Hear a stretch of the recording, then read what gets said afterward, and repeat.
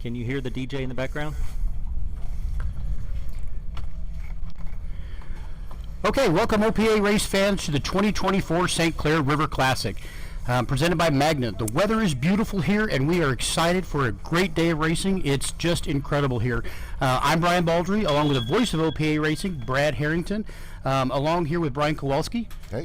Yeah, so welcome here. Tell us a little bit about what's going on. We know we've got boats on, get ready to come on course here. Brian, you can fill us in. We're going to start off today with that Titans race, of course. We're going to have them come by, and we're going to have the flags go down. So, Brian, I think you can allude a little bit more information with that. Sure. The Titans race, it's something we started here a couple years ago. We like to call it the old school race. Yeah.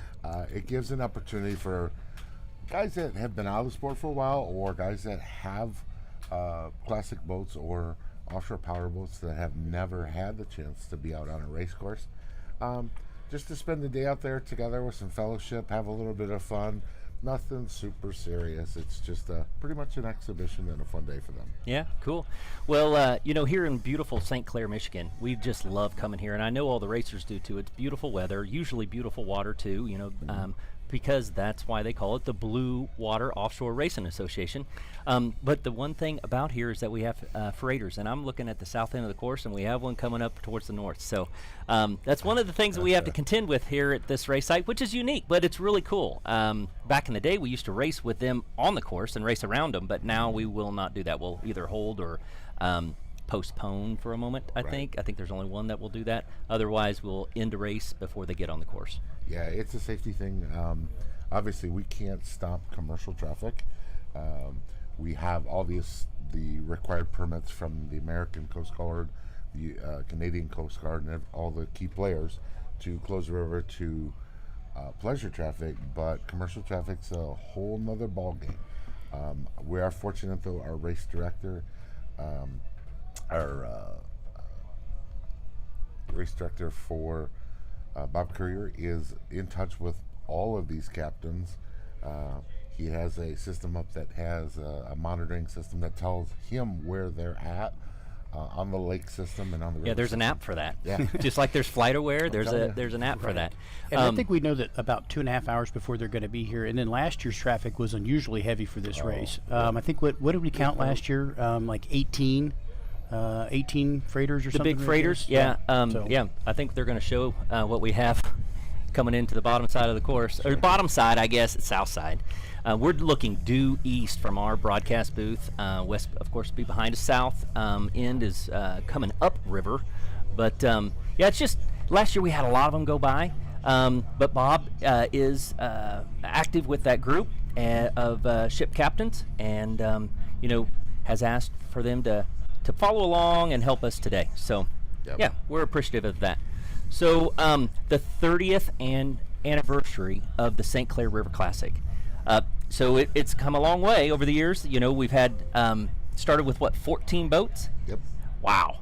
I wonder if any of the boats that are here were here that first year. I was trying to figure that out in the pits earlier. Maybe Jaws. Oh, yeah, that's right. So we had a kind of a late entry. I think he's going to be running in the Titans race is the Jaws boat, and that boat is 30 years old. Yep. A big skater, 46 skater. I think it raced overseas, too, at some point. Quite a bit. Yeah. So that's awesome that it's here. Now, speaking of somebody that was here from, day one, their very first race, one of the sponsors that we have, Raymond Cranes, has been providing the crane service for these races for all 30 years. Cool. Yeah, So really big shout out to those guys. I know they do a tremendous job for this race, and the racers love them, and they work really, really well, and we're very appreciative of them for all of their support for all of these years. Yep. Yeah, Dave is amazing. Dave Burgess, he's the owner. He is a huge supporter. He's also a member of Blue Water Offshore. Gotcha. We could not have him as a member. So do you guys meet all year long? Is it a monthly thing? We meet every month throughout the normal year. We take August off to recuperate. Yeah. We have a appreciation party for all the volunteers because it takes so many volunteers. Picnic, I heard. Yep, big picnic out the Knights Columbus Hall. Yeah. Then we start right back in September. We have a debrief from this. Then we followed up with the pre-planning for the following years. You got to get right after that too. Yep. Gotcha. So do you want to talk a little bit about the award that they gave to Gator today at the drivers' meeting? So, Ray Scuda was a original member. He was here on day one 30 years ago. Yeah. Ray unfortunately passed a couple years ago, and we created an award called the Ray Scuda Unsung Hero Award, because Ray was the type of guy, he didn't like doing this, time out. He did not want to be around it, right? He didn't want to be in race control. He didn't want to be, out on a golf court. He wanted to do his thing behind the scenes. So we call it the Unsung Hero Award. Cool. Every year it's presented to somebody within the organization that goes beyond normal for supporting the event. And unfortunately, we lost Jeff this past March, but he was our hot pits manager. Just a great guy.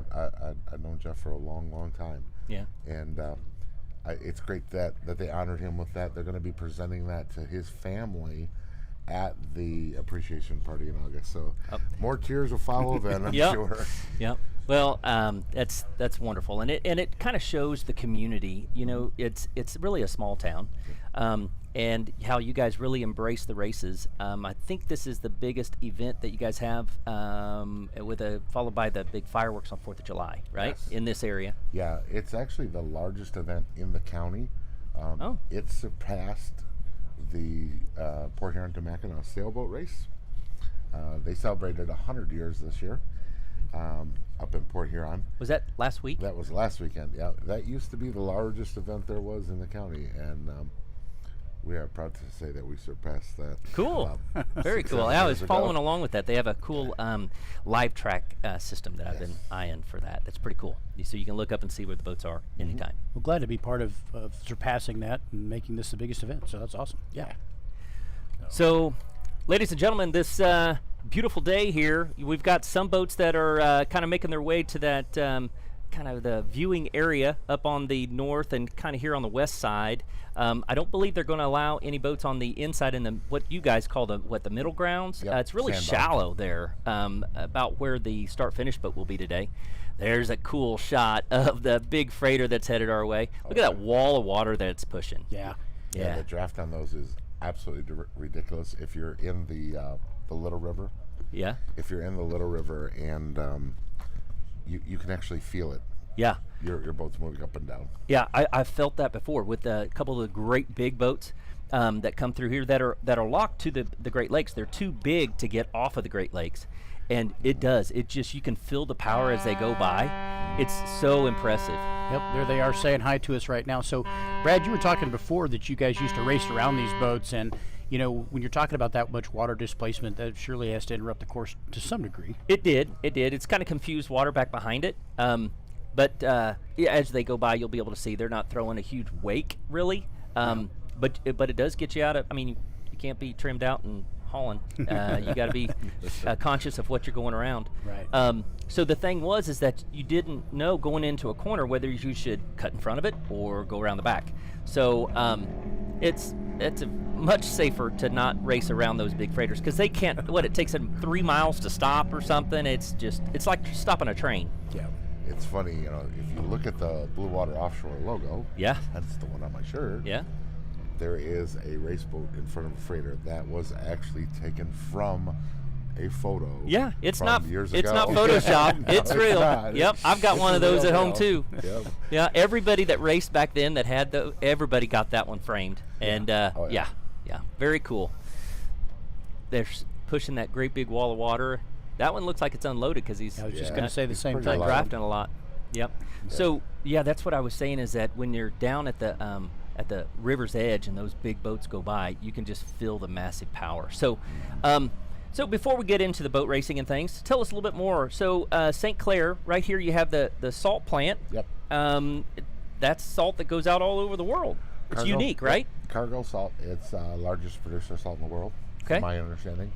They have plants all over the world, Europe, down south, Americas. They're everywhere. They store and produce salt here. In mines down. Yeah, underground. What happens is they mine out the salt underneath, thousands of feet below us, using water and that sort of thing. I'm not sure the whole process. Yeah. Creates a cavern, and when they're done, they actually sell those caverns to some of the foundries for refining fuel. Oh. And they store like butane and things like that. Oh, in cool. them. So Very cool. Yeah, it doesn't go unused after they're done. I've heard that it's the really fine salt that you find like in fast food on French fries. That Yes. really small grain salt. Yeah, I don't know a whole lot about the salt, so don't quote me on that. I think it's called He's here for I like burgers, throwing a Matt. curveball at you. He's here to This talk is about awesome, boats, man. Allburger or something like that. It's a specific grain. Yeah, you're absolutely right. It's not like a square crystal grain.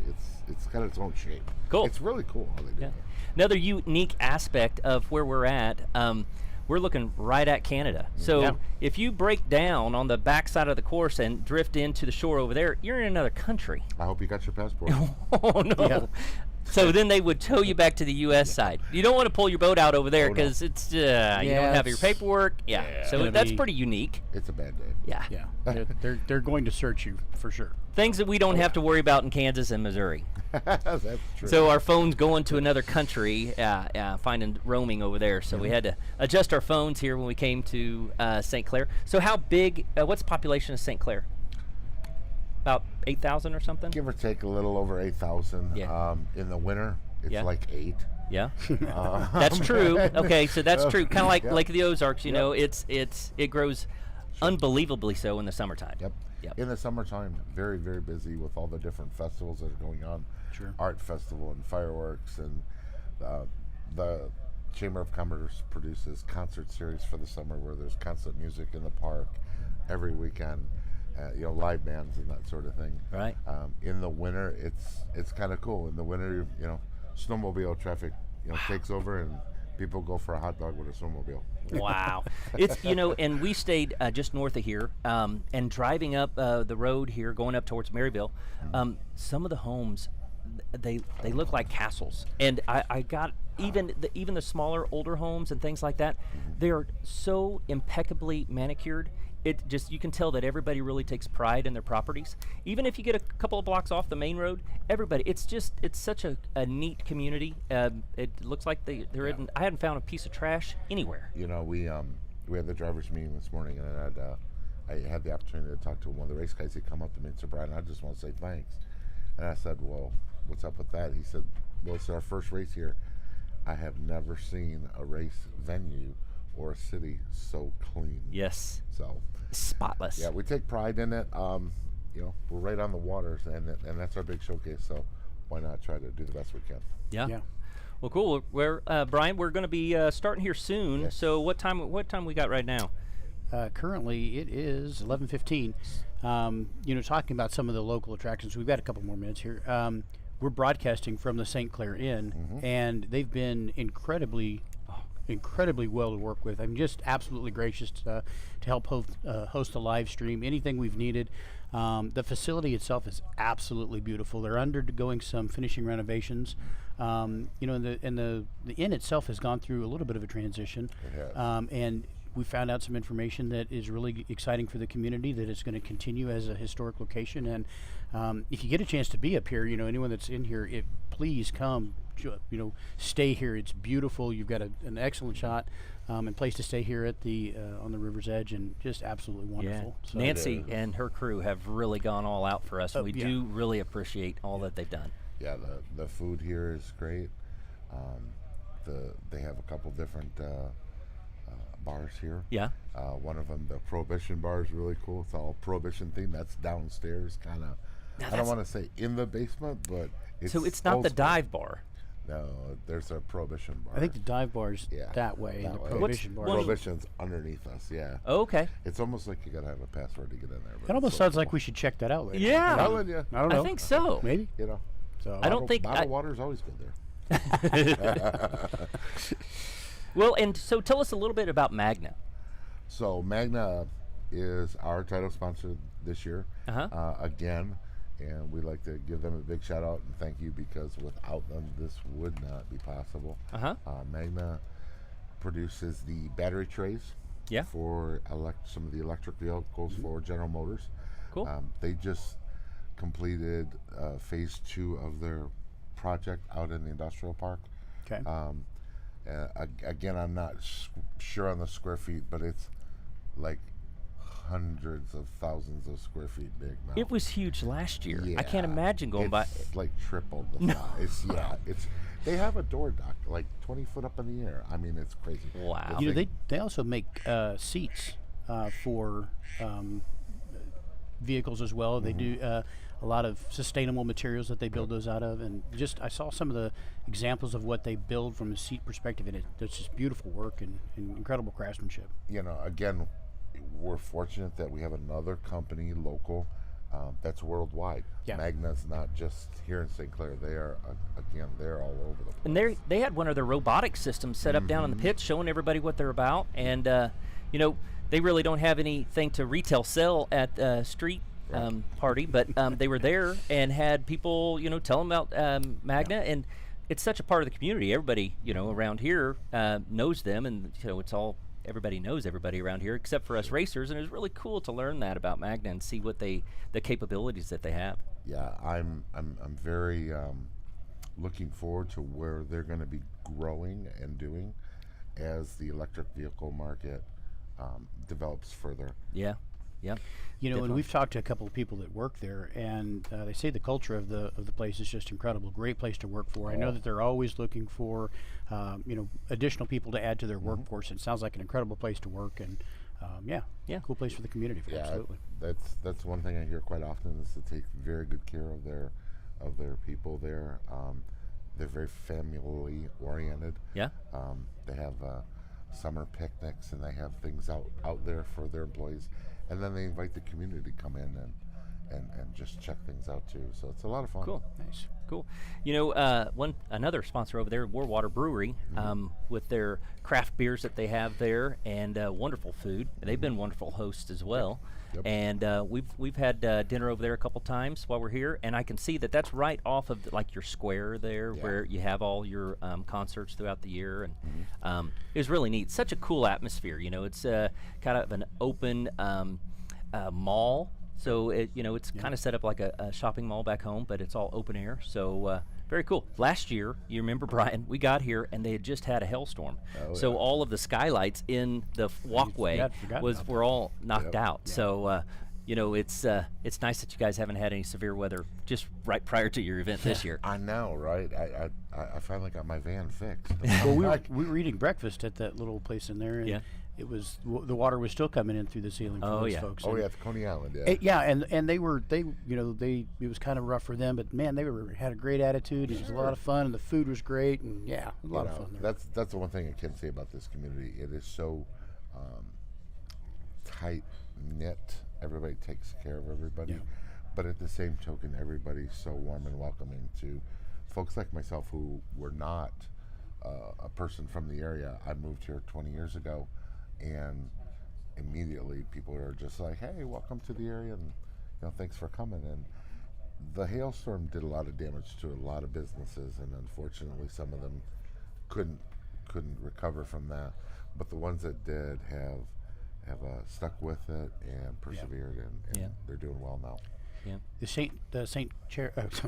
Clair Chamber of Commerce was really accommodating for us as well. That's where we have the boat racers doing registration, so we've got a lot of exposure to what they have to provide as well to all the racers and that. So shout out to them for their accommodating That's us. Brian Yolotowski, and he's the head of the chamber.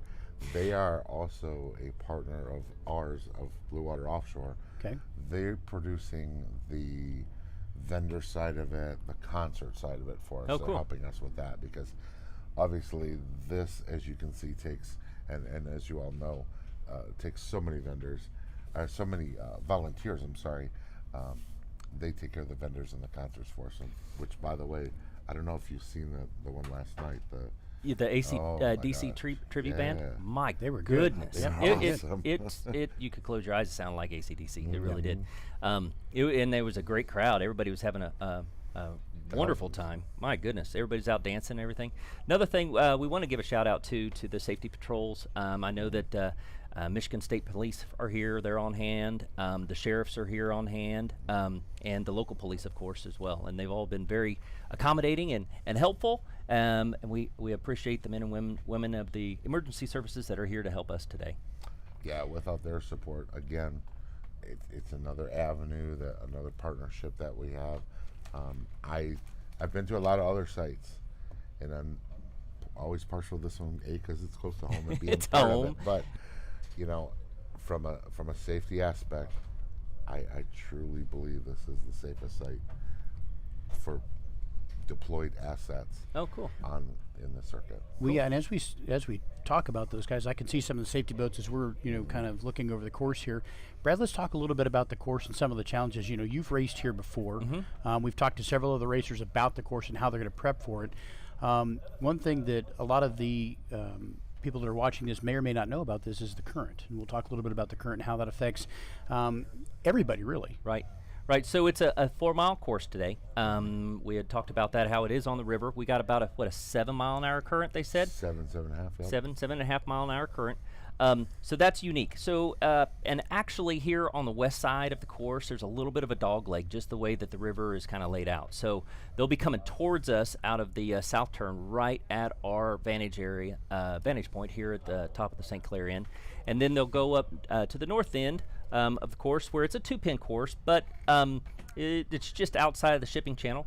And then they'll run down. The backstretch is straight as a string. So they'll run all the way down to the pin. The problem that some of the bracketed boats are going to have a problem with today is once they go around that north corner, and as they're coming out of the corner into the backstretch, boom, you've got a 5-mile-an-hour help. Yeah. So, and if you're right on your speed, you got to back off. You got to be careful not to break out, exactly. And even some of the non-bracketed classes, when they come around that, when that current catches the nose of that boat, if they're not correcting for that, they run the risk of possibly spinning out, especially at speed, right? Right. So, and it is, until you get used to it, is very unnerving.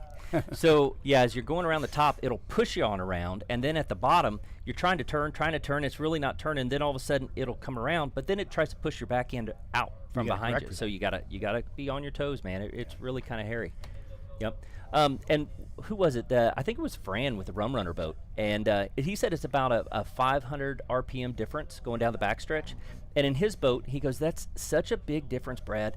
He goes, I can carry on a conversation going down the backstretch. He goes, it's like we're coasting going down the backstretch, keeping right on that number. But he goes, as soon as we go around the south end and head back up here, I'm right back in it. And it's you're giving it everything just to keep it right on the number. Yeah. He goes, it's just amazing how much 500 RPM make a difference in the pitch and the sound in the boat.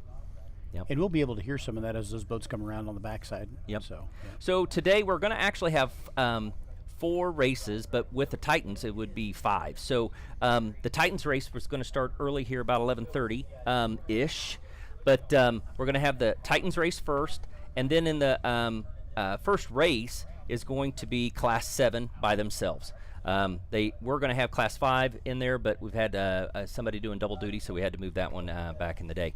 So then race 2 is going to have Class 3 and Class 4 and Class 6. Then race 3 will have super stocks. They'll have it all to themselves. And we've got 5 super stocks here today. And then the last race of the day is going to be the Extremes, the factory stock, Super V, and Class 5 in the second start with that. So, of course, there's on time, behind time, and offshore time. We've talked about that a lot. So, and I thought it was funny that even a couple weeks out, they were telling the racers, okay, so we're going to try to start at noon-ish. And, if we're going to look at the freighter traffic like we've been talking about, and if we need to bump it up, we will. If we need to bump it back, we will. So they're trying to start about 11:30. And so I think, Brian, you can tell us a little bit about that, too. So they're going to bring the boats up and then do the float down with the flag, right? Yeah. So and then they'll start the race. Yeah, they'll come out of the harbor. They'll come up the river. They will get into formation with the United States flag, Canadian flag, Michigan flag. And they will literally float down along the boardwalk all the way to race control, while the national anthem for Canada and the U.S. are both sung. Oh, both. Okay. We're very fortunate. We have a young lady that is singing our national anthem today from the Port Huron minor league hockey team. Oh, cool. So nice. it's kind of nice. We're still kind of pitching hockey a little bit in the summer. Yeah? It's always good up here. Yeah. So yeah, everything freezes solid up here, right? Even sometimes the river, right? It hasn't froze solid in quite some time. I know that's how the black squirrels got here. They came from Canada. Really? It's frozen, yeah. Yeah. But a lot of times we have ice floating down the river. We've taken pictures of it, sent it to our friends at OPA to edit Smitty over there and call that iceberg racing. But we still haven't got that sanctioned yet. We're trying to figure that one out. Yeah. Don't send me pictures of icebergs, man. I'm a warm weather guy. I don't want to. Yeah. No, that is what I call fat guy friendly. Well, okay, I'll give you that. I can relate. I mean, I got you there. Yeah, I mean, I can relate to that. But I mean, I've always just much rather be hot than cold. I'm not a cold weather guy. So. We've been talking about that the whole trip, about how beautiful it is right now, and just wow. But your winters are long and they're cold. It's different. I had another race team guy ask me the other day. He says, I'm freezing. I got long pants and a long shirt on. I'm like, dude, it's like 80 out here. What are you doing? He goes, yeah, but it's going to get down to like 70. I'm like, please. Yeah. We were pretty thankful that it got down a little cooler. You know, we're back home. It's going to be hot. Yeah, heat advisory today back home in Kansas City. Yep. Yep. Yep. So today on the news, Detroit news, they were given the weather, and they said, "Oh, it's going to be a hot one." I think the high was going to be like 89 or 90, and they don't even talk about being hot until it's in the 90s or 90 in Kansas City. It's warm at 89 in KC. So, yeah, it's a cool day. But man, it is absolutely beautiful. It's a little bright actually. I'm kind of squinting a little bit to see where I'm at as we Yeah, well, we're getting spoiled here, Brian, because back home we've got the smoke from the fires out west and up in Canada. Mm-hmm. So I was looking at the kind of the smoke forecast for that, and it really cut off on this side of Michigan. So we're not having that to contend with as much as we do back home. Yeah. So even sunset.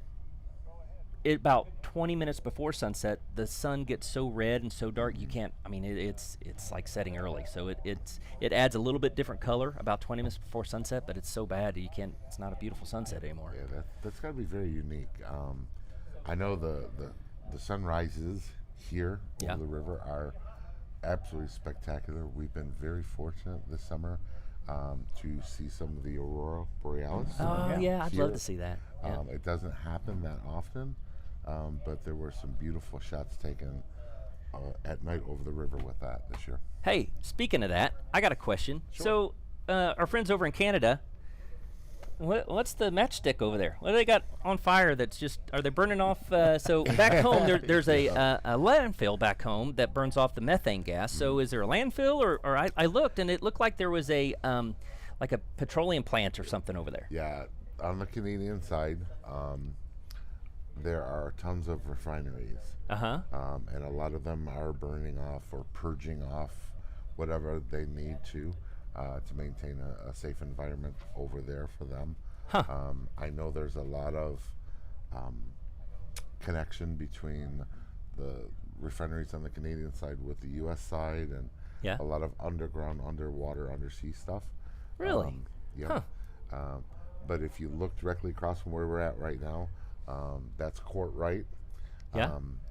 We would love to get them involved in this. Unfortunately, it's hard to do that internationally. There you go. Check out the matchstick there on the screen. Yep. They do. It's funny over there. If you read their paper, it's called the Courtright races, not the St. Clair Offshore Classic. And I was looking too. So across over there, we see, it's houses and everything all the way down the shoreline. But if you look at the maps, it's not very deep, and then it's farmland over there. It is. It's very rural over there. It looks like. Yeah, it's like here. You go inland about, I want to say 5 to 6 miles inland. Here, and here it's very, very rural. We're very fortunate for that. Canada, same way. It's they have a lot more. I think it's 500 yards over there in your rural. And they have a lot more trees there. Yeah. They have a lot more trees there, that's for sure. So now, if people are close or in the area and they're not down here at the races, we walked through the street party last night. Tell us a little bit about the kids area that we have, and it being a family-friendly event, not only just the boat races, but plenty of other things to do.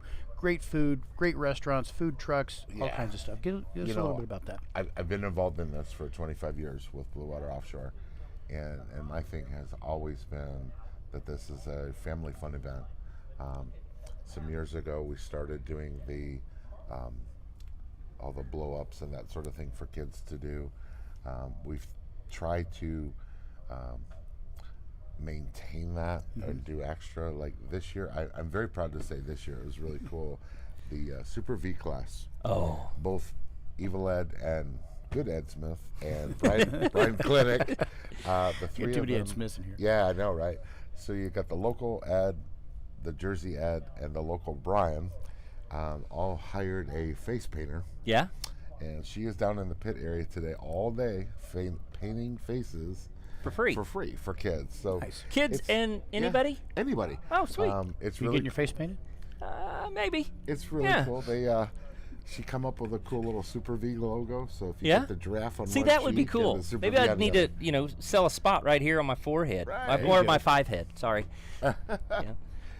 I'm going to leave that alone. Thank you. I That's too appreciate easy. that. That's too easy. But It's don't- early in the morning. Yeah. Dad jokes here. Well, when we were like I was saying, when we were down there's a lot of entertainment for everybody. And one of the coolest things, we were walking down the street yesterday, coming actually back up to the live stream to do some more testing. But this lady stopped me, and she had her, I think he was 7 or 8 year old grandson. She's like, he's just got some questions about some of the boats, and was kind of nervous about asking questions. So we stopped and talked to him for a few minutes, and he had questions about like how fast some of the boats were, and really with all those boats on display and the teams there, they're so approachable, and they're so willing to talk to these kids and whoever got questions. So if you're local and you come down, definitely stop by, definitely talk to the racers. You can get pictures of them. A lot of them have steps up to the sides of the boat, so they typically won't let you get in the boat, but they'll let you look inside, take pictures with the boat, take pictures with the racers. We just consider those to be future participants in this great event. So yeah. And that's what it's all about. And I'm so glad that the guys and gals of the race teams take that step to involve the community and involve the children, because the parents are coming down to watch the event, and it's really hard for them sometimes when they have a young toddler or something that they maybe can't get them to go do something or do something with. But when you have a face painter there, it calms them down and makes them feel a little more part of the day. Yeah, and they have fun, and they're getting excited about it. Sure. And, yeah. Calms them down. Well, then I'm signing you up. What? Well, that's the ice cream shop. hey! If there's ice cream involved, I'm in. So, I'm an ice cream hound for sure. So. So coming up in the Titans race, there's some really cool boats that are going to be out there. The Jaws boat, like we mentioned earlier, is a 46 skater. It's 30 years old this year. We also have Bob Christie, I think, in the USA boat. It's the Bob Costa. Costa, Yeah. I'm sorry. Costa in the it's a 38 Scarab. It's beautiful, US red, white, ones. and blue. It's just an amazing piece of equipment. It was unfortunately the Nightmare boat that Wade Schellenbrand from Sensation has bought and restored. It's a 79, I think, but it is spotless. Yeah. They've completely redone it. Took many years to do that. Of course, that used to race as D666 back in the day. It was a Nightmare race boat. And now they've made it into a open bow. So unfortunately, it had a little bit of motor problems last night, so he said he's not going to have it out here on the course today. But I don't know if I've ever seen a open bow race boat. I don't know that I have either. And we talked to his wife, and we asked her, hey, who rides up there? She goes, oh, I've ridden up there. We both looked at her like she was crazy, but absolutely beautiful boat. Great people, and it was a family affair. Wayne even had his sister with him, and so it was cool. That'd be awesome for like perch fishing. Huh? Perch fishing at high speed. That didn't sound fun at all. So, okay, now are you talking little perch like we do back in? No, this sounds like it's a big. Jumbo. Yeah. Oh, okay. Because maybe that's perches back home are just what you fish with the little kids off the dock, and little bitty things. So, We're fortunate there's perch and salmon and walleye. And wow. It's awesome. If you like fish, it's a great place to live. Cool, Yeah, cool. nice. So another one we have is the it's a old school K22 Chris Craft. So that boat raced with us first last year, and it's a father-daughter team that's going to be in there. They're really looking forward to it. It's a 1972. So we saw that last year. Yeah. We were like, wow, look how cool that thing is. So that's the one that's got the shag carpet in it? It does. Yeah. The original the shag original carpet. shag carpet. Yep. Yeah, I and he remember was that. bragging about that. He gave me that on his sheet. Was talking about it and how, the original trailer. Tyler Crockett has updated the motor now. It has a 383 in it. So they're going to go out and have a good time. But he's going to have Mark Colonies and Bianca, his daughter's going to be in there with him. Nice. Yeah. So it's cool. It's very cool. And that boat literally looks like you just backed the truck up to the showroom floor, hitched on, and came racing. So yeah. So and that type of boat is the type of boat that Bobby Moore and Red Crane, that's going to be out here in Crazy Rhythm, started racing back in the 70s. Wow. So all of a lot of the racers that really started in offshore racing and started offshore racing, because it's really started in the 70s, were racing boats like that. Yeah. So it's amazing to have that piece of history right here. Well, and those were the only boats really that were available, and they took that technology and literally branched out all of the major manufacturers from different types of, and just that technology's come a long way since that, but that's where it got its roots, obviously. So it's a 72, and so Chris Craft at that time was manufactured just south of here by where Sensation is. Yep, in Algonac. Algonac? Yep. Yeah. Yep. They had a plant down there produced for many, many years. Yeah. I know Garwood was involved in a lot of that down that way. Yeah. Very historic waterway with setting yeah. of speed records back in the day with his Miss America boats. Yep.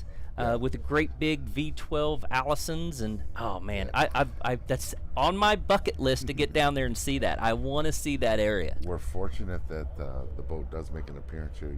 The Miss America 10 usually shows up here once every year or two during one of our festivals. On the water? No, on a trailer. I was gonna say, on a trailer. come on, are you serious? Yeah, no, on a trailer. And that's even cool to see, even on a trailer. This waterway has had so much impact on motorsports, offshore racing, from its infant stages, like you said. Yeah, so Brian and I were talking a little bit too. So these cool race boats from the 70s and 80s,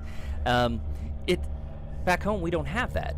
So you guys exactly have been into this for so much longer, and we were saying, well, our big lake back home, Lake of the Ozarks, it was only what, 40 years old back then. So Right. So we don't have those old boats that were around.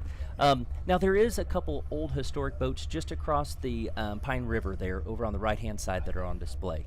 Yes. Is that one of the ones that you're talking about? No. It's not? Okay, but those are beautiful woody boats, Yes. wooden boats that have on display there. You can see in the glass. It's a beautiful those setup. are actually a private collection of gentlemen's. Yeah. They don't come out of there that often, but when they do, Is that the lumber company that's right over there? I believe those are the Fred Moore family and foundation's collection of boats. Wow. They are just. I've only seen them out of that building one time. Yeah? And that was when the Titanic exhibit came here, the artifacts in the Titanic. Oh, cool. We see some of the I don't mean to interrupt. Yeah, We see some of no. the Clash of the Titans boats actually coming on to course now for the parade that they're going to start doing here. I didn't mean to interrupt you there, but I want to make sure we cover these boats that we're talking about. We've got a great shot of them coming on to course now, with the American flag leading the way. American flag and the Canadian flag, and then I believe the Blue Water Offshore flag, right? Yep. It's going to be what they come by. The fans there, the park that's right on the river's edge, and come up by the St. Clair Inn up here at our vantage point. So I think Rich Steffenstein? Schiffenstein? Yes. Steffenstein? I don't think anybody's ever gotten that name right. But he's been involved here with Blue Water Offshore for 29 years, almost all of them. Yep. But he's going to be carrying the American flag. Yes. And then Mark Olin he's been involved for 27 years, and I think he has a Canadian flag. And then Bob Owen for 25 years with Blue Water. And you got a lot of good guys that have been in this for a long time. Yeah, it's Very cool. the organization is awesome in terms of the longevity of guys Yeah. they stick with it once they get started. And they're going to be our start boats today too. So I believe we're going to be looking right now. These are going to be the start boat 1, 2, and 3. It was a little confusing. I tried to get the printout of what races they were going to start. You would think that they would do, start boat 1 would start the first race in every heat, and it is not. So, but as they come by, we'll be able to see that. And I believe we have the cigarette that's first. The second one there is that it's a Sonic, and then the third one is the Baja. The Baja, yeah. Yep. Cool boats you got going on there on the screen. There's been some beautiful local boats around here. Some skaters that are in the area we saw go by. A couple of the different cigarettes. A couple big Bajas went through. Last night we saw a boat ripping by after dark, and he came up here and did a flyby. It was a Power Quest. That's another Michigan-built boat. They're out of business now, but there was some very loyal Power Quest fans. You know, we're so fortunate here in Michigan to have the boat builders that we have, the different things that go on, the different boat parties and poker runs. And it's just truly amazing. Yeah. I was wondering, is there a speed limit on the water at night here? Yes. Yes. Oh, really? Yes. There is. We need to get that memo to the navigational Power Quest I was guy. going to say, I don't think they were paying any attention to that, Brad. Yeah. They're like, nah, I think they were kind of banking on, the Coast Guard guys being home with their wives for dinner. Yeah. At least I hope anyway. Got a little drone footage here of the boats as they line up for the Float anthems. by. Yep. Yeah. And that kind of also shows, Brian, the park area, the viewing area. This is such a awesome venue for that, for the fans to be able to go get their lawn chairs out. And I know a lot of the different companies and sponsors have areas there in, what's the name of the park? Palmer Park. Palmer Park. And so they have their own area and the VIP areas there, and cater it in and such. So there you see part of St. Clair Inn. We are just to the right of that screen. But yeah, it's wonderful that they're going to do a float It's by. funny, we're talking about these things, and I know people are listening because the speed limit, just so everybody knows, is 55. Oh, okay. That was just texted to me to make sure we are I'm trying to keep up here on the texts that are coming in, and I'm also trying to communicate with race teams in the dry pits that have questions. And Gotcha. so if Well, shout out to the people that have our backs that are listening to the Yeah. broadcast here to help us out. We try to know as much as we possibly can, but it's impossible for us to know everything, and really do appreciate the fact that we got to say hi to Julie Kimmel. She's actively involved with Rivers Bend Marina, and they're another huge sponsor of ours. They store race boats for guys in between here and the other races. Julie went through some health issues here recently. She was here yesterday for a little bit, but it was just a little much. So she's back at home today, and I think she's watching. Wish you well. Wish you well, Julie, and get Yeah. well. Her birthday's coming up this week, so happy birthday to happy you. birthday early. Yeah. Yeah. Cool. I want to make sure that we're not talking over the national anthem. Sure. Is it going to be starting here soon? Do you have an idea with that, or do you have a contact for that? I do not, but I believe when they shut their motors off, it is. Another person that we want to give a shout out to is the Lauer race team. They've had a close friend of their family, they said, that they unfortunately passed away this last week. So our prayers go out to the family, and we're going to have the national anthem.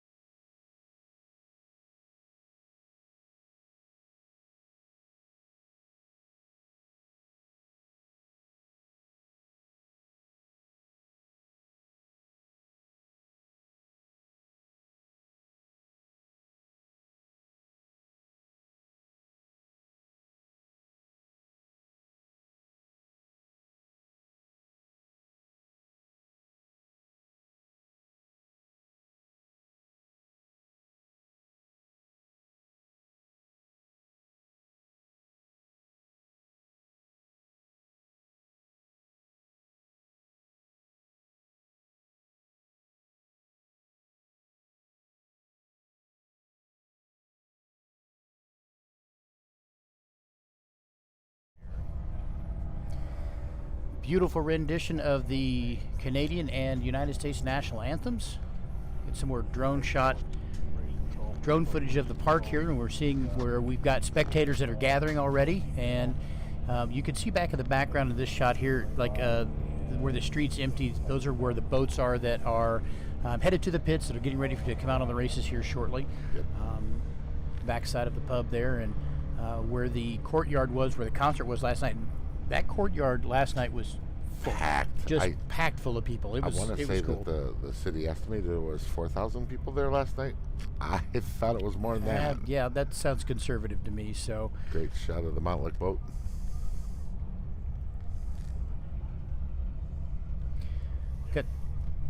got some pictures of some more race boats that are here. Drone footage going on. Yeah, Looks I like see our colors presentations pulling off the course, and that will be bringing out the Titans pretty quick. Yeah, I think some of them are possibly down on the milling area on the south end of the course right now. Beautiful shot of the Aerial footage is phenomenal today. I got to say thanks to the drone pilots for. I know you guys are going to be busy all day, but it really makes a difference in the quality of the stream. Yeah. The technology has changed so much since I started doing this with you guys a couple of years ago here. Yeah. It's phenomenal. We're fortunate enough to have some really good drone pilots and some great coverage there. We can see here some of the Clash of Titans boats that are coming out and circling around. So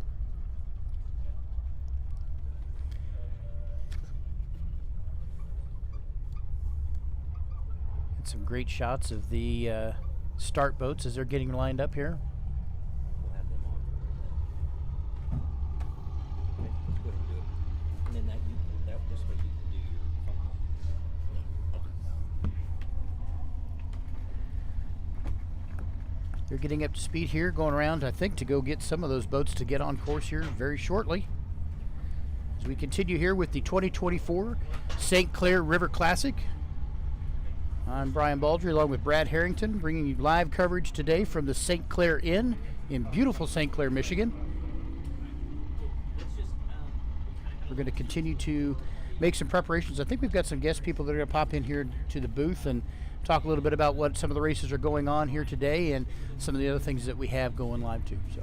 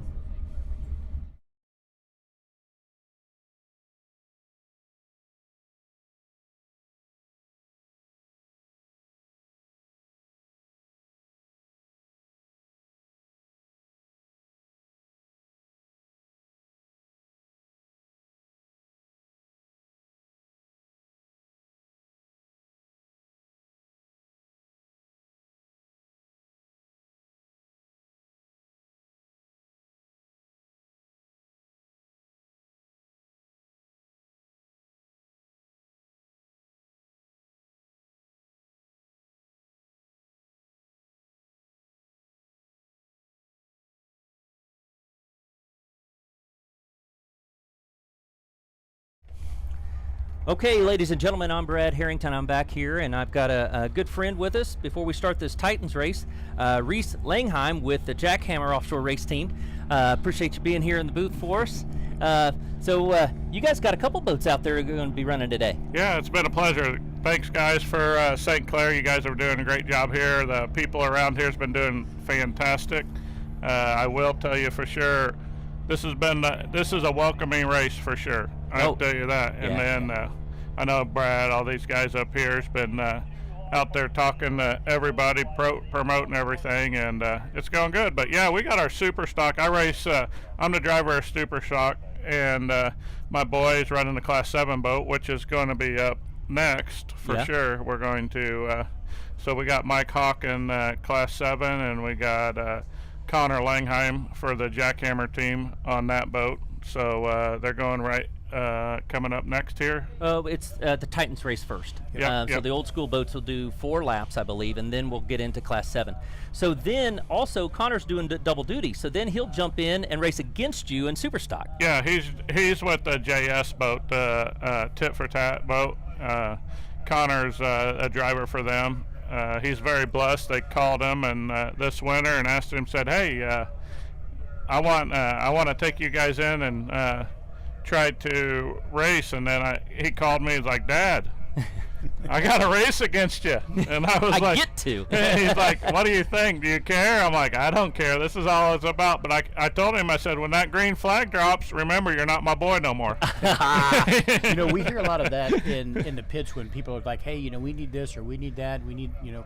But when it's on the race course, it's cutthroat. Yeah, it's well, you got to think. You know, everybody's like, do you think about your family? Do you do this? Do you do that? I'll tell you what, you're so focused when you're in racing. That's in race cars, race motorcycles. I used to do motorcycles, do that stuff.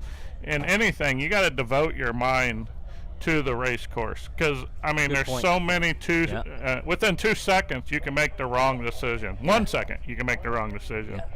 And I will tell you, I've been blessed 4 times to be upside down, which that's not what we want to do. No, that is not.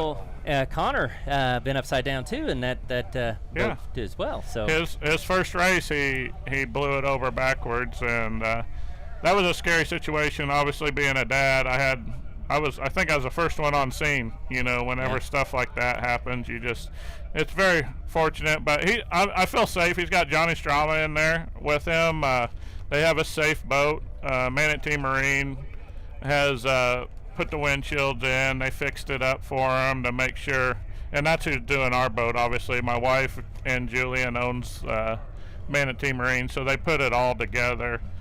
They put safe boats in. You know what I mean? Sure. Now, as far as like father-son, is this one of those situations where you've taught him everything he knows, but not everything that you know? And you've got some advantages that you're going to pull out on the course here? He's always asking me, "Dad, what props are you running? Dad, what are you doing here?" And I was like, I feel like somebody's stalking me here. I said, but he also has crewed for us I started in 2018. Gotcha.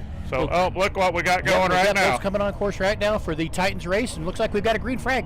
Green flag, Brad. Yeah, we do. So it's going to be really exciting. A couple of these boats actually fit into our race organization, so they'll be out on the course later. That first boat that goes by is a sensation. It's a Synergy boat, but he was going to go out, and he said I wasn't not holding back. The second one past our advantage point there is that's the Velocity. That's the Velocity, actually. Dawson's from down at Lake the Ozarks. He's right. And Ollie Beat, the big old Apache's going by, probably blowing out my microphone. That's such a cool, great big old boat. And Short Circuit was just here on the inside of them. That's his son racing that boat. Wow. Team USA. Big scared red, white, and blue. I'll tell you, that old Chris Craft, I seen that boat. That is a fantastic boat. God, it's beautiful. Beautiful. It's just beautiful. What about Jaws? Check that one out. Yeah, 30 years old. There's a lot of history with that boat. Big 46-foot skater. Looks like they're at least taking it easy on the first lap. Boy, Synergy is not holding back at all. They must be trying to do some testing for later on. Actually, I think they'll actually be racing in the Bat boat, I believe is what the plan is with that team. Now the Velocity boat that's got Derek Dawson in there, actually Ellie Barrowman's in there with him as well today. So she was excited about it and a little nervous, but yeah. Yeah, her first race here in St. Clair. So they came all the way up from Lake the Ozarks. Derek's got his Punisher boat that's down right now. So he'll be back out going for Class 7. You know, he'll be ripping that up here as soon as he gets that boat back together. Yep. I think they're waiting on parts is what I heard. Yeah, old- Derek's a great guy at Lake of the Ozarks. He's mechanics. He's done very good. very talented. Very talented guy. Kind of quiet by nature, so he doesn't like to self-boast, but the guy is just amazing. What he's done with that boat that he has, basically building it from scratch. There goes one of the old Magnums, I believe. That looks like the short circuit. It's purple on the side, going past our vantage point. So very cool boats you guys have up, or they have up here. Look, I say you guys. I was used to Brian sitting here. Reese is from outside of St. Louis, right? Yeah, we're Springfield, Illinois, Pawnee, Illinois. A little Pawnee. town out in Pawnee. I don't know how a guy did that, coming boat racing with a little town with no lakes, Yeah. but it happened. Hey, we're from Kansas. Yeah, Kansas. Yeah. So Boy, that old Jaws boat has lit up a little bit on the backstretch over there. yeah, check out the rooster tails. Yeah.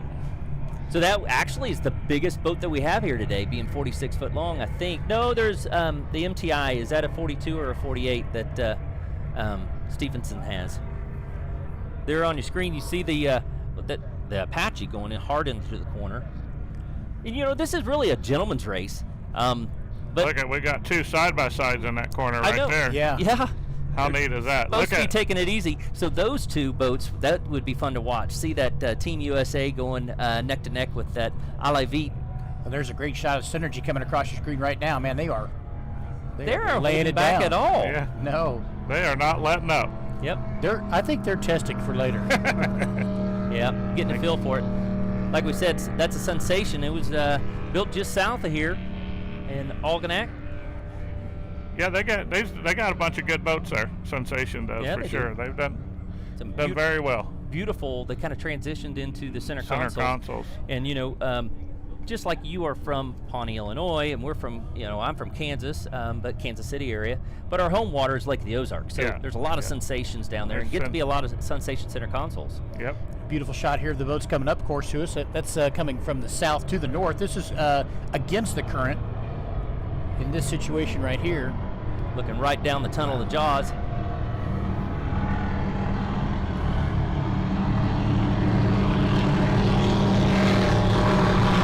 Scarab's trying to get around it. Alavite on the outside. Here comes Jaws way out wide.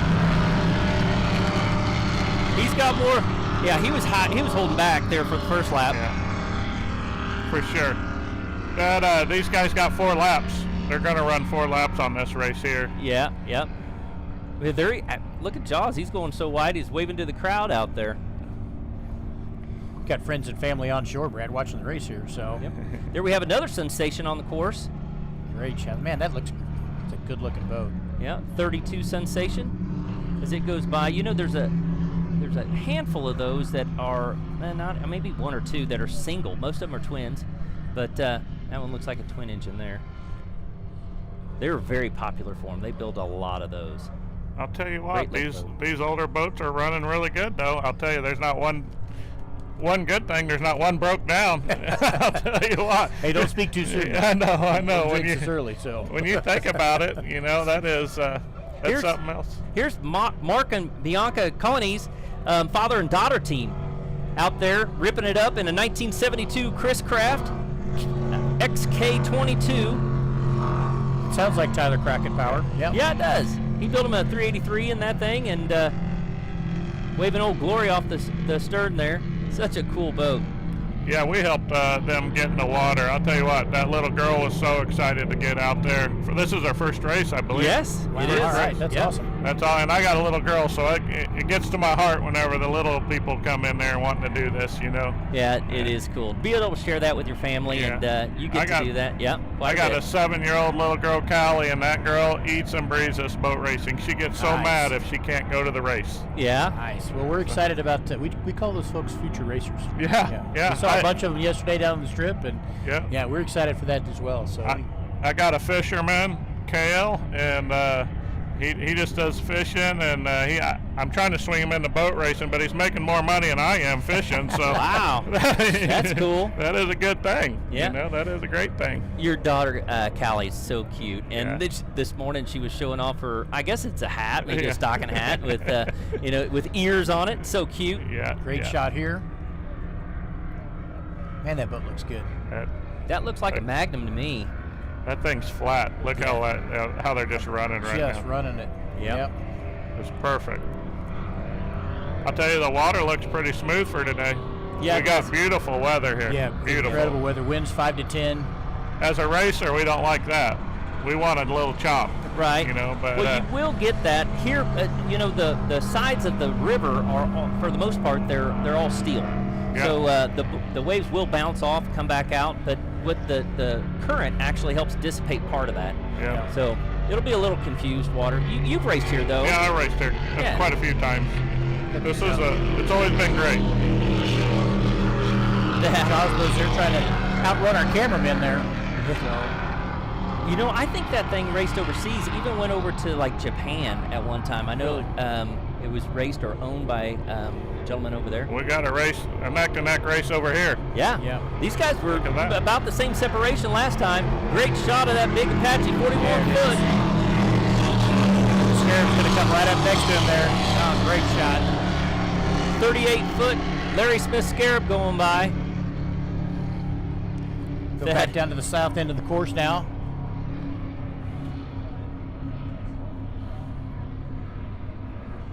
Jerry's Cherry. We got Jerry's Cherry on there. Look at him moving. Yeah, he's running it too. Yeah, hold on. Look at that. Getting past Dawson there in the velocity. You know, and that velocity I think is a 94 as well. And so it's 30 years Yep, old. 30 years old. And the owner has had it since new. Yeah, Wow. they just rolled over 200 hours on that thing here testing. No kidding. And they have Ain't that fantastic. Derek takes care of that for the gentleman, and it is pristine. It really is. It looks like a time capsule. I always like Derek. I always talk to him. He's always a happy guy. He loves it, but he's a quiet guy. But the quiet ones is what you should be scared of. That's what they always say. Yeah. The ones that talk too much are always the trouble. You know. Right. Well, and you can't talk to Derek without saying hi to Ferocious. You know, she's always around in the pits. Yeah, wherever Derek goes, Ferocious goes. Ferocious goes with him. So His faithful sidekick is his dog, Ferocious.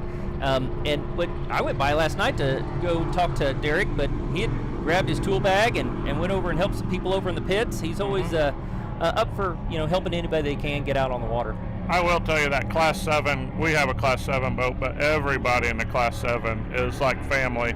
No, that Super Stock same way. We all, if somebody needs a part or somebody needs this, we've always been there to help, and they've been there to help us as well. So, and that's one of the things about the entire race community. I'm glad you brought that up because, we saw that camaraderie last night in the pits when people were out helping and changing props and that, talking about, hey, here's what I felt when we were out testing yesterday. What do you think we should do? Or, hey, you've seen this before. What did you do to overcome this situation? So yeah, the best thing about racing though is camaraderie. But whenever you get off the race course, we're all buddies. There's not one person that we don't have their back either way. So for sure. And if you have any interest in doing this, get your boat put together. Even it can be a 1972 Chris Craft. You can come out here and do some racing with the OPA. And always call us. I mean, we're here, and I'll tell you, Manatee Marine, you can talk to Sarah, Julian, Ricardo, Ricky, all them guys there. They're there to help you. If anybody wants to get into racing or anything, our people will help you in any ways and steer you in the right way. Steer you in the right directions, try to get you the right boat, because this is a challenging. I was so blindsided whenever I started racing. Everybody's that way. Yeah. My family never raced. We're a concrete company, and I poured concrete. I had no idea about boat racing. And we've got a buddy of ours that pours concrete that races boats. So yeah. Wow, so cool. Checking that out. Yeah, Apache and the Larry Smith Scarab still neck and neck. So, as they go by, Reese, so your first race boat was a Canopy Cat that you had bought overseas, right? Where'd it come from? It came from Australia. It was the old Hog's Breath Racing, Jim Harris. I bought it from him.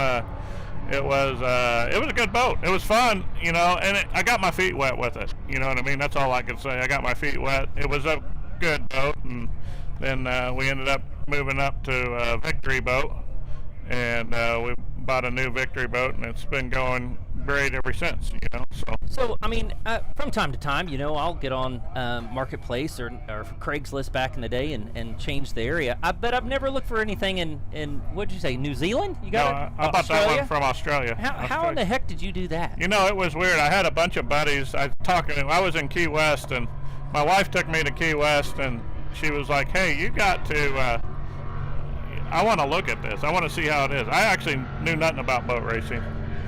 And I went and found a boat, and everybody started sending me boats, and that one came across, and it was exactly what I wanted. Cool. So, very cool. What was the manufacturer of that? That was a blade boat. Blade boat. There's only a couple of them made, and they race them overseas. But so. Now, do you still have that one? Is that the one? Nope, sold it. Okay. That one sold. Some guy in Naples, Florida, ended up buying it. I think he made it a pleasure boat. Now, you made one of your boats into a pleasure boat too, though, right? We made, retired race boats. We always make them into pleasure boats. Our guys at the shop, they're pretty crafty, so they want to make, Doug Wrights and JS Racing. They sold JS Racing theirs. That's the old LPC boat. Yeah. Lauren Peters had that one. He raced that one, and now my boy and Johnny Strama's running that right now. But we also have Big East. They're going to be out there. We got Ryan Beckley and Connor. They're going to be out there. We got old Hot Dog, probably the funniest boat racer in the world, is out there with us running. We call him Hot Dog. Who's that? Oh, shoot. I don't even know his name because we call him Hot Dogs. It sounds like Johnny with JS Racing to me, but with the great big gold chain. Yeah, gold chain. He's a funny guy. Looks like we're getting ready to start lap 4 of the Titans race, maybe?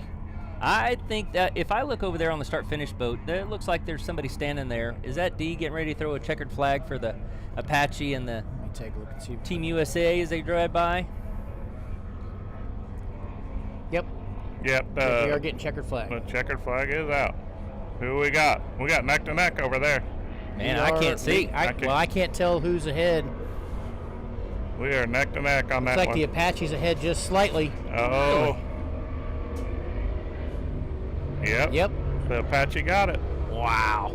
How cool is that? That is an awesome. That 673 was obviously in the lead the whole time. They took off and they were gone. Yeah. Yeah. They're already down here doing their parade lap. But I will tell you, this is also a neat thing. Definitely a neat thing.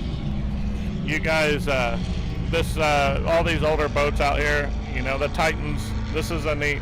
It brought a lot of, there's a guy, I think there's 88-year-old guy out there racing. There's some older fella, and that's pretty neat. Yep. I hope at 88, I don't even know if I'll live to 88 because I live a rough life, but after that, Here's a great shot of the Synergy guys as they've come in off of the course here, and they are pandering to the crowd a little bit. Do their way through, and look at the seat got ripped out. The guy's standing there because the seat's gone. How cool is that? So those guys are going to go back. They're going to put that seat back in. They're going to come back out for Class 6. I can guarantee. Yeah. There's quite a few boats there in the Class 6, I believe, and 6 and the 7 class. Is that right? A slew in there. That's a good thing. Yeah. Got these boats as they come finishing up. We got the last few boats coming across the start-finish line right now. And honestly, we've got that fight between Dawson and Jerry's Cherry. They were neck and neck when they came by. But I think Dawson's got him. It's hard to tell right here, but I would say you are correct. Yep, I think Dawson's got him. Right there. Nice job. Both those boats look great. Jerry's Cherry's ringing it out there at the end to get some air. So I don't think that Synergy is entered into Class 6. I believe they're going to go back and it's Rob Goodwin and Marcus Stackpool, and they're going to be in the Ultimate Race Experience boat. So the little bat boat that we call it. And they were out here testing yesterday, and that thing was screaming, and Rob's done a lot of work and does a lot of work to those boats. And it looked like he had it dialed in yesterday. It did. And we were surprised when we went by and looked at that boat. It's got a IMCO SCX upper and a Bravo 3 lower. And we're like, wait, what? That's the only one that I've seen that's actually on a race course that has a Bravo 3. So, and that's a twin prop design on one drive. Pretty cool. You see those mostly in pleasure boats. And a great shot here of some of the camaraderie between the Titans boats as they are going back to the pits now. Coco's Monkeys is who I was thinking of. We call him Hot Dog. AJ. We got AJ Bolagino. And his dad, Pete. Dad, Pete. Yep. Pete's, if you ever want a funny story, go talk to Pete. He'll make you laugh. He definitely has a Hot Dog story. And Pete We call him Hot Dog. Just go up and call him Hot Dog. Yeah. I saw him running back over towards the. He ain't running nowhere. No, he's not, no. He was on his scooter, and I saw him up there on the road, and I was coming around the corner there. I thought he was going to lay it down. Yeah. We always razz them. They're all good. Great guys. Yeah. Our whole class has been fantastic. You know what I mean? Yep. His wife even. He was telling me his wife sells violins and stuff like that. That's kind of an odd thing. You go from violins to boat racing, but you're concrete to boat racing. Concrete. All different breeds are out here boat racing. You just never know what you're going to do. That's why I say encourage the sport. Yep. We all can be boat racers. And they're from Rochester, New York, and the son AJ and his wife Chelsea are expecting their first child here in just a few weeks. So congratulations! That's congratulations for them. I know they're all excited about it. But they, down in Key West, they were sponsors down there and hooked up through Ryan Beckley. Ryan kind of got them into this, and I believe now is that one the Coco's Monkey. So that was the what was the boat that was first? It was I can't remember now, but it's always been a fast boat, very fast. Yeah. So Coco's Monkey is actually a clothing store, and they've got 2 stores in Key West and online store, and they're very unique items. So I had to reach out to him and say, now what is Coco's Monkey? And he goes, it's one of our sponsors down at Key West. So shout out to their stores down at Key West. Check them out online too. Yeah. And Hot Tuna Fisheries, you guys see them sometimes on the Wicked Tuna TV show. So they are one of their sponsors as well. So pretty cool. Yeah, that is neat. That is neat. Yeah, we better. They better hold that baby in. That's what they were talking about this morning, because we got 3 weeks of racing here coming up. So back to back. If you don't mind, AJ's wife, can you just relax a little bit on this? Take a deep breath. Take a deep breath. Hold it in for another 3 weeks, then you can do it. But it's all good. Yeah. It'll all be fun. Well, hey, Reese, I appreciate it. You coming by and stopping in the booth here to give us a little bit of a heads up. And before we get started on the Class 7, who's going to step in with us? Another one of your teammates, I believe, right? Yeah, Julian used to race Class 7. That's where he started from, and he's going to jump in. He's the throttle guy for the jackhammer, so he's going to jump in, and my wife's up here to support if you guys need something, or she's the worker for the team. I think she keeps you guys in line. She's the one. We got to have somebody to keep us in line. We're in trouble. That's right. We may need some help up here keeping us in line. Every once in a while, that's how it is. So. No, we get it. No, like I said, we appreciate St. Clair. We appreciate OPA for everything that they do. And what is crazy is I was talking to the volunteers out here. They don't get paid nothing to do what they do. And they literally work their butt off or their tail off to make that happen. I mean, it is amazing. The fire department guys, you guys, the police department, they were all just sitting there telling me, we don't get paid. This is all volunteer. That's a fantastic, and I will tell you, as an organization, as a racer, we super appreciate that. They're the ones that's got to keep us safe out on the field. Well, there's a lot of people out on the race course that don't get the recognition that they necessarily need for what they do to actually pull one of these events off. So we're pretty excited about everybody that comes and helps. It's a good deal. It's a good time. So. I did. I met the crane guy. The crane guy volunteers as crane. That's amazing. They've been here 30 years. They've done it every year since day one. 30 years. Isn't that insane? And I met him and his son. Actually, they invited us over to their house and stuff, and that is an amazing So, I mean, a crane, I'm in construction. That's an expensive operation. Yeah, it's not cheap, and So- we certainly appreciate everything they do. So. We appreciate 110%. So I'm going to turn it over to Julian, which is our throttle guy. Okay. And he's in the house. He'll tell you everything about you need to know. And you can always go on the live feed, I think, and ask him 100 questions because he knows everything. Perfect. Well, we'll get some switched out, and we'll. Great catching up with you. Good luck today. Yep. I We'll see appreciate soon. you Yep. guys. Thanks for all you do. Yep.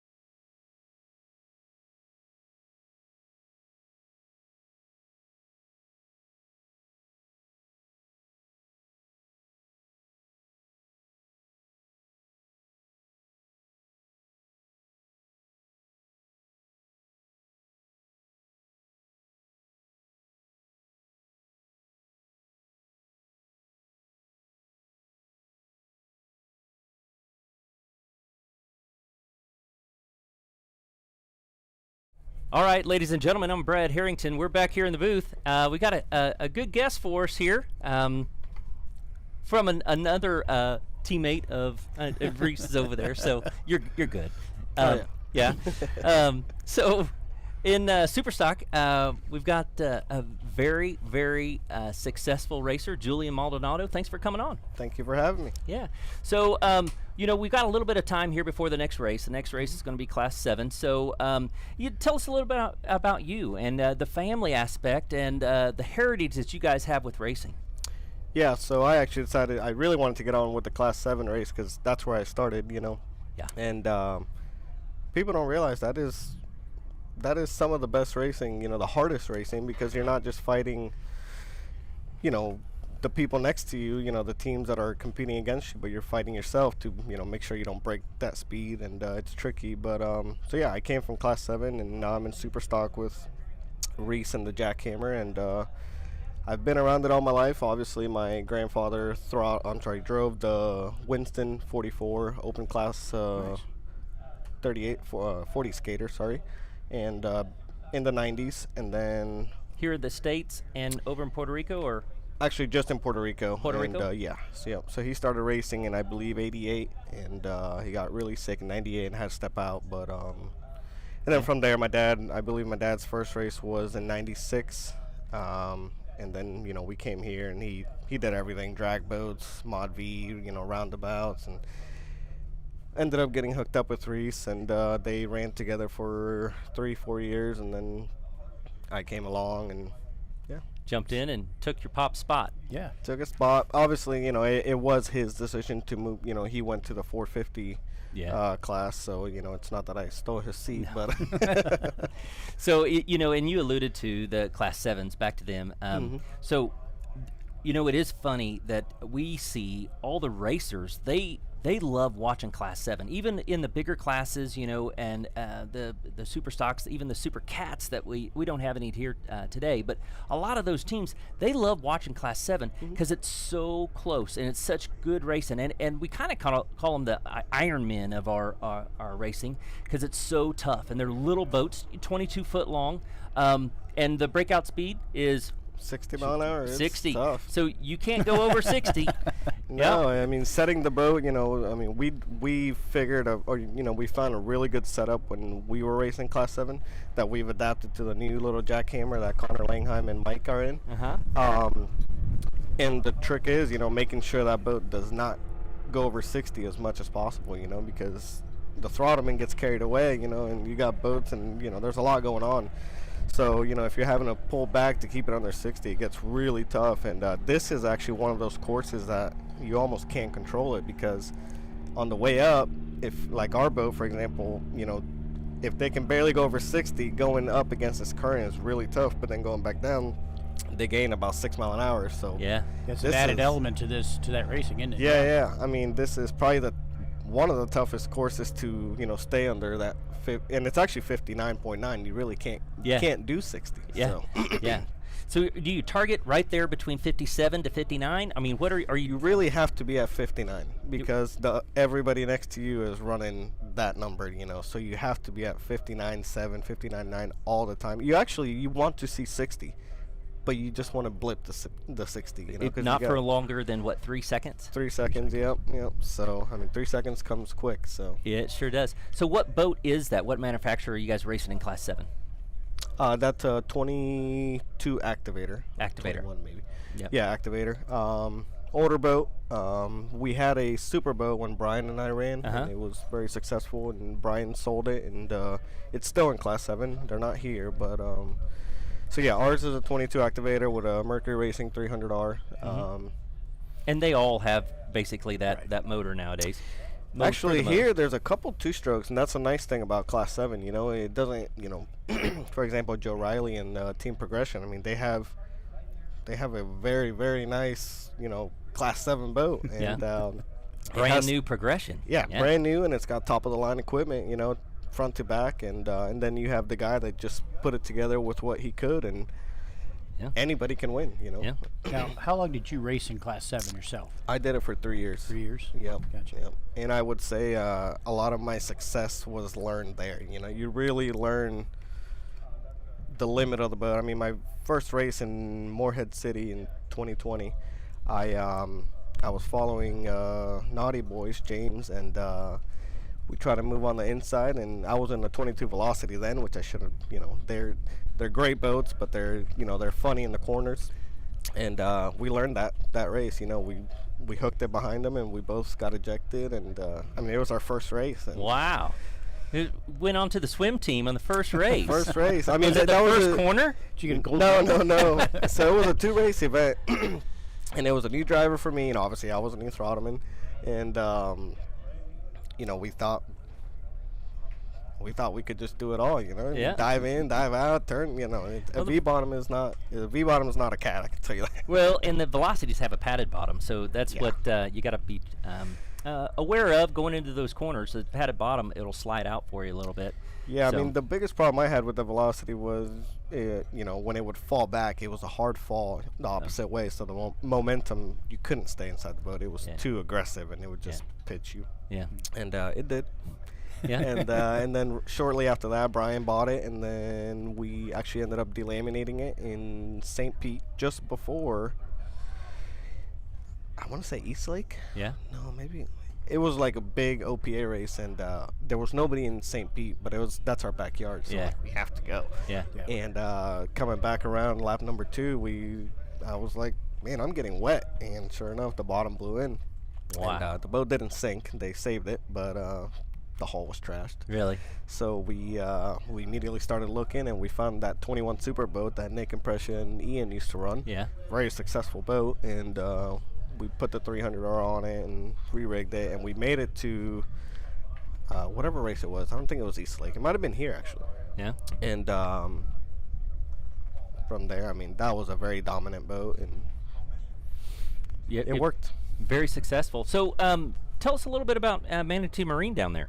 You guys stay pretty busy, it sounds like. Yeah, we're busy. I mean, I told Reese, I was like, I don't even know what I'm doing here.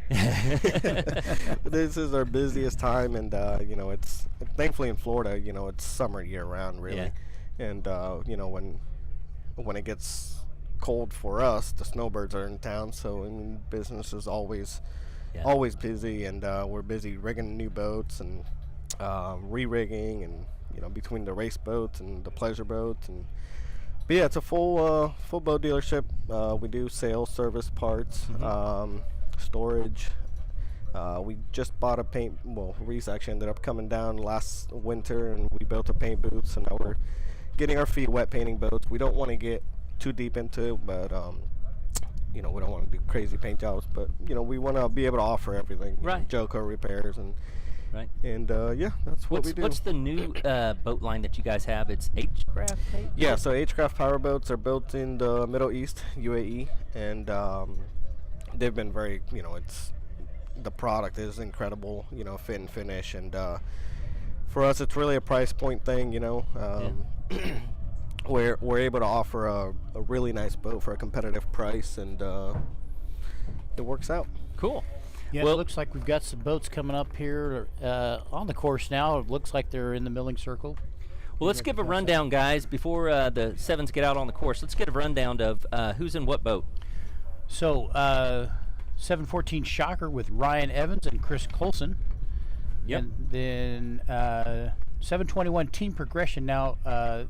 Joe Riley Sr., but Junior's not here. No, Junior had too much stuff going on back home. He's a very busy guy back home. So we've got a stunt double in for he him. He does. Nick Smith's going to be in there. Nick Smith's going to jump in that boat for him today, yeah. Yep. Then who do we have? We have third edition with Johnny Delia and JD Delia. Yep. I'm following that right. Then 730 Red Rum with Anthony Cruz and Bob, yeah, and Bob Brachetti. So Anthony Jr. and Nash are at home watching the dad's race today. So Oh, yeah, yeah? they're at home cheering those guys on. Yeah. So yeah. Then we have the mother and son team of the Donnellys in Bad Habit, Candace Donnelly and Johnny Donnelly, number 747. Then we have the Lowers usually are in that boat, two brothers, goofing around, number 765. But Derek Dawson's going to run in there. So Joe Lowers here, he said his brother was just too busy again to get over here to this race. So Derek jumped in, is going to be running that goofing around boat, and that's always a top contender. It really is. Always, yeah. And 789 Just the Tip with Cody and Adam Mackey. And then, of course, the Jackhammer team. Yeah, it's not on there. Yeah, it's him. Yeah, Oh, it it's is? right there. Yeah, Connor- 744 Connor Jackhammer. was him. Yeah. And Mike Hack, yep. Yeah. So Alright. Mike Hack, has he been racing with the team for a while now, or? He actually started with us in Key West of last year. Before that, he was with Cole Ibo and Gary Blue and the Big East team, and he Okay. kind of helped, Yeah. run that group. And his brother now is in charge of most of the things, I believe, transport and stuff with Big East. Yeah. So. Yeah. But Well, yeah, I mean, shortly after that, actually that was Connor's first race. We had a different driver on that one, and Mike decided to jump in this year. Cool. Yeah. Big East. We'll talk about that here after a while. It's such a cool team, and Gary Blue's been around that series, all of our series and in that class for a long time. And Cole Leibel and his it would be his uncle has such a Lauren Leibel has had such a long history in offshore racing and very successful, running in Supercat even in open class. So they're from over in Canada. Want to get a shout out to them. And that great big Victory Cat, just like the one you're going to be racing later on. Well, you can't miss that one. Optic green. No, it's a beautiful green. I mean, they killed it on the color, and Yeah. you can see it from anywhere. Yeah. So talking about that, 789, just the tip, Cody Mackey and Adam Mackey. I tell them, did you ghost that name on the side? You can barely see it. I told him, I'm going to go get a Sharpie and fill that thing in. Are you trying to make it hard on us up there in the broadcast booth? What are you doing? I think they were trying to do that, trying to figure out a way to subtly do the name on the side of the boat. So, Yeah. But they did a good job at putting that orange tip, right? That's the one with the orange tip. So it should be believe able to it still has that. Yeah, Yep, it yep. should be able to stick out at you a little bit Yep. yeah. as it goes around the corner. Yeah, and he actually has a Sabre boat, an outboard Sabre. I've got a Sabre boat, 28 Sabre as well. So that one's for sale. He said, "Tell everybody, He's got a saber. Needs to support the race team. So, yep. Now, here's some interesting things about the Red Rum boat. That's a 22-foot progression. Back in 2022, it came to Lake of the Ozarks and ran as a 100% electric boat, and set a speed record for a single-engine electric boat in 2022 for that. And then was sold to Bob and re-rigged as the boat you see today, which is just crazy to make that conversion from motor to electric and then back to motor again. So it was green back in the day. Oh, we got them coming up on plane. But that's the one that was at the shootout that started steaming from the heat from the batteries. Yeah, and the fireboats were going to go over and douse them. They said, no. Yeah. That was Joe Riley's boat. That ran class. I mean, that boat's been in Class 7 for as long as I know. But good long time. So we've got the boats coming up on plane here, right behind the start boat, or the first start boat. Pace boat It here. looks like they're probably going to go green pretty quick. So I know the Donnellys pulled the pole position, and they've got to stay lined up. I think we're. There's the green flag. Green. We're racing, folks. So these guys are going to jump right up to 59.9 and hold it right there. There's team progression right on the outside, pulling out to a lead. And Jackhammer's on the way outside, nosing them out by just about a half a boat length. Yeah, and as you know, Class 7 passing in the straight is not always the best thing. So. Right. No, because you're regulated by that speed. If you're passing in the straightaway, something else is going on. Yeah. So, most of the passing is done in the corners. Now, this first corner, the reason that they let them go green so far south on the course is so that they can kind of get some separation before they go into this first turn, because they have to maintain their lanes all the way around turns 1 and 2 on the north end of the course. Yeah, that's a tough thing to do in this class. These guys all stay together, for the first couple laps, and then they start separating. But yeah, so there's still, you could throw a towel over all of them. Looks like just the tip there is just there in the spray, keeping up with the pack. Going into this, there's this matchstick there off in the horizon. Yeah, it's funny, as flat as it looks, they're all lumping around, which is always, it's always fun to see. So. Yeah, these little boats. What's your boat, or did your boat weigh when you're in Class 7? I honestly can say I never checked, but if I had to guess, it's probably around 1,800 pounds. Yeah, pretty light, man. Yeah, it's a light boat. It doesn't take much to upset it. Yep. So going into the first corner here. Coming back around, you see them kind of bouncing around just a little bit as they go past pin 2. They got coming out of that corner side by side, Progression and I believe Jackhammer. Yeah, it is. That's Nick Smith, Joe Riley Sr., battling it out with the Jackhammer boat there on the outside. Third place looks like it's Red Rum. Now, somebody's making up some ground there. You got to watch that speed. And so that's where they're having the problem with that, too. Soon as they come around that north end of the course, they're getting a boost of about, 6 miles an hour, you said, Julian? Yeah. We actually tested yesterday, and I got in the boat with Mike, and we saw a 6 mile an hour difference. And so we've got Jackhammer in first place right now, followed by Riley's, and then Red Rum, and then Donnelly's are in fourth place right now. Wow, that's actually awesome. Making a move on Red Rum. That's great to see. Like you said, that's one of the 2 strokes that are out there. Third edition is there, and Shocker is right behind third edition, right on their transom. Yeah, that south turn is a little tricky, and that's where most of the moves happen in the this south race. turn. Yeah, I raced against my brother 2 years ago here, and he was also in Class 7 in the steel boat, and he dove inside of me, and we both ended up breaking out. Because of it, You're huh? killing me. But no, he made a nice move on the inside and got inside of me and never looked back. How cool is that? You're racing your brother. Yeah, and I still am. Now I get to race against my daddy and my brother. It's crazy. That's so cool. Got Jackhammer going into turn 3 now in the lead. Red Rum's made up a little ground on team progression. Yeah, that's a goofy turn because between the current and it builds this little ripple, a little 1 foot wave that on a V-bottom, it really throws it, it's a tricky turn for the driver for sure. Yeah. So Class 7 is doing 5 laps today for a total of 20 miles. We got, of course, a 4-mile course. So this would complete lap 1. Brian's going to try to keep tabs of that. Should be pretty easy. I mean, we only got 1 class out there. Brian, think you can do it? Well, I'm going to try. But I was told there would be no math today, so... Looks like one boat pulled inside the course. Can you see who that was? I'm just trying to see who that is there. They're coming back out on course now.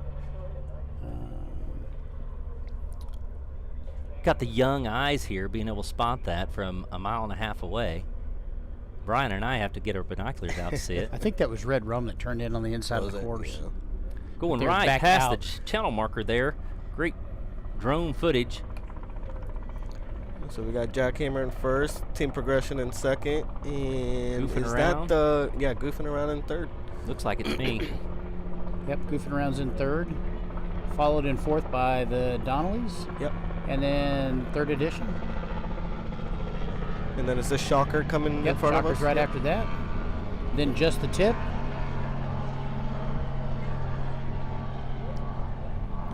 And yeah, that it was Red Rum that yep. pulled off the course, and they are running, but they are definitely off pace right now. Just passing the start-finish boat. Not sure what happened there. They're okay, obviously. That's another beautiful boat. If you get up close to it, It is. They've done a lot of work to it. Sent it back to Dawson there at Lake of the Ozarks. Dawson Custom Marine did a lot of work on that one, right? Yep. That's not the stand-in boat anymore. And yeah, it's a beautiful boat. Well, Yeah. that's still the progression boat. It's not the super boat that Bob had before. Oh, okay. So they're still just running the progression right now. So it's the stand-in, right? Yeah. Yep. But those guys take really good care of it, and all their boats are just immaculate. Whatever they're running is just beautiful boats. Oh, it's beautiful. I mean, they put a beautiful wrap on it, and it really looks like a brand new boat. Yeah, Bobby takes great care of those boats. So it looks like Goofing Around's making a move on Team Progression on the inside. Yeah, Coming pulled out up of the north turn. right neck and neck to them. So we got 2 fill-in drivers that are in those 2 boats. Of course, I think we still have Team Jackhammer out in front. Yeah, Team Jackhammer's got about a 4-second lead. And Goofing Around is just, it's not bobbing and weaving at all. No, I think That- it's planted and moving forward. Yeah, Nick was telling us he went out and tested in that progression with Joe Sr. yesterday, and was just trying to figure out the feel of the boat, and the setup, and who, he's driving, but over on his side are all the tabs and I think the jack plate over there too. So Yeah, and they got a ballast tank on that one as well. So. yeah, and that's all on the driver's side, and Nick was saying, I can't see where the buttons are. They're up on the gunnel here, and I can't even see what they are. He goes, Yeah. I just was going to grab the tabs and just go with it. So Yeah, a lot of buttons gets real confusing when you got when you're out there battling. So yeah, keep it simple. yeah, that's what we try to do anyway. Yeah.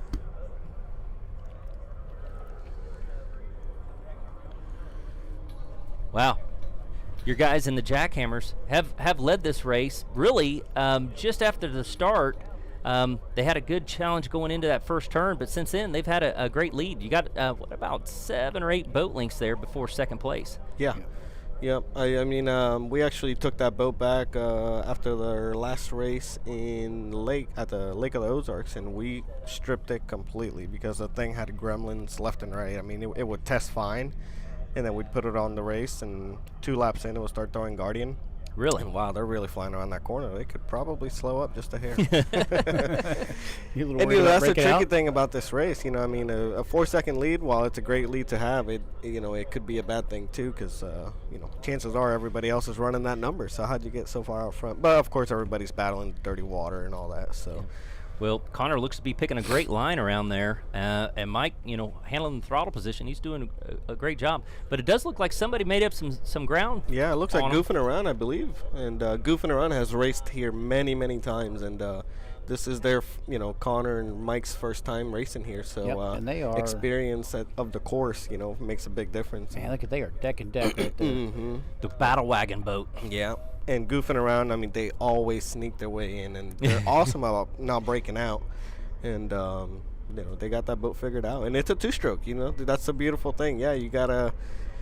When I brought the 4-stroke on, it was the big scary 4-stroke, but 2-strokes were still beating us. Yeah, now Jackhammer just popped out to the outside of that, they were trying to get some early position on the inside before they came to that buoy that's out there, but then they had to jump outside of the wake of goofing around. Now it looks like Jackhammer's back out in front. I'm sorry, I said that wrong. Goofing around came outside, not Jackhammer. Goofing jumped outside, and backward there.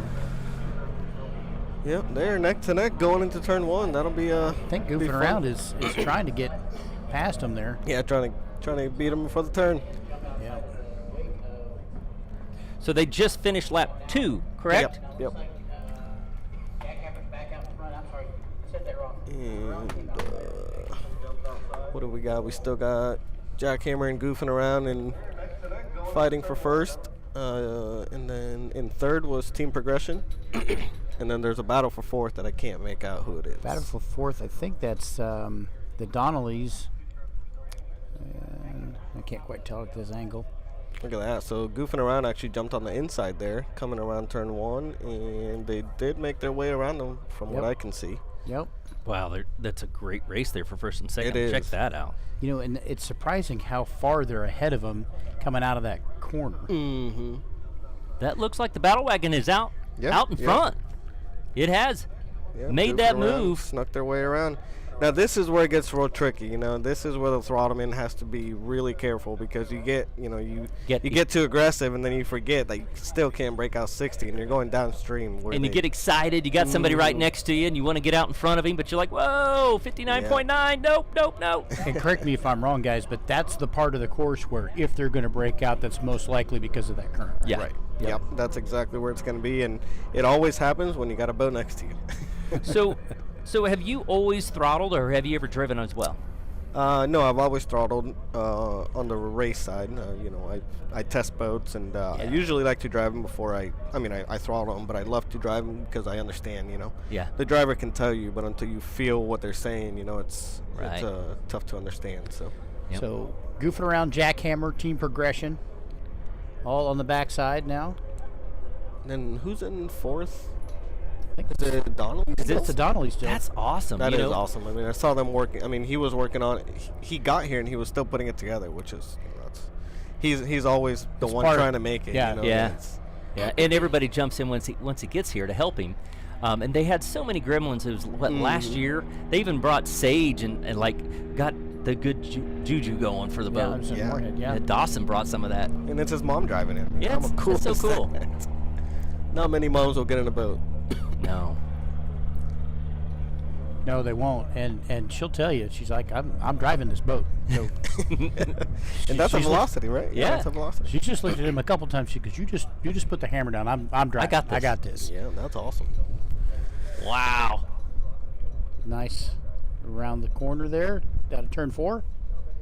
Derek just dove into that corner and let that current help bring him around. Point that thing back up here towards the north. That was, he has a lot of experience. Derek really does. Oh, right, I forgot. Yes, Derek's driving it. Yeah, Derek's driving that boat. Yeah, and he came from Velocity, and then he ended up building his own boat. His own brand of boat, yeah. What did that start as? Some overseas boat, right? I don't remember who told us. The Challenger or Shadow, or I thought it was one of but those. it was narrowed, and it's a pointy little boat. And but it's just the bottom. That's all that's left of that original. Oh, really? Everything else, sides up, top cap, everything's is Dawson Marine now. So Yep. Very talented work on that boat. His workmanship is amazing. Yeah, and he's been in Class 7. For Ever? a very long time. Yeah. Yeah, the velocity that he had, he'd actually got that from Jason Zalecki, and Jason Zalecki got it from me. It was the old zip till you flip boat. Yep. And Jason and Joel put that it made me feel a little better when he did the same thing I did. He didn't quite go flying out as much, but he did the same hook and go, and because he was mean, he's a velocity master, you know. Yeah. Yeah, the hook and pitch pitches you right out the side. Yeah. So there's Great about shot a there of third edition and Shocker. about a 2-second lead between first and second, and then from first to third is almost 12-second difference. So first and second have really pulled away from the rest of the pack. There's about a 3-second gap between third and fourth. So this would be their fourth lap. So this will be Start of the fourth. Yeah. Yeah. This be it. 2 to go. 2 to go, and the battle for fourth is like between 4 of them. So. Yeah. Well, crystal clear there on the screen. Is so cool. See the big boat that they use as a kind of a landmark for the race teams to point towards.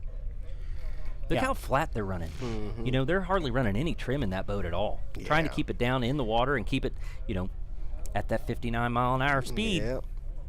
So later on in the day, we're going to bring Cody in from OPA that is the tech guru on the GPS side, and he's going to give us a little bit more of an insight of what it takes to read these chips. So every one of these boats have the V-box is what it is. It's like a data acquisition thing. And at the end, they have to give that data box over to Cody. He pulls the chip, and then he'll put it in his computer, and he'll be able to see on his computer a layout of the course and in 3-second increments. And you know, if they go over 60 miles an hour, it turns red, and he has to see if it's been over 3 seconds or not, because you could actually get up there and, like you said, go 60 or a little bit more, but you got to be back below 60 to 59 or below, 59.9 and below in under 3 seconds. And you know, that's so hard to do. Oh yeah, and these boats, I mean, you know, in this class, at least when I ran it, it was, you know, stay at 60 through the corners, and it's tough to do. You know, it's tough to commit to that because you know, 60 around the corner in these little boats is a lot. You know, and you get that little ripple, and the boat does what it wants to do. So and sometimes those throttlemen are just focused on the screen. The GPS reading on the screen. They're not looking out and reading the water. Right. They're really doing that by feel. So, you know, if they feel they come out of the water, they're going to pull back on that throttle just a little bit. But a lot of it is just concentrating on that speedometer on the dash and doing it by feel. Yeah, I mean, you know, in Class 7, it's really tough because, like you said, you're just looking at you're looking at your GPS, looking at the number. You're really not reading the water how you normally would, like I do now in Superstock. And so, yeah, I mean, it's, you know, you don't see a lot of what's coming, so you don't know. You probably don't even have to look at the gauges anymore. Unless something turns red up there on the dash, thankfully, I haven't seen red in a very long time, but I do. I'm always looking at the gauges, and, you know, it's the boats. I mean, while you can feel most of it, you still want to see where your trim's at and all that good stuff. So. Well, here we go. Coming up to the finish. I think I see D out there on the back of the finish boat. We should have one to go, so there should be white flag this time around. Verify that here. So, in your class, then, are you watching water pressure? Because isn't that the concern? Water pressure is the big culprit, and you know, RPM. You know, I mean, I watch everything. Oil. I mean, I even have oil pressure, and you know, there's nothing you can do if you lose oil pressure. It's toast. Yeah. But I still look at it, and you know, voltage. I mean, I look at everything. So they pull your chips. You can't run over a certain RPM too, right? Yeah. So we send our ECUs to Mercury Racing, and they put their own tune in them, and but we still have to run an external data logger which sees RPM, and we are limited to Mercury limits it to a 6,400 RPM limit. So I did not see a white flag on the start-finish boat, but my count says that we're entering the last lap. Yeah, we are in fourth. So I appreciate you know, your guys' team. It's so big now. You guys travel with, you know, multiple boats and everything. And Sarah wrote down some information for us. And I will admit, I've never gotten 5 pages of material. He wrote me a book. Now it looks like Shocker's moved into fourth place here, past the Donnellys. Yeah, and he's actually coming up on team progression. I saw that the last time around. They are battling. They're trying to catch him. Great shot showing just how close the racing is here in beautiful St. Clair, Michigan. 1 and 2 have really separated. But anything can happen. That's right. And you know, like we have said before, we were talking about the GPSs, and you know, even though first place comes across and gets a checkered flag, it may not happen once they get back to the pits and download all the data. Right, so, right, yeah. I mean, you know, that's These are definitely unofficial results. it's kind of the Hollywood results. So you know, this is what looks good on for us watching here on the live stream and everybody at home. But at the awards is when we actually find out for sure if anybody broke out and who the first, second, and third was. Still about a 4-second lead now between first and second. quite a big separation between second and third, huh? Yeah, those guys have really pulled away from the pack. And again, hopefully they're not killing each other, you know, trying to catch each other, and they're breaking out instead. So, You know, and that's some of the race scheme. Sometimes you want to pull a guy into breaking out, especially if you've already broken out and you guys are chasing the points lead for the rest of the season. You want them to come and try to chase you and try to get them to break out too. yeah. And it looks like third edition's passed for fifth place. Past the Donnellys there, and there's about 12 seconds between second and third. Yep. And Red Rum had trouble early on the course. I think possibly went into Guardian mode at some point. They're still out running, just trying to get their laps in. They're about 3/4 of a lap behind. Yeah.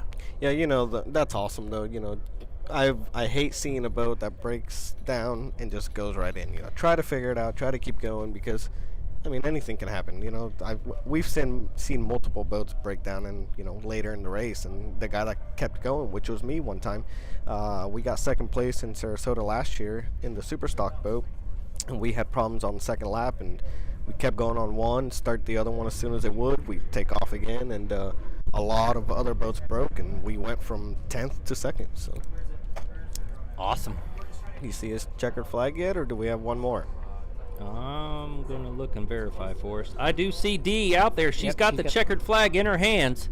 So coming down right in front of the spectators, going to take the win here at the 2024 St. Clair River Classic is going to be Goofing Around.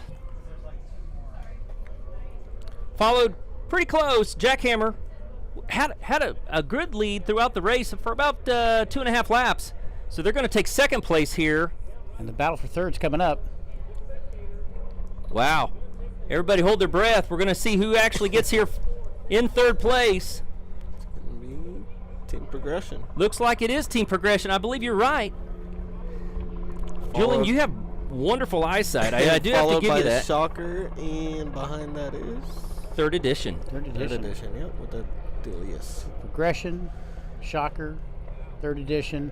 And the Donnellys. So the third edition Donnellys. got around the Donnellys. Yeah, they did that on the backstretch just about a half a lap before the finish. And here's that orange tip coming. Just the tip.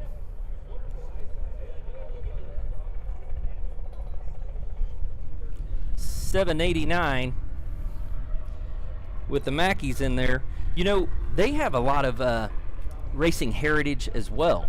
Adam's dad used to race back in the day in like the 70s.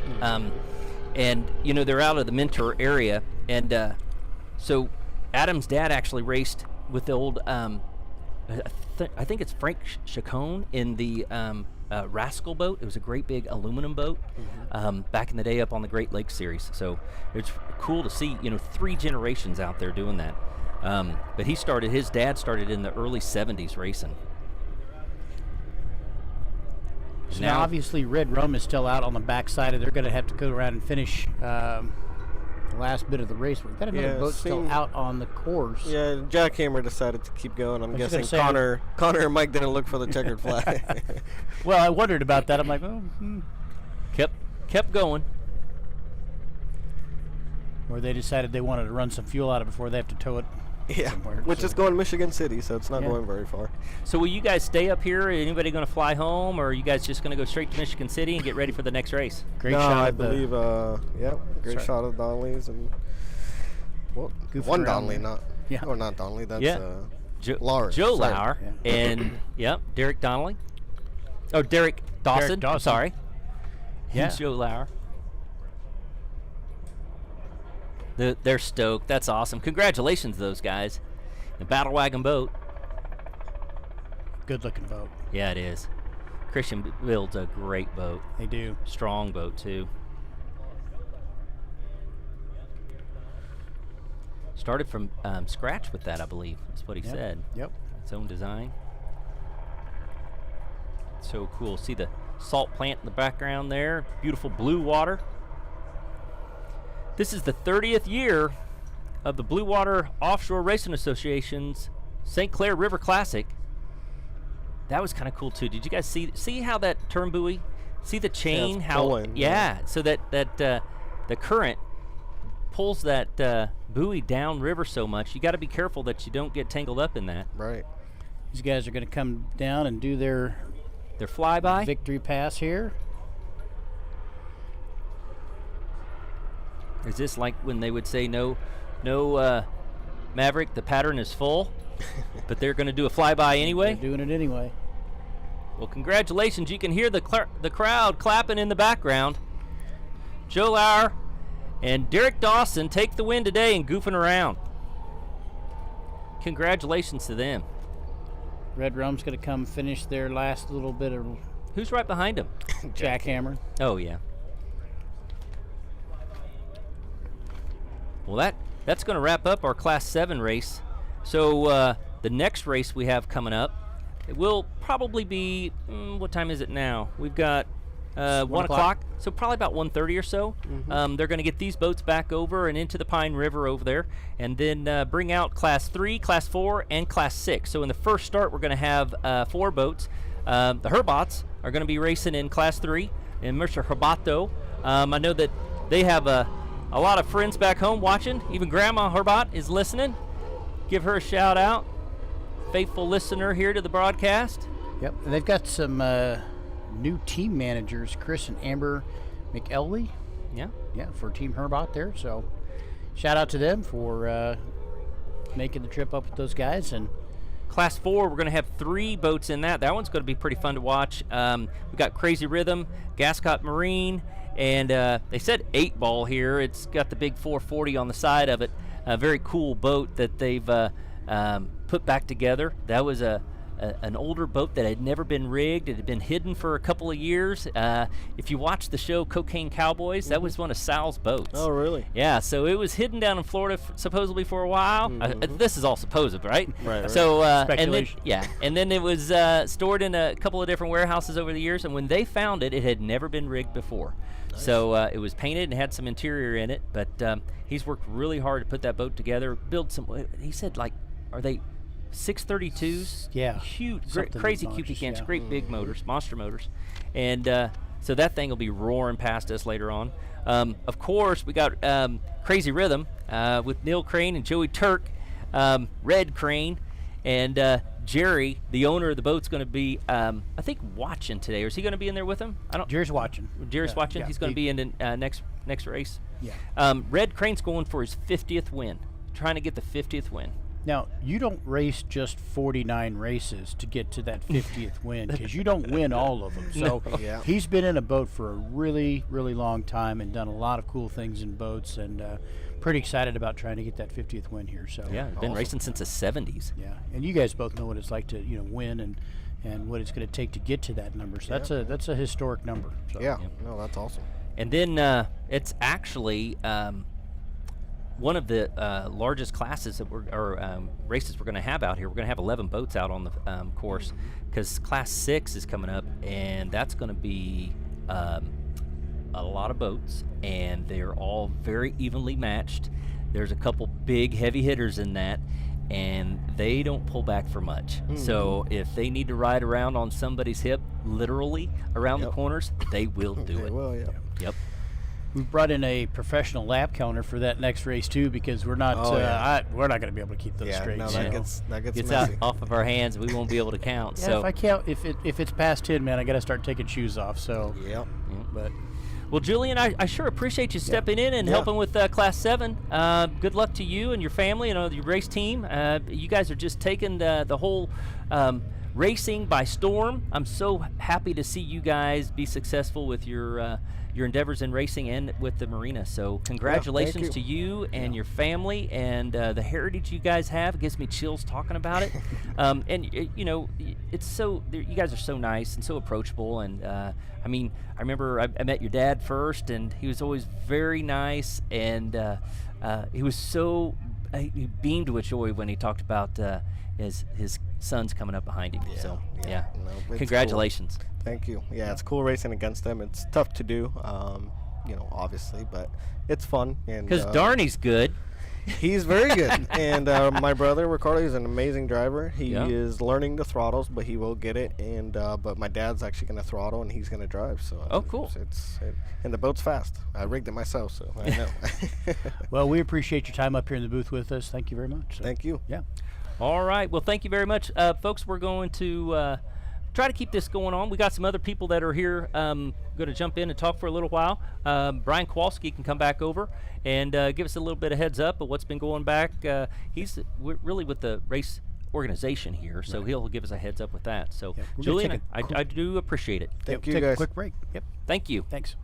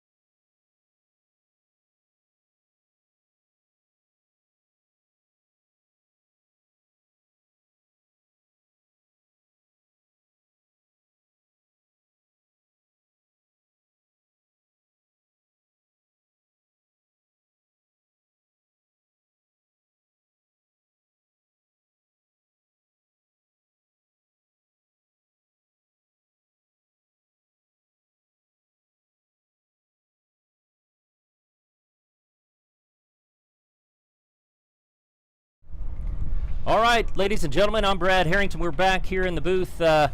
Between the races, we've got a guest here. I wanted to talk to John Strama. So you've got a race coming up here, third race of the day, fourth actually, if you count the Times race. So, John, you've raced before. You raced with Team Allen Lawn Care, and then you jumped in with both feet and bought your own boat. Yeah, well, I decided I wanted to run the throttles. Yeah? So I watched Bill do that. I ran the wheel last year, and just watching him on the throttles and some of the greats, and I'm like, man, I want to do this. So I started looking for a boat, and I looked online, and then I found one at Manatee Marine, LPC. Lauren decided to get out of it. We got in that boat and was trying to look for a driver. Next thing you know, Reese said, well, what about my boy? Yeah. So I'm like, all right, let's put him in there. Let's see what happens. So we did a little bit of testing, and in Marathon before the race we were testing. We actually blew it over and did a backflip, snapped the boat in half, but put it back together, and you know what? He was standing there ready to get right back in the boat and do it again. So I said, that's my guy. That's your guy. So we did it, and we've been running around and testing, and I'll tell you what, this is a fast course. Yes. The one side against the current, down the back side, you pick up a lot of speed. Yeah. But everyone tells me about that turn down there, so we'll see. We're on pole, and we're going to give her See hell. what happens. That's right. That's awesome. Well, you've raced here before, though, right? I have not. We missed. Oh. I did not do it with Bill last year, no. Oh, really? Okay, So cool. this will be my first time here. Well, it sounds like Manatee Marine is your one-stop shop. They hooked you up with the boat, and they hooked you up with the driver, and wow. They did it all. We got a lot of different marinas that I used, being down in Florida Yeah. from the Keys. So we use a lot of T&T, but Manatee has really stepped up and helped us with a lot of stuff. So, yeah, so tell us a little bit about that. So down in the Keys, your day job is working on boats, right? Working on boats, yep. I'm a mobile mechanic, and then also I have a tour boat down there. Oh, really? Yep, Marathon Mermaid, and then also I have Quality Boat Rentals, Cool. rental company, and then I'm actually starting another tour boat now. Yeah? So for my daughter. Yeah? I got 4 daughters. I'm blessed. Oh, cool. Yeah, 16, 15, 12, and 4. Oh, my goodness. I'm done. So you come to the races to get some peace. Absolutely. I know how that Absolutely. goes. I got a couple daughters back home. You go spend a lot of money, do a lot of things, and you get in that boat for 25 minutes, everything it's got. There So you now go. you flipped the boat over Correct. and broke it in half. What was the time period from the time that happened until you had the boat ready to race again? So that was from Marathon to Cocoa Beach, which was just under 6 weeks. That's fast turnaround. That's It fast was turnaround. real fast, but it was them 2 o'clock, 3 o'clock in the mornings. Yeah. And literally everybody coming together, like getting on the phone with Doug Wright. They hooked us up with some materials, Reese, T&T, Go Fast Marine, and the Ozarks. I'm telling you, it took everybody to come together. And like I said, T&T, Johnny, all the race guys that race, he'll take care of you on the parts and not bend you over, because it costs a lot of money to get out here and do Sure. this. So Yeah, absolutely. definitely giving us everything it cost and their input on everything and setting the boat up and how you should do this. And I'm telling you, it's amazing. Being part of this group is amazing. Yeah, and that's some of the things that we've talked about before, is that camaraderie between teams. And, when you're out of the water, everyone's there to hand, lend a hand or a wrench or whatever you need. So, yeah, it's cool. And especially in that short of a time frame with as much damage that happened to that boat. I literally took the boat to my house because it was at Marathon, and the teams came over to my house. That's We're like, so hey, what cool. do you That's need really help cool. with? I mean, Yeah. that was awesome. But I'll tell you, there's not a guy down there that won't help you so they can race you. Yes. They Yeah. want to race They you. want They know you came across the Yeah. country from everywhere to do it. They want to race you. They don't want to be like, oh yeah, he broke. We don't have to worry about him. They want to race. They want to beat you on the water. They don't want to beat 100%. you on the trailer. Absolutely. Yeah. Absolutely. That's so cool. Well, you gained a lot of respect by jumping in and doing that and fixing that boat and showing that you're not out here to take it lightly. You're going for a checker flag every time. Every time, yeah. We're going to give it everything we got every single time, and hopefully we don't blow it over or hook it in that turn, but Nah. we'll You'll be see. fine. Yeah, It gets yeah. a lot of views. I learned that. I got this Instagram, and that blowing over, it went viral. I was like, wow, this is pretty cool. It sure did. Well, and it's such a beautiful boat. You got a great setup. Your truck is just amazing too. Yeah. It pulls this thing with a show truck all over the country. It's pretty cool. It is awesome, and we're very fortunate. I have like my sponsors. Mm-hmm. I got Tit for Tat. Them guys stepped up. They get me down the road. They That's do awesome. everything. Butch and Don Mitchell, they do everything. They can't be here. Butch has actually got to work so I can have fun. Yeah.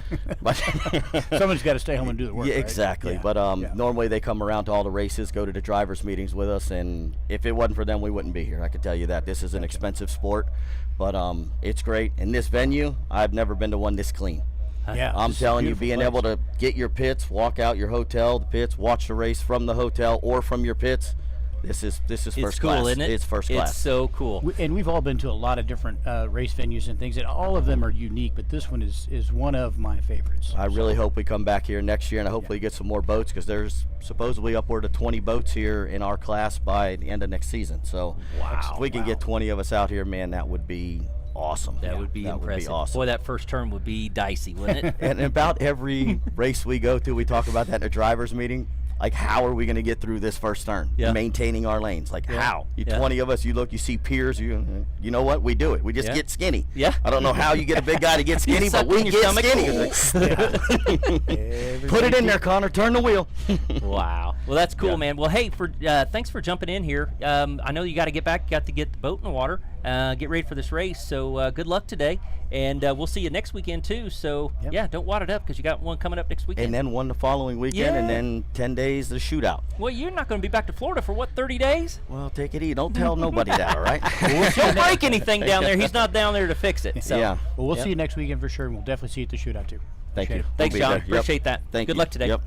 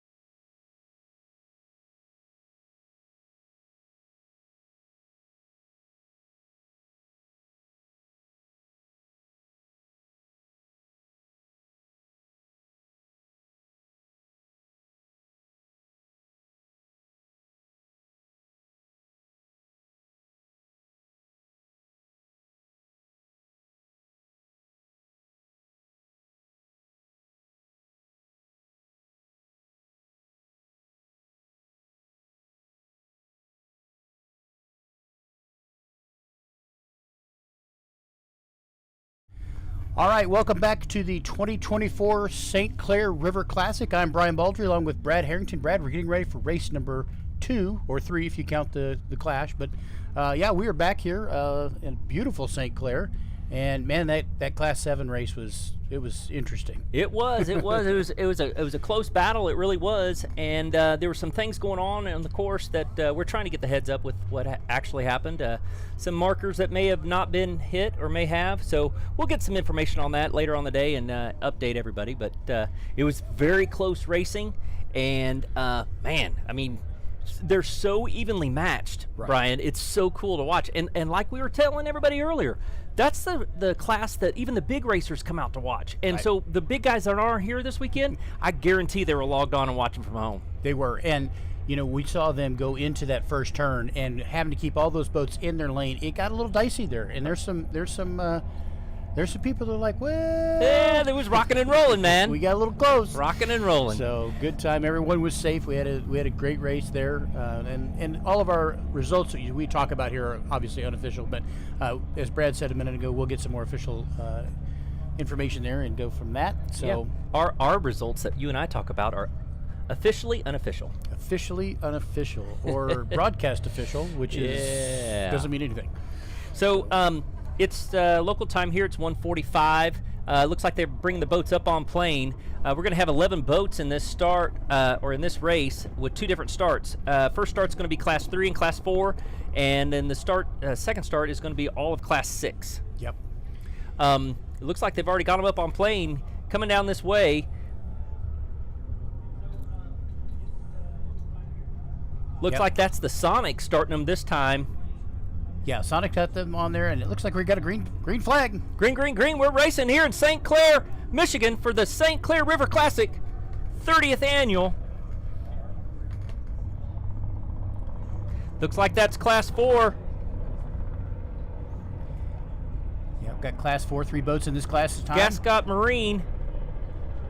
All 3 of them are side by side. That'd be all of the Class 4 boats.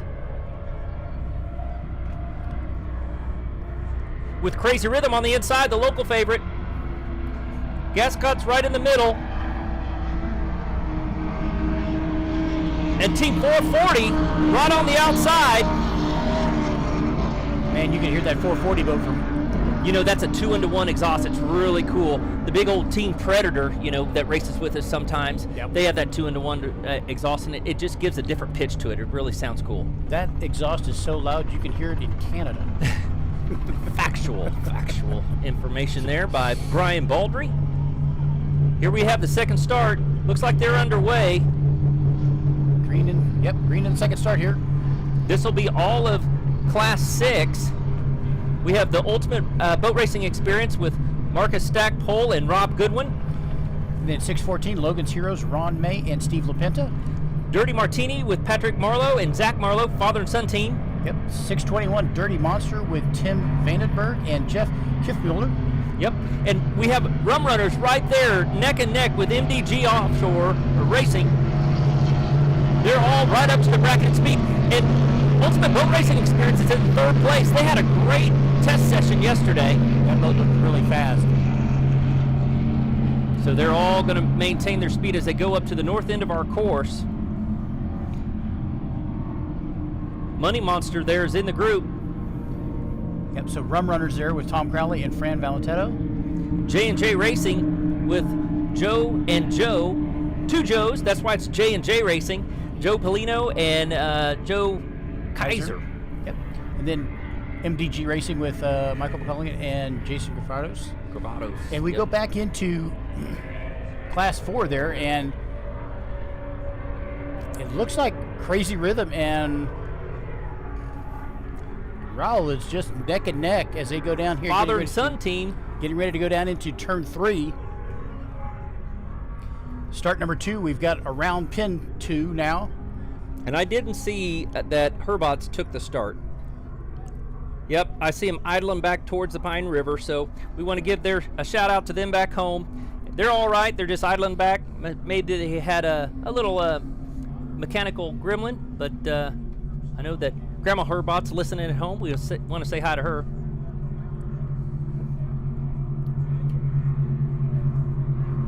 There you have Class 4 on your screen. Coming back up this front stretch.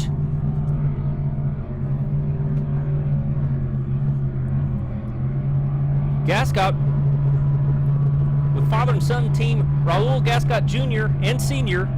You know, he would be the furthest traveled to get to this race. He came in from Puerto Rico just to race with his son. Just to race with his son, yep. Lots of fun with those guys. Crazy Rhythm. Ooh, big error there. Crazy Rhythm has the original team of Joey Turk and Neil, but Red Crane. And Red's going for his 50th win. And he's running it like he means it today, folks.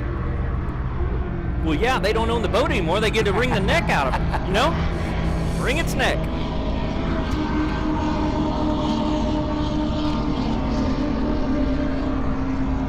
So right there, you're going to see Class 4. You're not going to see too many positions change on these on the front stretch or the back stretch. It's going to be in the corners. And coming around the south end of the corner, looks like Rum Runner is the first one to the pit and to make the corner, coming back up on the United States side. Yep, around turn 4 there. Mikey McColgan's driving that MDG Offshore, and he loves being on the inside of those corners. Now, Fran's going to come back through on this. Try to cut him off. Yep, and looks like he's got it. So Rum Runners, MDG, and then it looks like Logan's Heroes is in third. Oh, and Mikey's going to go to the outside. So with that dog leg there, there's that channel marker that's just right about the start-finish boat. Right. And nobody wants to get pinched in that. Right behind Logan's Heroes is Money Monster, coming in fourth. So Rum Runner, MDG, Logan's Heroes, Money Monster. That's a great run for... And Fran came back into Class 6 for this race. Logan's Heroes has done a lot of work on that boat. They got the CG figured out. You know, it's running. It's got a great attitude today. He had a hop in it one of the races, and it looks like it's handling a lot better today. Yeah, we were talking about how they had adjusted the center of gravity on that boat. It's running. That's probably the best I've seen that boat run in for a long time. That's what I'm saying. One of the only boats out here today that has 3 people in it. Third person would be a navigator, help them keep them on the course and watch the screen. Got one down off plane there in between us and the start-finish boat. Brian, you got eyes on that? Yeah, I'm looking to see who that is. Is it the Dirty Martini? Yep, Dirty Martini looks like they're coming back up on plane, maybe just caught a kill switch or something like that. We were talking to some of the crew members of that team last night, and gosh, those guys just like to have fun. You know that? Yeah. Actually, we went by the pit, and Patrick and Zach, they weren't around, but their daughter was. And it was great to visit with her and her crew of friends and family that was with her. Friends and family supporters, yeah. Fans were walking by, and she was telling them all about the boat and telling them about her dad and brother. Very cool. And they're somewhat local here to St. Clair, Michigan. Yep, now it looks like Gascott Marine is taking the lead. And Crazy Rhythm is just getting washed down in their spray right now. Looks like Red's trying to figure out where they want to be. Gascott's taking the lead and is stretching that lead out. But Team 440 is not far behind. So really it's still anybody's race in that class.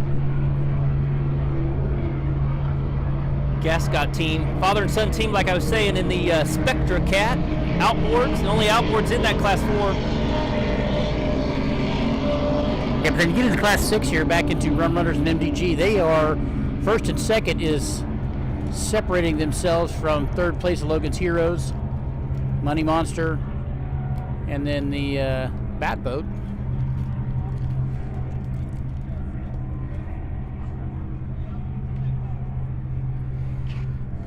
So we've got those guys, Class 6, coming down into turn 3 now.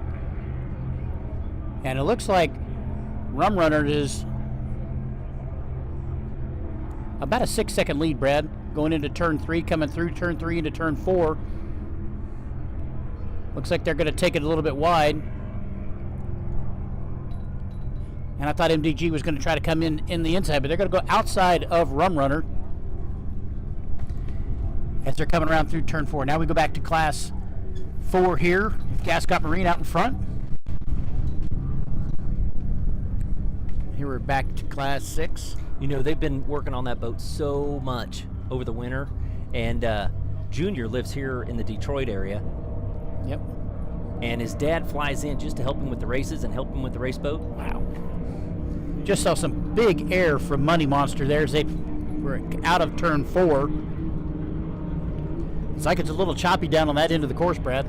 Yeah, and that separation between first and second here, between Rum Runner and MDG Offshore, really hasn't changed too much. About a 3 second lead. So yeah, you're right. But then between second and third is more like a 6 or 7 second run. So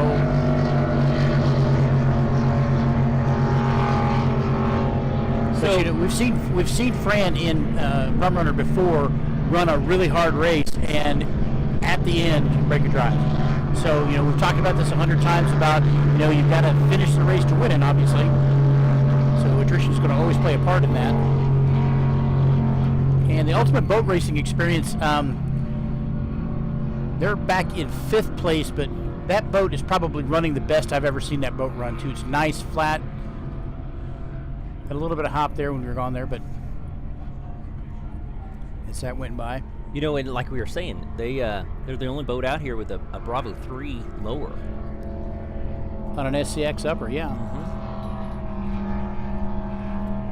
So we've got Class 4 down here at the end of the race course, and it looks like they're coming past one of the... past some slower traffic there. Yep. I think that's the Dirty Martini guys. And honestly, it's hard to tell from my vantage point, but it looks like these guys are all 3 neck and neck now. Looks like Gascott's trying to close back into the inside.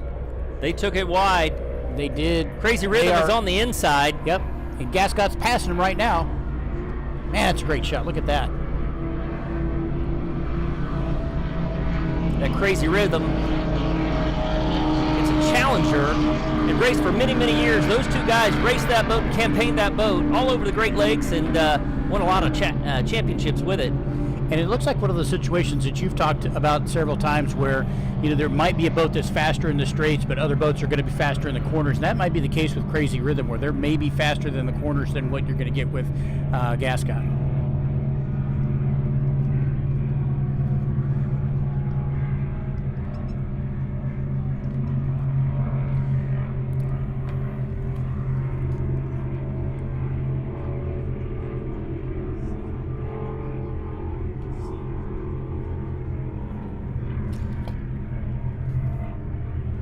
So we've got boats down here, Class 4 here coming around turn 2. You see that the 440 boat, it's they've got it named as 8-ball. Oh, he's just off the pace. Plain off. Yep, right as you're talking about it. And it's, you know, that's a Seahawk that they had found that it was never rigged. It was actually found in a warehouse up in Ohio. And like we were talking earlier, it was, you know, one of Sal's boat from the documentary Cocaine Cowboys. You know, it was one of the boats that they had laid up, but they had never finished. And rumor says that it was hidden in different places over the years, and he found that boat just a couple years ago here and completely rigged it. It had never had motors or drives on it. Wow. Back here to Class 6, we've got Rum Runners out in front, still MDG trying to track them down. It looks like that Rum Runners has extended that lead over MDG by maybe 2 more seconds. Yeah, but these two teams, if you want to pick a team that takes it serious, they have a blast, but they are serious about it. When these guys are on course, it is an arm wrestle. Those guys are neck and neck, and it's cutthroat. Get them out on the pits, and they'll do whatever they can to help you. Yeah, well, we do have to talk about the elephant in the room a little bit. So Mikey is now in with MDG Offshore. He used to race for many years with Rum Runner and with Fran, and now he's running with Jason Gavradas. So yeah, a little changing up in those teams. Logan's Heroes. Great shot of Logan's Heroes right there. Very cool Magnum. He's done a lot of work to that boat, like we said. He's been working on the setup. And so the Magnum there and then the Money Monster, those are two of the shorter boats in the class. And you can see that they kind of bob around a little bit more. Yeah. Well, we've talked about that boat being the floating football before, so. Yeah, it does look like that. A flying football. Usually it's out of the water. So Class 4 here, passing some slower traffic in with Dirty Martini. And these guys are just neck and neck battling out. One gets ahead in the corners and one takes them on the straightaway. This will be an interesting finish right Yeah, here. it will. Look at that. And that separation hasn't really changed too much. No, this is exactly what happened the last time they were coming up the straightaway. I think, like I said a minute ago, I think Crazy Rhythm's faster in the corners, but Gascot Marine's got him on the You know, and that stands to reason. You know, usually a V-hole from back in the day could lay it into those corners, and the Cats would have to slide out just a little bit. But they've come a long way over the years. That's kind of an old school Spectra. So we'll see. I'll try to keep an eye on that, how they go into that corner. So that's the question of the day. Is Red going to get his 50th win or not? You know, Gascot Marine's doing everything they can to take it away from him. And they are, but they're leaving him room. They're not cutting him off in the corners. No, those guys are a class act. JJ Turk, Red Crane, they could have reached out and slapped those buoys as they went by. Going down the Canadian side, coming down river. This is where everybody has to watch out that they're not going to break out. It's a great shot right there of them going neck and neck. Now, here they're on the straightaway, and it looks like Crazy Rhythm's catching up with them a little bit.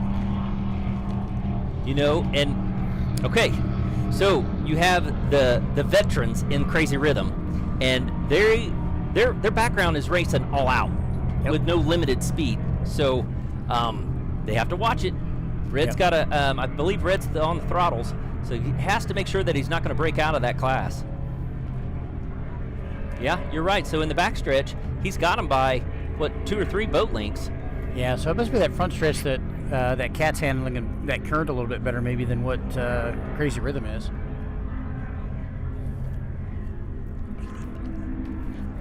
.85-mile-an-hour breakout speed for Class 4. I bet they're right there at that number. So like Julian was telling us earlier, you know, you can't run 85 in that if that's the case. You have to run, 84.9. Yep. You can let that blip. That's the Seahawk that's out there. I just wanted to check, make sure they've got the engine hatch up, but they are under their own power, and they are idling back in towards the start-finish boat. We have another one down there towards the south end that's off plane.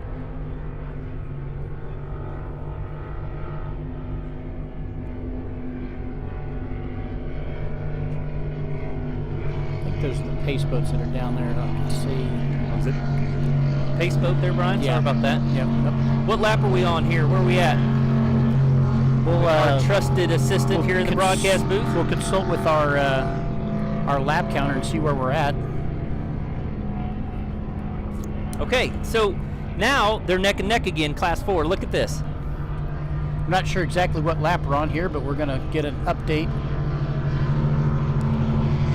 Crazy Rhythm. Looks like they finished that lap ahead of the Gascots. Yeah, the previous 2 laps, they were, Gascot was catching them on the straightaways, but maybe Red's found some more power in that boat. Well, now I just say that, and there goes Gascot right there. Of course, Crazy Rhythm is running twin small blocks, Tyler Crockett motors. Jerry says that he's got 2 more motors being built. Looking forward to having new power. He was a little quiet about what he was doing in that boat, Got to figure out what his strategy is on the down low. Yeah, he is a character. We love talking to Jerry. Yep. There's a great shot of Logan's Heroes on the backstretch right now. Ron May and Steve LaPinta.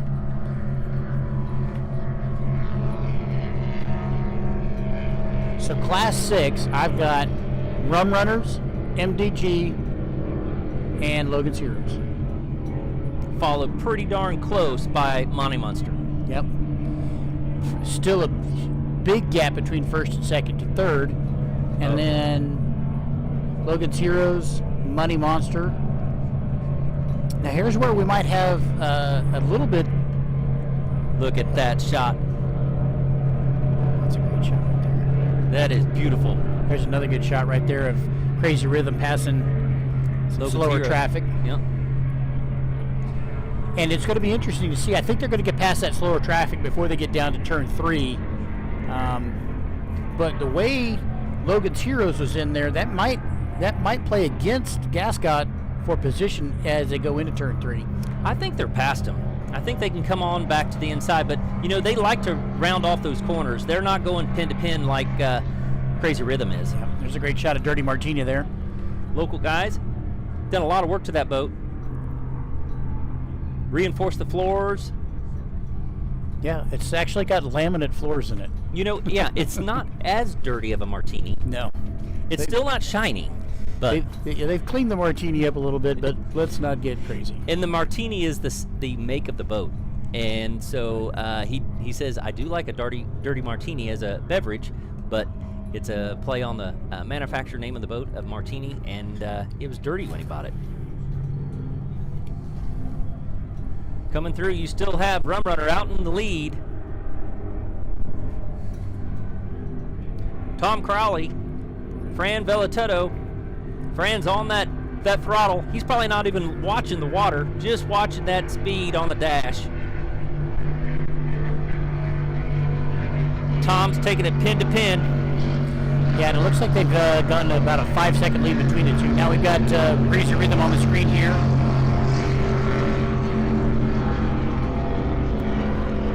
They've got that lead.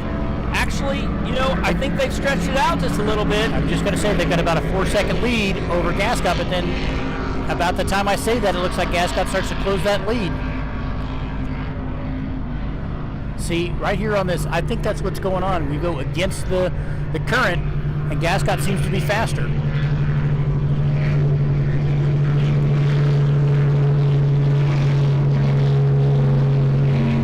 Logan's Heroes. Two friends out of Eastlake, Ohio. And they've got about a 5-second lead over Money Monster, and then we've got the Ultimate Race Experience here. And you were saying how flat and straight that boat was running today. Rob's really come a long way with the setup of that boat, and that's picture perfect there. That's like I said earlier, that's the best I think I've ever seen that boat run. So looks great, flying through the air there. Chris Rendell that started those boats and things like that really did a lot for the sport to get a number of people started in racing those bat boats. Yeah, the One Design power boats. And Marcus Stanpool, he was in the Synergy boat that came out with the Titans race and just had an amazing run today. And their sponsors are Synergy Prototypes and Stamping here out of St. Clair. Muscle Marine Engines out of Kansas City. That's who built the motors in that boat, or motor in that boat. And the Famous Smoke Shop, cigarettemonster.com. To support the team, use code SPEED2, $20 off a $100 purchase, plus free shipping for your favorite cigars online. So we're looking here at the shot of the backstretch with Crazy Rhythm and Gascott Marine. This has been a great race for those guys.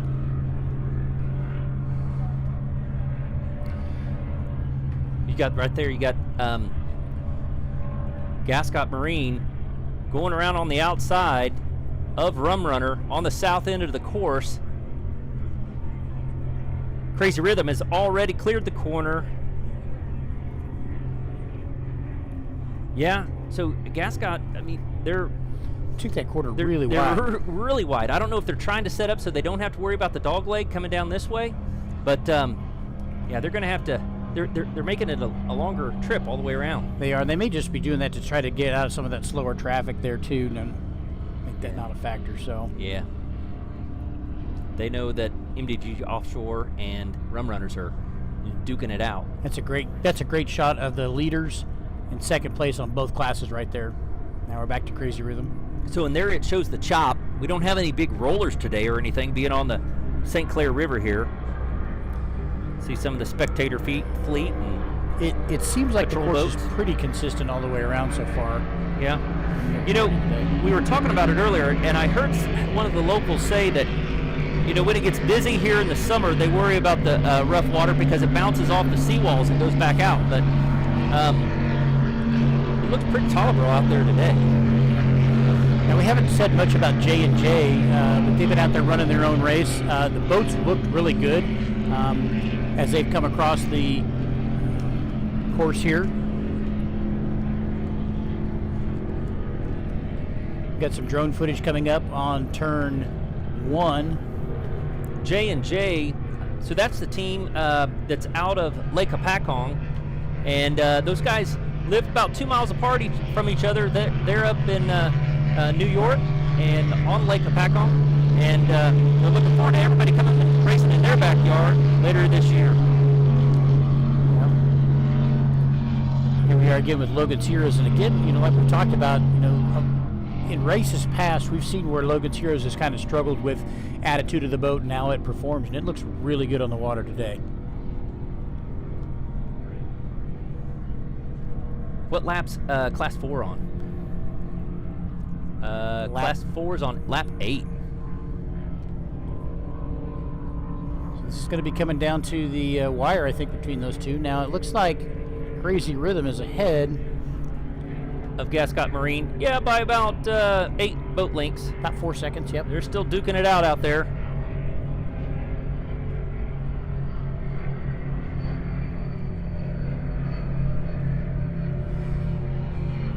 So now, Crazy Rhythm and Gascott will have some slower traffic as they come into turn 3. Here's a great shot of Ultimate Race Experience again. You know, Ultimate Race Experience, they're going to start that back up. They've got another boat that's being rigged, and It's a good shot of J&J that we were just talking about. Yep. Boat looks good on the water. They had raced in Class 7 during the 2019 St. Clair race and blew a motor on their 22 Velocity. So it's cool to see them step up to this class with another Martini boat, 1986 Martini 7-meter. Here we see Gascott going way wide again out of turn 4.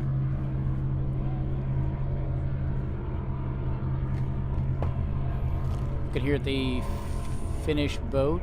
See where we're at.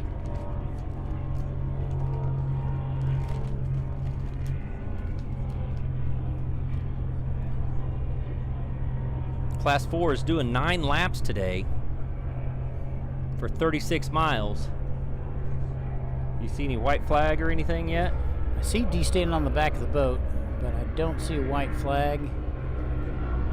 Goodbye. One more to go then. So now I see her out with a checkered flag right now. That would be for That's the gonna be next for class. Class 6 here, yep. They're doing 7 laps.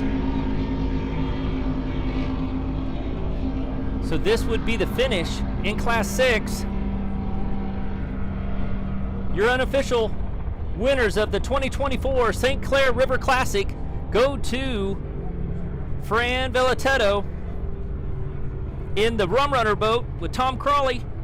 He's driving it. They're going to be back out here racing in Class 5 later on today. Second place would go to MDG Offshore with Mikey McColgan and Jason Gravatos.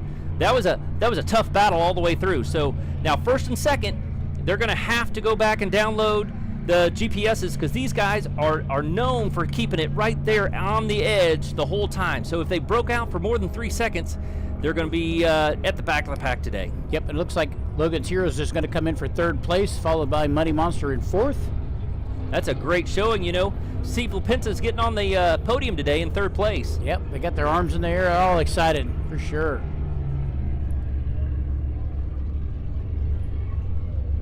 Money Monster. Green boat you can see from across the whole race course. So we've got Crazy Rhythm on the backstretch right now. About halfway, got about a half a lap left. Who's going in? Who's down in the south corner now? Coming around.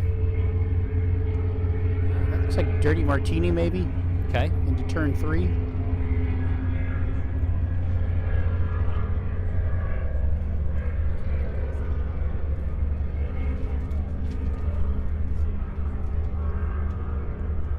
J&J's on the back stretch. That there you see going towards the south turn is Crazy Rhythm with Joey Turk and Red Crane.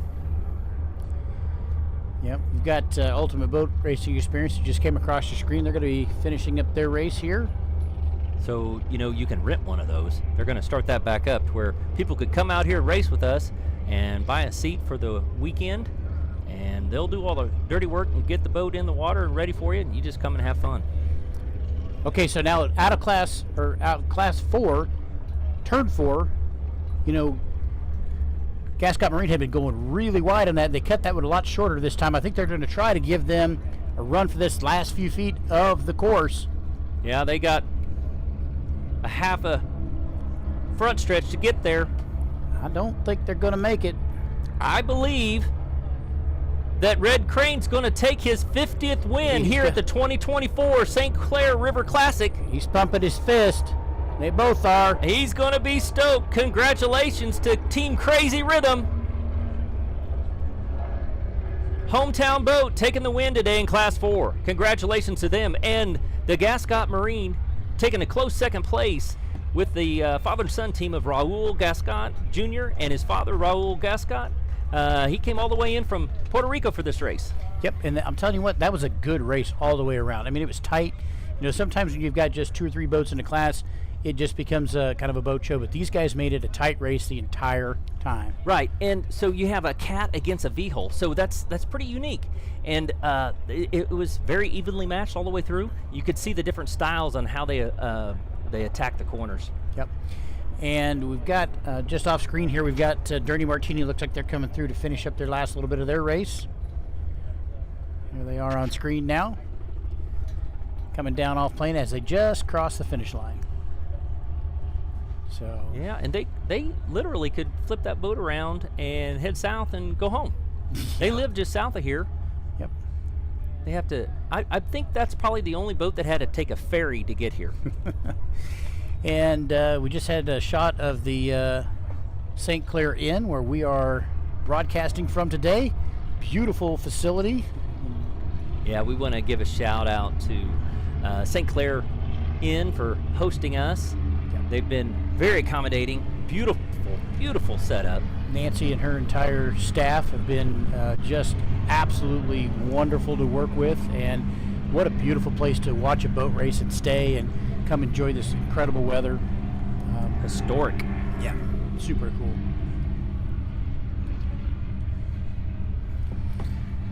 Well, that's going to wrap up what would be race 2. Actually, a total of class race 2. If you count the Titans, race 3. Yep. Those guys will be headed back to put boats on trailers, and I'm 100% sure the Crazy Rhythm team will live up to their name as they celebrate Red's 50th win in the Crazy Rhythm boat. The wonderful staff here at St. Clair, they just brought up our lunch. They just brought up lunch for us. I ordered it before that race, and they brought it all the way up here to our broadcast booth. So again, thank you so much. The whole crew has been just very accommodating for us, putting up with us guys, Super friendly, super accommodating, doesn't really matter. Just been great. Yeah.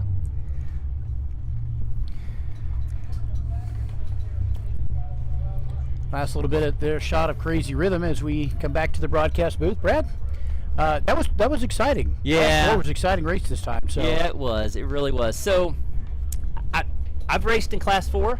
I really like Class 4. I have a boat that would fit in that class, 28-foot boat, very similar to Crazy Rhythm. Yeah. That has twin small blocks, very similar to Crazy Rhythm. So seeing those guys duke it out, and I used to race against that Spectre Cat when it was owned by Bill Gazelle as Great Adventure. So I've duked it out with that boat before. So it was great. It brings back great memories, and man, makes me want to get the boat out of the barn and if there was get back out here. And if there was only somebody that you knew that could drive the boat with you. That's right. Well, I guess what we're going to have to take microphones with us in the boat so we can still talk about it the whole time. Yeah. We got a shot here of Rum Runners with their checkered flag coming back through to do their victory lap in front of the crowd here at the St. Clair Inn. Congratulations to Tom and Fran in the Rum Runner boat taking the win today. Now they're going to go back and then get in Tom's boat and be racing later on. Listen to that. Fran really works his tail off taking care of that 26-foot Larry Smith Scarab. Yeah. We got a shot here. Waving to the fans. Everybody wave to them. Cheer them on.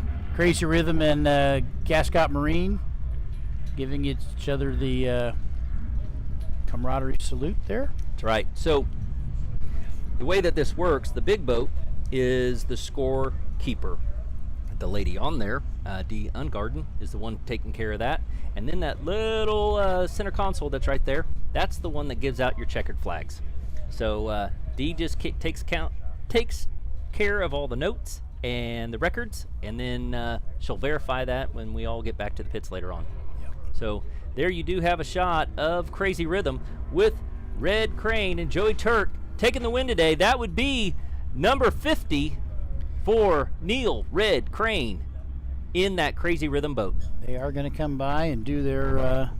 He's been racing since the 70s, Brian. Well, yeah, you can't, like I said earlier, you can't run 49 races and... Or win 49 races. Yeah, you're going to have just to run 49. Oh, yeah. Wow.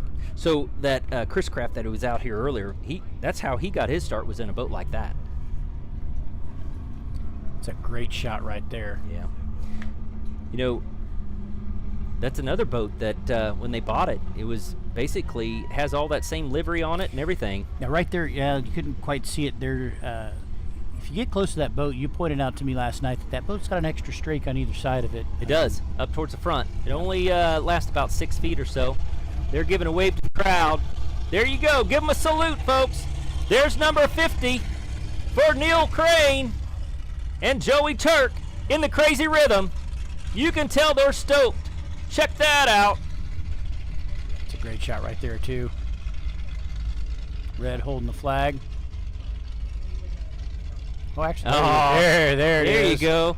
Now Red gets it. Red wants to get a good shot. Get on camera, get that helmet off so people can see he's him. like, steer towards my friends. Congratulations to Team Crazy Rhythm. They were supposed to have 300 plus people here today, just in case Red gets it. That's awesome. Well, everybody give them a stand on your feet. Give them a salute. Congratulations. That'd be number 50 for him. And Joey Turk did a great job today, too, driving the boat. You know, I guess that's what, they got the band back together. Those guys raced together for a long time. Yeah, they did. So, you know, there's not very many of those challengers around, but they are fast. Yeah, I got to get in that boat last night and help Jerry with a couple of technical things for just a minute. There's a shot of our friends from Gascot Marine. That boat's pretty cool, too. GMS. Father and son team out of Puerto Rico. Give him a big wave, everybody. He traveled a long way to be here. Put on a good show for you with his son. Son lives just south of here towards Detroit.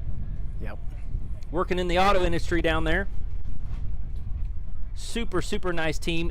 Junior spends a lot of time up here over at Evil Ed Smith's Marina and helping them out. And actually, he traveled with a little bit with them at that last race we were at. He came to Lake of the Ozarks just as support for knuckleheads. We'll see them racing out here later on today. So that's going to be a cool race. So you want to call it Super V? I mean, there's extremes, a V extreme, but yeah, it's going to be a cool race. We're getting more of those boats out here. Yeah, it'll be a good time. It'll be a good time for sure. So that was like you said the conclusion of race 2. We've got a freighter that's coming on to the course right now. What class would that be in, Brian? That's going to be F class. It's going to be the F class. They only do a half a lap, just one straight, one down. Yeah. This guy looks like he's trying to set a speed record. So the slowest boat out here today? So they do stop. They do stop passenger or pleasure traffic during the races, but they can't stop commercial. So what you'll see the commercial guys when they come through. You'll see a bunch of pleasure boats come through as well. So they can get I down to see the some other end. sailboats coming back Yep. this way. I wonder if those are some of the racing fleet from last weekend that raced from Port Huron all the way up to Mackinac Island. I don't know. And you got the patrol boat here fishing stuff out of the water for us, making sure we don't have any debris on the course. Appreciate that. One of our start boats coming across to give us a little wave.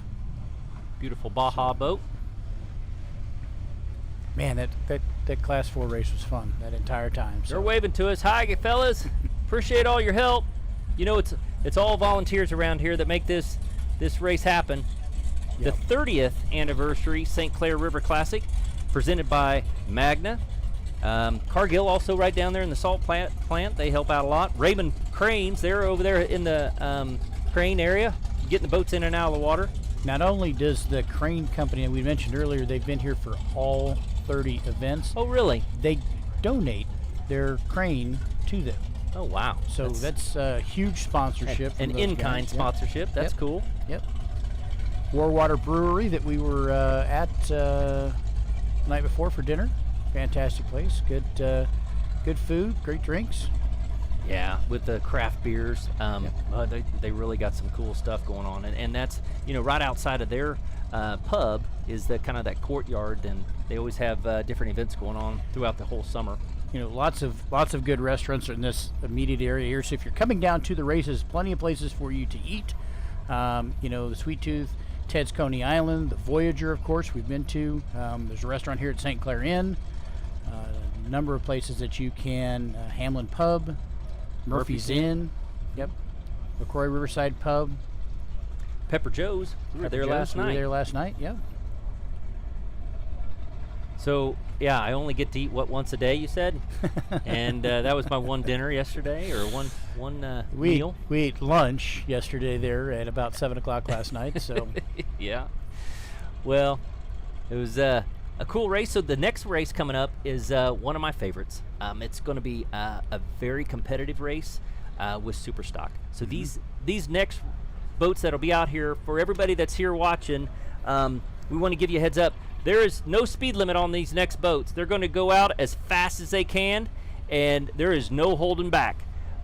It's going to be they're going to be dipping and diving into those corners and doing everything they can to sail those catamarans up and down this front stretch and back stretch.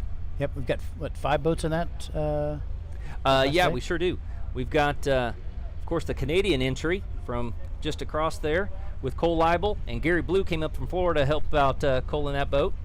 And then we have JS Racing with John Strama. He was just here in the booth with us with Connor Langheim in that pink and black boat with Tit for Tat.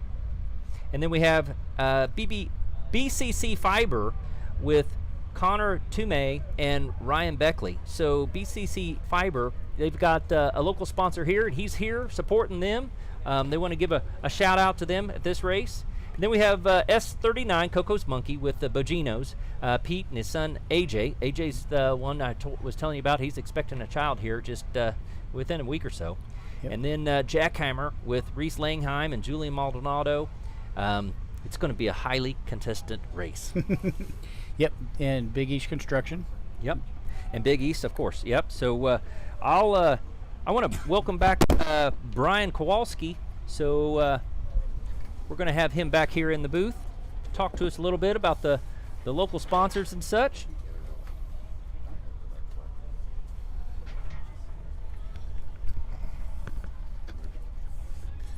Alrighty. All right, Brian. Thanks for coming back and Hey, helping thanks. us out. Yeah, you can come on in. Oh no, I'm good. As part of my regular job with Blue Water Offshore, I'm the race village director. Yeah. And today is one of those days where duty's gonna call. So, as much as I love being up here with you guys, because I really do, I've got to get back out there. We've had some interesting parking situations, Oh, to say okay. the least. Yeah. General public parking all over the place, and race teams blocking things, and so I got to get back to work. But I wanted to take this opportunity on behalf of myself and Blue Water Offshore to thank you guys for coming out, helping us celebrate 30 years this year. I want to thank all the fans that are out there. Obviously, without your support, it's not worth us doing. Yep. And I got to thank all the race teams. You know, these guys travel so far, and I'm just gonna say it like it is. It's all on their dime. It you know is. what I mean? Yep.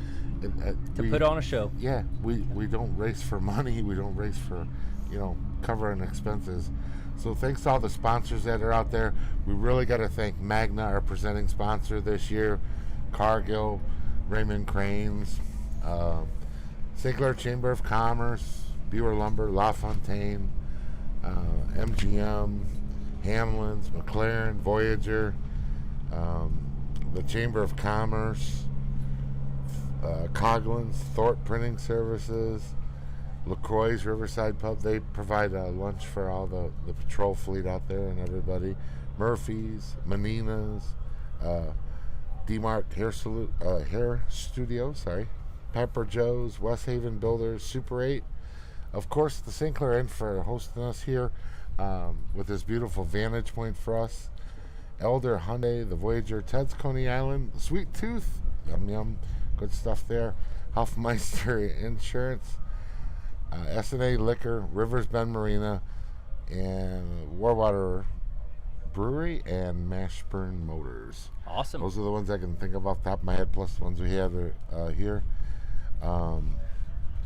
Well, I know that the teams love coming here, Brian. Yeah, Your they do. whole organization with Blue Water Offshore is so inviting, and the locals are so inviting. And I know I haven't talked to a team that hasn't mentioned how wonderful this is, and how clean your area is, how beautiful the water is, and they're all saying, "Man, we can't wait to get back here next year." So, congratulations on 30 years. Yeah, it's awesome. It's great. We're looking forward to however many more we can do.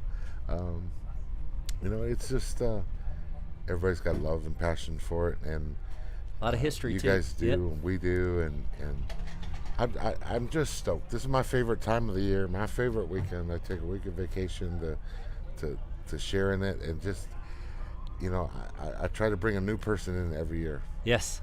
I Well, think that's the way to do it. yep, you do. And to get them interested and get them involved. Yeah. So if you're out there, you want to become a member of Blue Water Offshore, yeah, we are always looking for membership as well. cool. Dues are a whole whopping $10 a year. I think they are $20 a year, something like that. It's crazy. But you can go to Blue Water Offshore Racing Association.com. You can find us on Facebook. So you've got some longtime members too. Yes, Rich. Rich Shefferstein. He's got 29 years. Mark Olwyn Yeah. has got 27. Bob Owen. Yeah. He's got 25, and all those guys, we're blessed that they're out as starters today. They are. On our Yep. pace boats. They are. When you get that high up in seniority, you get to start to call your job. Yeah. Theirs is real hard. It's sunscreen and waving a flag. Yeah. But without them, we couldn't do it either. So thanks to all the volunteers that are out there, the patrol fleets. We got to say thanks to the city of St. Clair for helping us out with everything they do. I just got to say thanks to everybody. I mean, I know I'm forgetting somebody, but if I did, I apologize. And it's just awesome. Yeah. It really is. Well, you guys are gracious hosts, and we love being here. Always look forward to coming up here to beautiful St. Clair, Michigan. And I know all the teams do too. So good Lord willing and the creek don't rise, we'll be back next year. Right on. Thanks, Brad. I'm going to get back to work. Brian, thank you. And I will see you guys next year. All right. But I'm going to go tow some cars. All right. Thanks, Brian. Take care, guys. Bye-bye.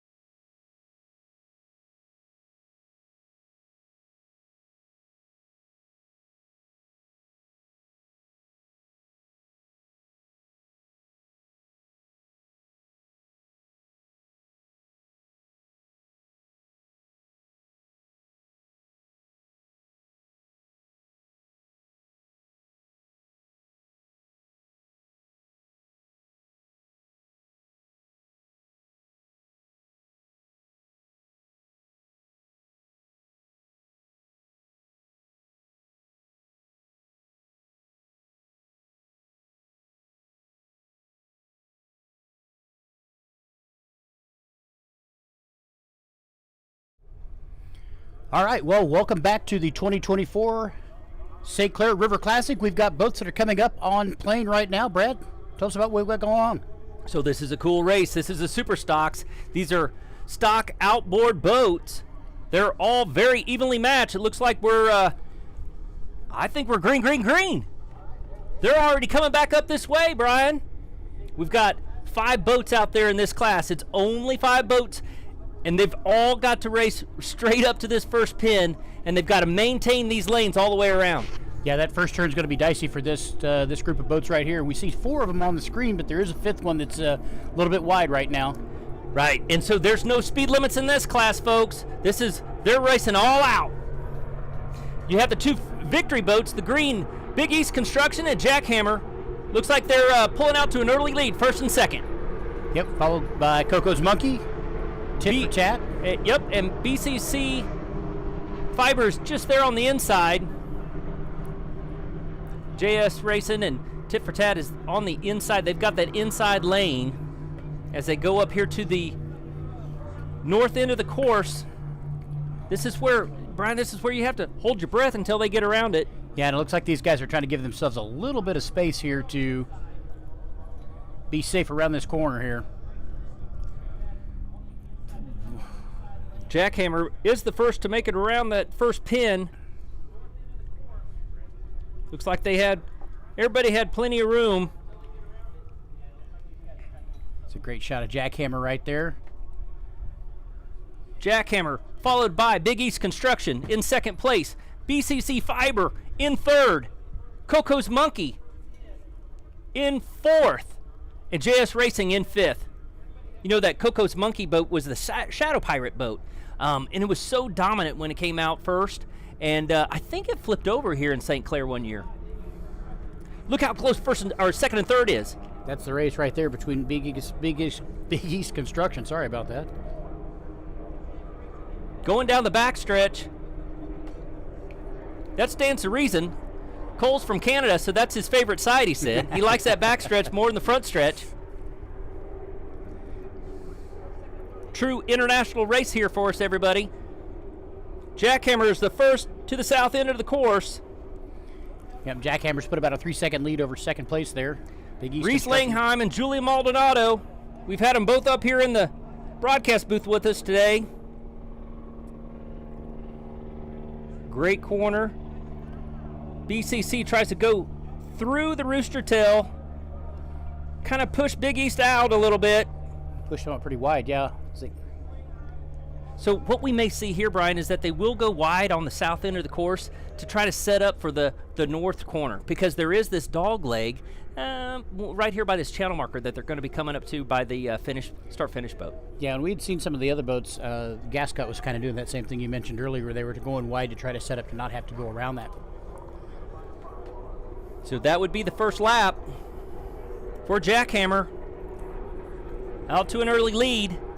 About a 5-second lead over Big East Construction. BCC Fibers really close right there in the spray. Connor Toomey, Ryan Beckley. Followed by Coco's Monkey. Father and son team, AJ and Pete Vigino. Tit for Tat JS Racing coming up, bringing up the back, of course. Right, with Connor Langheim racing in the same class as his dad. Yeah, we were talking about that earlier, and I'm pretty sure Dad's got some secrets he's not telling me. Yeah. Would you say? I taught him everything he knows. But not everything I know. All right, coming back down to the south.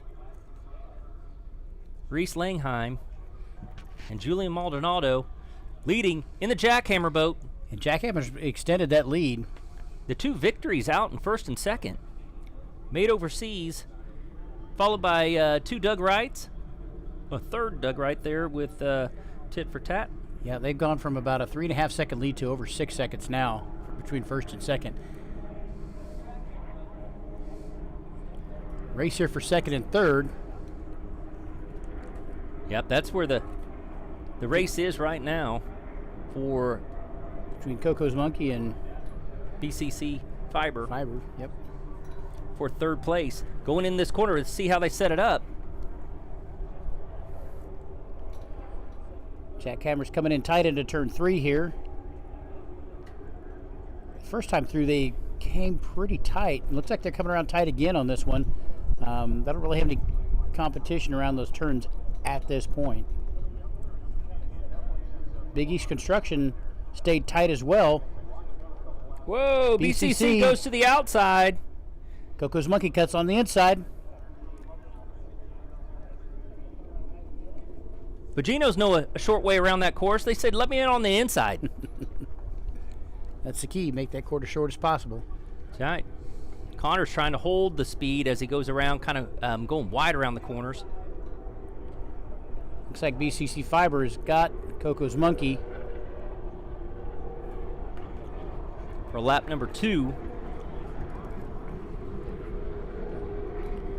You know, this class has had a problem with overheating with the water pressure, but Julian was telling us that he doesn't just watch that, he watches everything on the dash.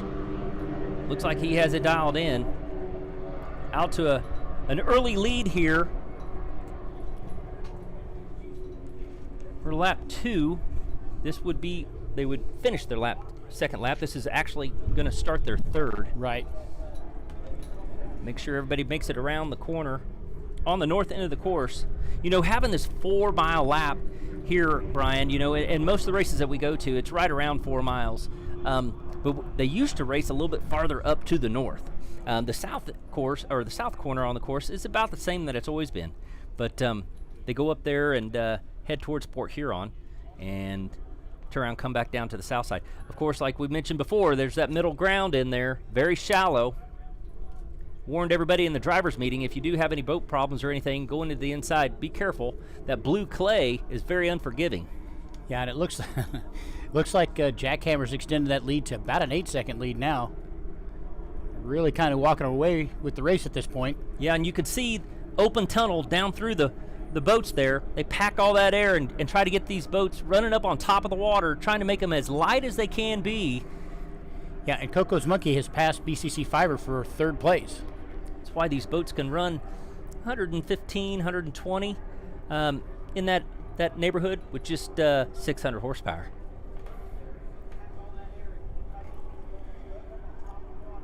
Great corner down there on the south end of the course. It's a good shot of Big East Construction coming around turn 4 right now. And looks like they're going to try to... They're trying to do the same line that Jackhammer did. You know, Gary Blue is in there in the Big East Construction with Cole Leibel. And Gary is the veteran of this class. And he is... Man, he has done it all. You've ever seen his garage posted pictures of that? I've not. There's so many checkered flags. It's unbelievable. Really? The guy is just an icon. It really is. Very cool to have him out here racing with us today. So Jackhammer is in first place, followed by Big East Construction. And then we've got Coco's Monkey, followed closely by BCC Fiber. BCC Fiber was in third place as they came by last time, right? Yep. Coco's Monkey passed him on the back stretch. JS Racing coming out of turn 4 now. So we've got eyes on Big East Construction. Now, as these boats start to get spread out, sometimes the race will finish just in the exact order we have it right now, and everything is how it is. But something happens, something breaks. Somebody catches a turn wrong or something like that. This still can be anybody's race, even though the field's spread out just a little bit. Jackhammer feels comfortable right now, but anything could happen in 11 laps. You're exactly right. So it's a long day for them. Got to make sure that everything stays together so they can finish this race. Put on a show here for everybody at the St. Clair River Classic. JS Racing, they're about a half a lap or more behind, but I don't necessarily see anything wrong with the boat or running wrong with the boat. It's got a great attitude coming through, so you never know what's going to happen. So.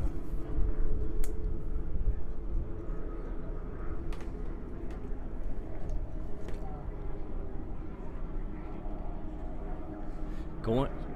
There's Coco's Monkey. Yep, that separation has stretched out between them and BCC Fiber. Yep, and between first and second is now up to 11 seconds. So as the field stretches out here a little bit, we've got, would you call this a strategy phase of the race? You know, people are still trying to figure out. Yeah, they're getting into the rhythm, trying to figure out their favorite line. Like we were saying, they don't have any breakout speed, so they're just getting comfortable in the boat and trying to figure out how they can, make up ground, maybe in the corners, and which their boat likes, going into the current or going with it. Yep.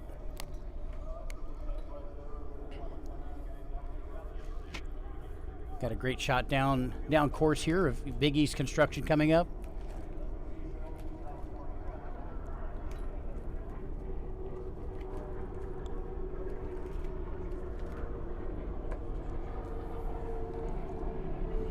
I thought maybe that Coco's Monkey was closing the gap on Big East Construction, but I think that has been pretty consistent right there around that 8 or 9 second lead that Big East Construction has over Coco's Monkey, at least at this point in the race.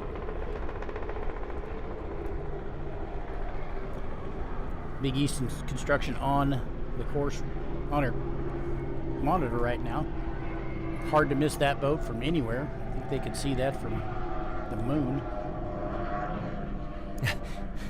You're saying it's bright? I'm saying you're not gonna miss it. So. Well, that's kind of a new wrap there for Jackhammer too. It was always gray, and now they have those red sides to it, and it does stand out a lot better. It makes it easy for us. Yeah. We got to give the Class 7 boat that we were giving a hard time to just the tip. Just the tip of their boat is orange. Everything else is white. Even the lettering on the boat is hard to see. So, very easy to recognize that Team Jackhammer going down to a commanding lead here in the Superstock race for the 2024 St. Clair River Classic. Great drone shot of Big East Construction. And then Coco's Monkey here going under right now, followed by BCC Fiber.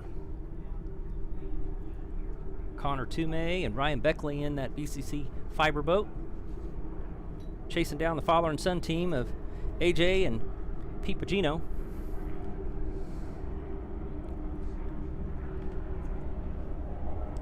So JS here in they'd be in 4th or 5th place.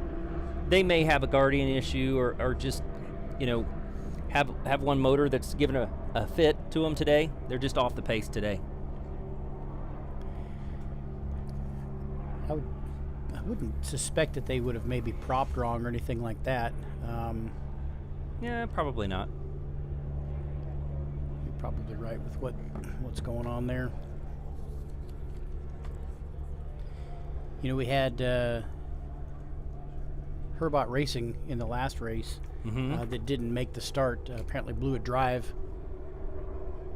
So unfortunate for that father-son team. We always like to see those guys out of the course. Grandma Herbot lives listening at home, and got some sponsors for Pine Ridge Services, the Tavern at Penns Park, Tamco, and Nick's Lake House for Team Herbot. So there you have Big East Construction still trying to chase down Jackhammer. That would be finishing lap. Can you look over her shoulder and tell me what lap we're on? Lap 5. That is lap 5 of 11.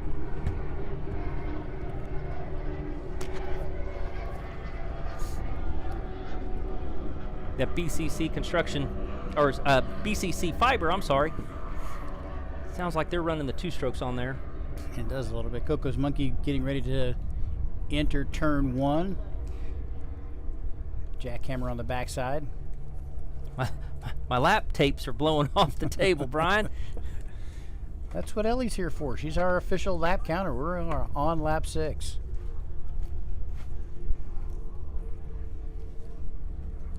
Yeah, Jackhammer definitely has the setup today, man. Even that boat looks great.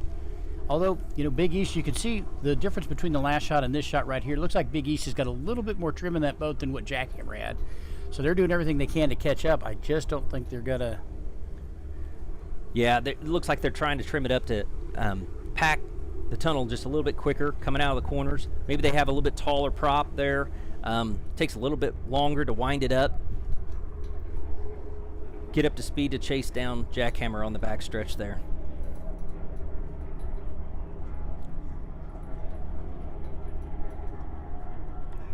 There, you see the power plant in the background. That's Jackhammer. That's your leader here for Superstock at the 2024 St. Clair River Classic, presented by MAGNA. Got about a 15-second lead over Big East Construction. So that lead has just slowly grown as this race continues. Very consistent. You gotta tip your hat to them. They're running a great race. Yeah.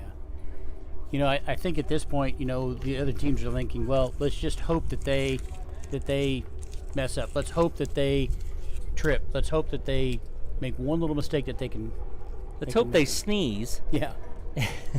That's all it takes. Yeah.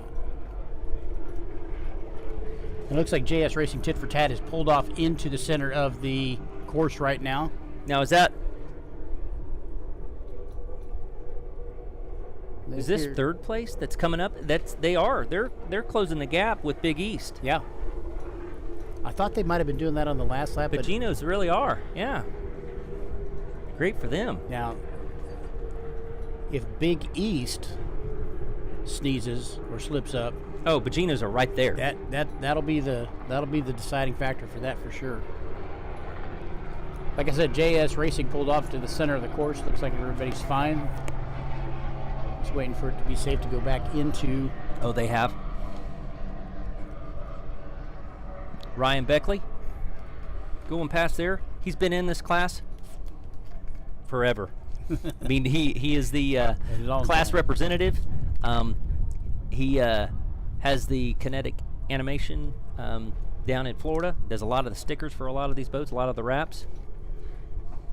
But right there on your screen is Team Jackhammer, Reese Langheim, Julian Maldonado,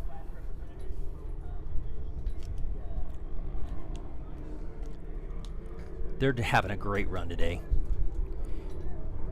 Second time they've had a Jackhammer boat out on the course. Class 7 had a Jackhammer boat. Very impressive run. Okay, so I timed them on the backstretch. Right now, there's an 8-second gap between Big East and Coco's Monkey. Okay. We'll see where we're at when we get past the buoy here on the front stretch. You said 8 seconds? Yes, sir.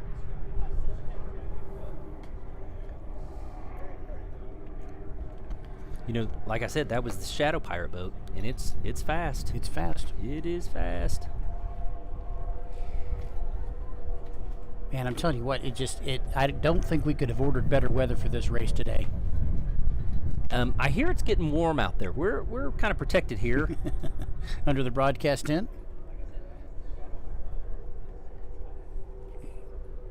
St. Clair Inn broadcast booth, if you will.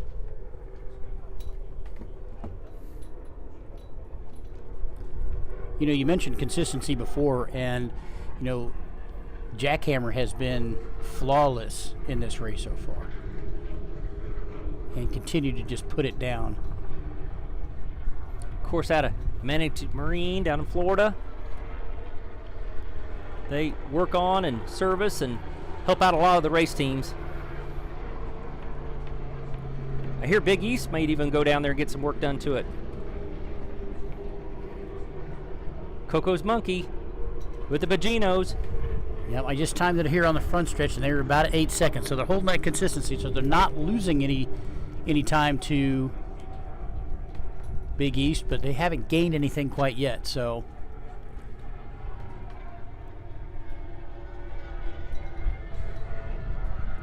Coco's Monkey getting ready to enter turn 1 here, as we've got see Big East Construction coming out of turn 1 into pin 2 and.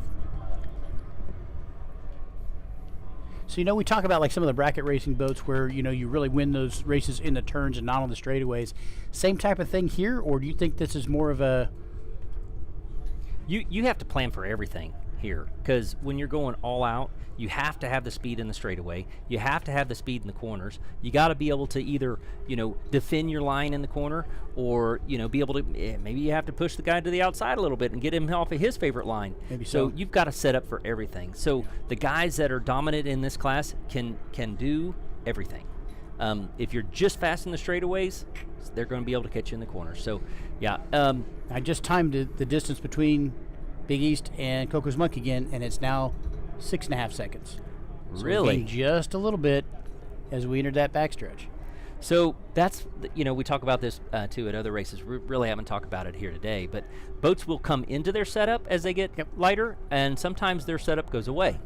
So as they burn off fuel, they will come into a more favorable setup for them and what they're comfortable with, what the boat likes. Attitude's going to change of the boat a little bit with less fuel in it, for sure. Right. And some of them, if they if they didn't set it up right or whatever, if they set it up for rougher water, once it gets lighter, it just it can't keep up. But today is what I would call smooth water. Yeah. We have maybe a 6 or 8 inch chop out there. Yeah, maybe for this race. Inglewood last year we were talking about 7 and 8 foot wave. Now we're talking about 6-8 inches. Yeah. So big difference in conditions, for sure. So that is for certain. So we have Jackhammer out in the lead, Big East Construction in second place, followed by Coco's Monkey. And it looks like we've just finished lap 9. Or just started lap 9 here. Corrected by our lap professional who ran her first race earlier today. Did an excellent job on the boat with Derek Dawson. Did she have to go for a swim like sometimes they do? Well, we were going to pay Dawson to toss her out of the boat, but he's got to ride home with her, so he's much smarter than we are. So Nellie's giving me a side eye from that comment there. I'm going to pay for that later, I'm sure. BCC Fiber going past our vantage point here. The drone flying over Jackhammer on the back stretch. Now, I just timed Big East and Coco's Monkey on turn 1, and there's about 5.5 seconds between them coming out of turn 1. 5.5 seconds, huh? Yeah. Now, I think that Big East is faster on the straightaways. Yeah, that 5.5 seconds is, precision timed. By Mississippi's? Yeah. Well, whatever. Whatever. Close enough. Highly technical here in the broadcast booth.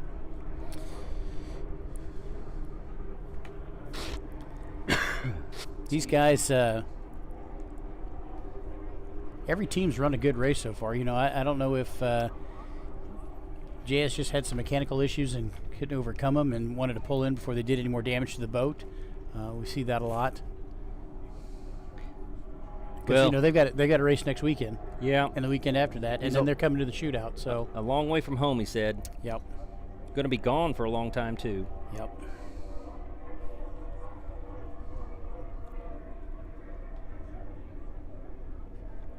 Here you go. Jackhammer's still out in the lead. I think the separation between second and third, I think it's closed up even more. Don't you? I'll time it. And the distance between first and second has stretched. I don't know. I think Coco's Monkey's lost a little bit. I counted about 7 seconds now between second and third. I don't know if Big East just really slowed up in that turn last time in turn 1 here. I mean, all 3 of these boats are running a really tight race. I mean, they're all spot on here. We are starting lap 10 right now. And so as they come back around, there'll be 1 more to go? Yep. So all of them are running really, really tight races. They're all running really flat. They're all running really well. The only way I think this order is going to change is if somebody makes a mistake. Yep. Something breaks. Somebody makes a mistake. Somebody doesn't plan for something. They didn't put enough fuel in the boat, something crazy. They are there are certain parameters that they have to fit, and one of those is the weight. Right. So they have to be craned out after the race is over. They also have to download their the data pack that they have to make sure that they didn't exceed their RPM limit, like Julian was telling us earlier. So they will inspect those. It's the first or the top 3 finishers that they will inspect over at the crane. It's a cool shot showing them getting around the north end of the course. Big East Construction is headed back down towards the south, and there, about the farthest from our vantage point, is Team Jackhammer going around the south end of the course. Yeah, and they've consistently run that exact same spot as they've come around that turn in 3 and 4 this entire race. So all three of the top 3 boats are running very consistent lines on this course. And like I said, somebody's going to have to make a mental mistake, or some equipment's going to have to fail in order for this to change. So we're going to start the last lap here.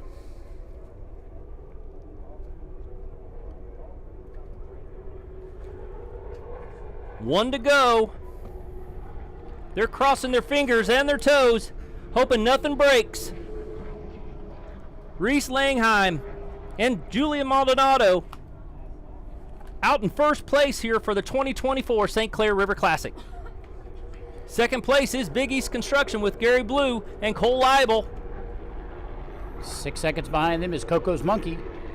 The Bogino boys are in third place, trying to do anything they can to catch up to the Big East boat. Man, look at this shot right here, Brad. See these guys coming around this pin with this drone shot? Man, that's a great shot. That is. You see how they were diving into that corner? Yep. Picture perfect corner. Everybody's running a fantastic race on this one.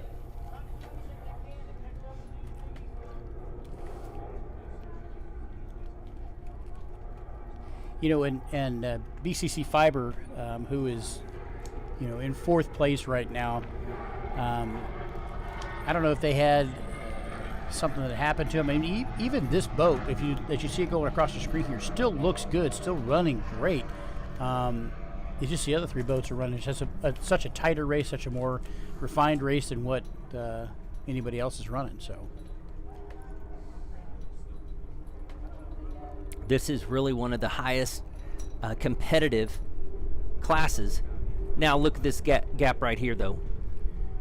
That is definitely closed up on the back stretch.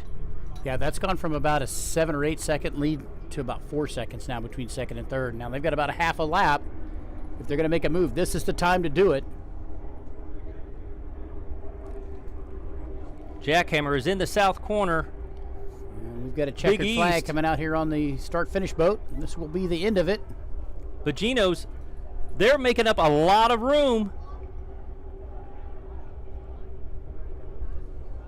Look at that, Brian. That's the race right there. Yep, we got a race for second and third right now. Race for second place. Ooh, Big East Construction looked like they slowed down in that turn. Here comes Coco Monkeys. They went on the inside, pushing Big East out. They're making a push for it right now. I think Big East has got too much for them. Yep. They were doing anything they could to get up there, though. Man, they did close that gap, and when they cut that corner on the last turn tight, I thought they had it. But so there you have it. The winner of your Superstock class here at the 2024 St. Clair River Classic goes to Team Jackhammer with Reese Langheim and Julia Maldonado. Second place will go to Big East Construction with Cole Leibel and Gary Blue. Those guys are turning back around after the finish line, going back down towards the finish boat, trying not to run aground out there on the middle grounds. And third place on the podium finish for the Bogino boat. Bogino guys, Coco's bothered Monkey. him some, Coco's Monkey. And coming in fourth place, just about ready to finish this race up, is BCC Fiber with Ryan Beckley. finishing that right now, crossing the start there. Era. They're on our screen, S14.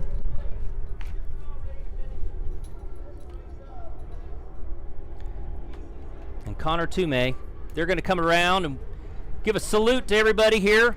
BCC Fiber, they said they have some quite a bit of people here watching, supporting them. Trim it up a little bit there. Give the fans a show. That was a great race. They're all good-looking boats, man. Yep. There's your winners right there on screen. Jackhammer. Beautiful victory boat. This is always the dicey part. You never want to fall off the boat when you're getting your checkered flag.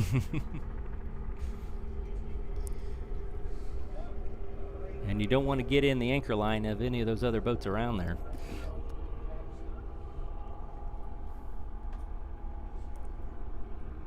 Wow. So, Brian, what do you think? Is that how you expected it to shake down?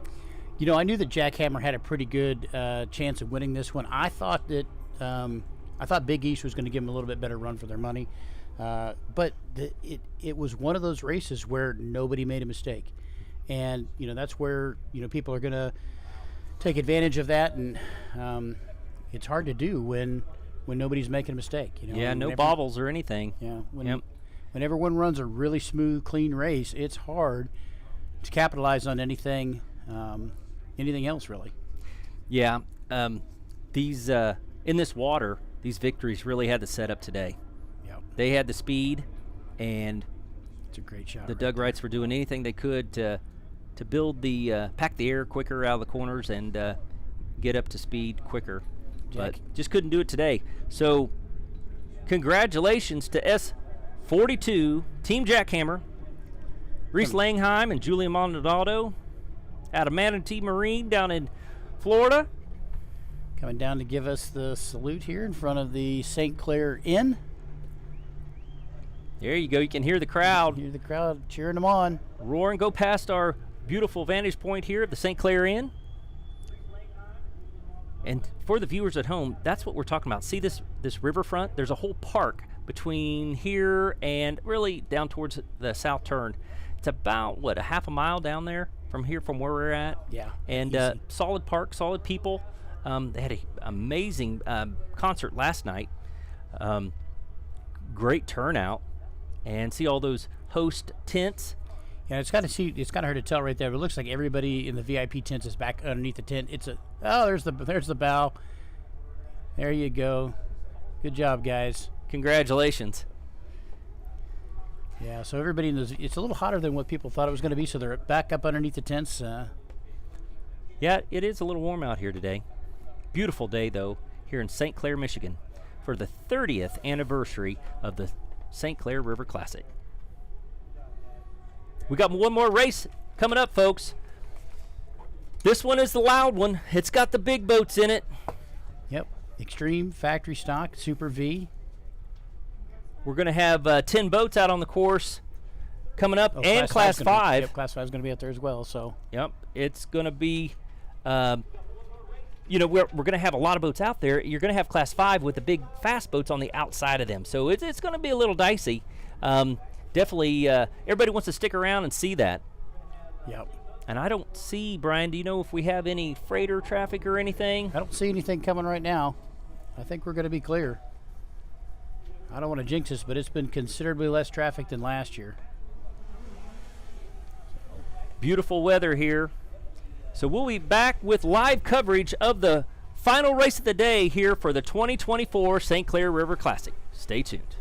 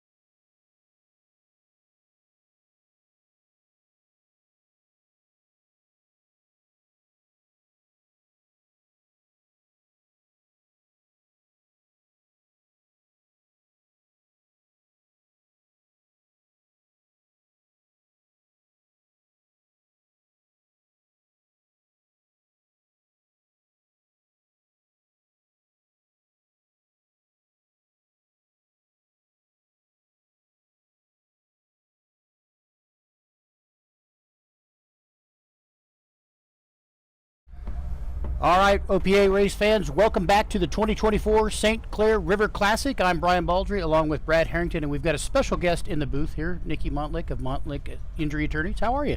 I'm good. I'm happy to be here. Good. Good to see you again. Yep. So you've got a 450 boat. Your 450 boat's on the water today, so excited about that? Yes, it is. We got the Montlick Injury Attorneys boat, number 40. I can see them kind of milling over there right now, but we have updated livery today, so I'm excited for everyone to see that, and the boat's looking really good. I got to drive in it yesterday, and it ran really, really nicely, and it was a truly exciting experience. Sweet. Well, So then who's the crew today? So it's special because we have our driver Logan Adon, and he's actually in the boat with his dad, JR, who is, I drove with him yesterday. He's an excellent driver, and he knows the boat up, down, left to right, so it'll be really cool and a special thing for them to be in there together. Very cool. You know, we have a lot of family teams, and having a father-son team out here today in their boat for the first time really together, right? Yeah, that's so cool. It gives you chills thinking about it. So that's cool. Yeah, and you guys have an updated livery. What's updated about the livery today? So you're gonna see it when it comes out, but we have tweaked our logo on the top of the boat. It's so big you could probably see it from space. If you're not watching the live stream, it's so big you could probably hear it. Cool. We've had a lot of jokes so far about how big the logo is, so we're excited about that. We have our M logo enlarged a little bit, and then eventually later in the season we're going to have a cheeky little design on the bottom of the boat, but I hope that you never have to see it on the water. My dad always said that too. I said, Dad, so how about sponsor my boat back when I was racing? He goes, yeah, I'll do it. But he goes, I want to sponsor the bottom of it. I'm like, for your son's boat? If I'm upside down, Dad, it's a bad day. Well, we have a funeral home back home. Yeah. So I'm like, Dad, you can't say that. So, no, we never let him sponsor the bottom of the boat. yeah, the only time we want to see the bottom of your boat is when it's on the tilt trailer. Exactly, and that's the only time that you would see it. Right, yeah. And I stand by that. hopefully. Yeah, so yeah. It's perfect. a cool marketing idea for the bottom of the boat. You know, it's such an impressive boat when it's going down the road or they're in the setup in the pits, sitting on its side. It's just amazing. And you guys have a beautiful setup, you know, with the support vehicle and a great big rig and everything. It's just really cool. Yeah, thank you. We appreciate that. Yeah, you see us coming. It really does look like a spaceship. And the cool thing about those Doug Wrights is that it's a race boat mold, so you can go out and you can buy a pleasure boat, and it's coming from the same mold as the race boat. Yeah. Race on Sunday, sell on Monday. That's Yep. right. So we've got the boats down at the south end of the course. They're down in the milling circles. And for this final race of the day, we are going to have a special treat. We've got really the hometown fight is going to be the Right. Super V class. Yeah. What was Super V back in the day? They also call it the V Extremes. We've got the Knuckleheads, which is Evil Ed Evil Smith Ed and Smith. Johnny Stanch. And Johnny's back in that boat. He raced that boat for 10 years when Peter Mayer had that. And now they're going against Ed Smith and Anthony Smith in the Was Up boat. And another father-son duo. Yep. Exactly. So, yeah, you've said we've had a lot of team family members. We did have a mother-son Oh, wow. racing Class 7 earlier, and the Donnellys there, and I think they ended up, well, we don't know how Class 7 ended up yet, so, but Highly contested. highly contested Class 7, so, It always is. yeah. Yep. And then we have new boat that's coming out today. Brian Clinic and Jay Muller are going to be in the Twisted boat. They've been up here rolling up and down on every test session. They were out there testing this morning. They had a little bit of trouble earlier, in the week when they lost a set of props. So they've been trying to do whatever they can to find another set to be competitive out here today. I know that they were hitting the rev limiter quite a bit in testing. So, and then we've got a special treat for everybody. Another local team has another 40-foot fountain V-hull, and that's American Custom Marine. And that thing is a beautiful piece of just Art. I mean, raw speed. It's got 1350s in it, and it's going to be driven by Matt Sofer, but the throttleman is the local guy here that has American Custom Marine, Mike Knobloch. So very cool. I know they got a big group of fans here watching, and they're really going to put on a show for us today. Yeah, we got to spend some time with Mike down in the pits yesterday looking at that boat. Tell us a little bit about the back end of that boat, because it's a little different than the other two boats that we've got out here. So Yeah, so it has harness and surface drives on the back of that.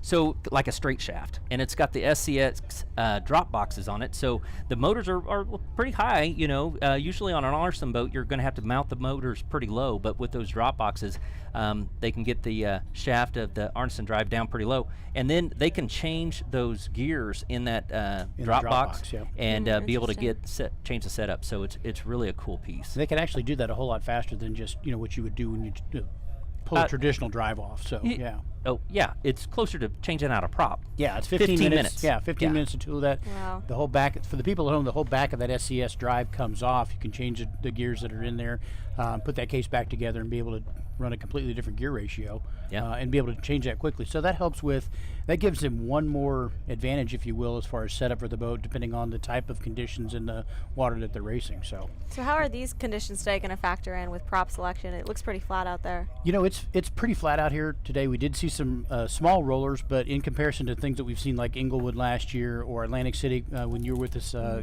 few weeks ago, where the conditions were much rougher, the only thing that people have really had to contend with is just the current. And you probably dealt with that a little bit yesterday when you were driving. So about 7.5 miles each direction. So when you come around that, you're going to gain speed as you go south, and lose speed potentially as you come up to the north here.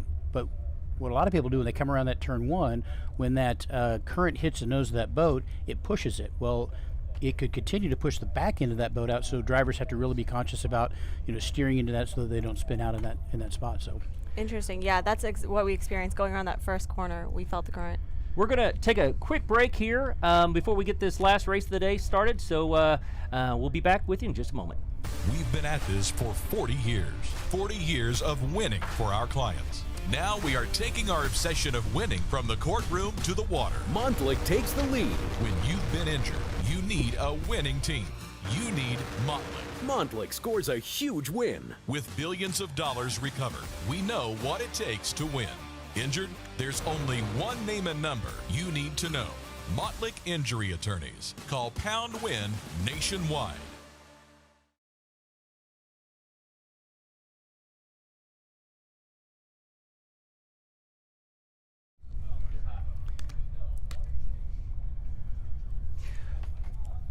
Well, cool. We got to see one of your commercials that you got there, Nikki. That was pretty cool to share that with us before this final race. You guys really have jumped into this race and to support the races wholeheartedly. We just love having Montlick Injury Attorneys jumped on board, and we love having you with us.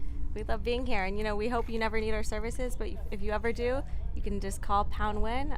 We're here. Pound Win. So it looks like we've got the pace boat lining these boats up here, getting ready to start bringing them this way. In the second start of this race, we are going to have the Class 5 boats. We've got 3, but we'll give you the rundown right after the start of this, the first start with the Super Vs. And it looks like it does look like the number 8 boat is out there. Yeah. You can give us a little bit of heads up. You'll know more about that boat than we do. So are all these boats going to start at the same time here? These boats here that you're seeing, yes. And then see the row behind will be Class 5, and they'll start behind with another start boat. Yeah, so you see that second start boat in the back that has the yellow flag on it. Mm-hmm. If you look down here, you can see the rooster tails coming up. Yeah, there they go. They're going to let them go pretty quick, folks. Get ready. Get on your feet. This is the loudest, most exciting race of the day for the 2024 St. Clair River Classic. 30th year here. Look at these boats as they come down the course, Brad. Look at those rooster Amazing tails, Brian. Rooster tails, yep. That is a really nice sound there. Green, green, green. We're racing here. St. Clair River Classic. Now these guys have to hold that line around that first turn just like all the other classes have. They're probably going to blow our mics out as they go by here. Absolutely will blow it out. We've got Knucklehead and What's Up. American Custom Marine on the outside. Flying past our booth. And we've got the 8th boat in there. I think it's driven by Colin Stack. That's the other Doug Wright 450. It's the 38 Catamaran sponsored by the 8th. Give them a little shout out. They're here. That's a beautiful boat as well. They're going up towards the north end of the course. Going to the pin. You have Walls Up and Knuckleheads. Everybody's been looking forward to this battle. Looks like Walls Up had the pole. Knuckleheads Looks like Waz Up's got him around the first turn there. It does. American Custom Marine on the outside. Rooster Tail's coming up. They're trying to build some speed. JBS Racing is off plane right here in front of our booth. They had some transmission problems yesterday. We got the second start on Class 5 here as they come across in front of us. You do. So we have, in Class 5, we have Tom Crawley and Fran Velatetto out in Tom's boat this time in TC Marine. We also have Team 521 Shocker Chris Colson and Taylor Ash, and we haul boats with Nicholas Fennell and Mike Ogden. Here's a shot of the Class 5 boats right now as they head down into Turn 1. I know the We Haul Boats boat wanted to give a shout out to their crew chief, Alexis. It's her birthday today, so they're hoping for a win today in Class 5. Hey, happy birthday. We got those two 450s neck and neck down there. Boy, they are. Boat. Side by side, going towards the south turn. Looks like Mountain Lake Injury Attorneys on the outside. Heading into Turn 3 here as they come through. There on your screen, you see American Custom Marine trying to get those 40-foot fountains to round that corner. You see Waz Up pushing American Custom Marine to the outside there. Now, that's one thing that those other two boats, because of the drives, are probably going to be faster in the corners than what you're going to have with American Custom Marine. So the Was Up boat and the Knucklehead boat, very, very similar boats. And they're running power about 800, 850 horse. You want to say anything to it? Say it now because you won't be able to hear it soon. Anthony Smith and his dad, Ed Smith. He is pulling ahead.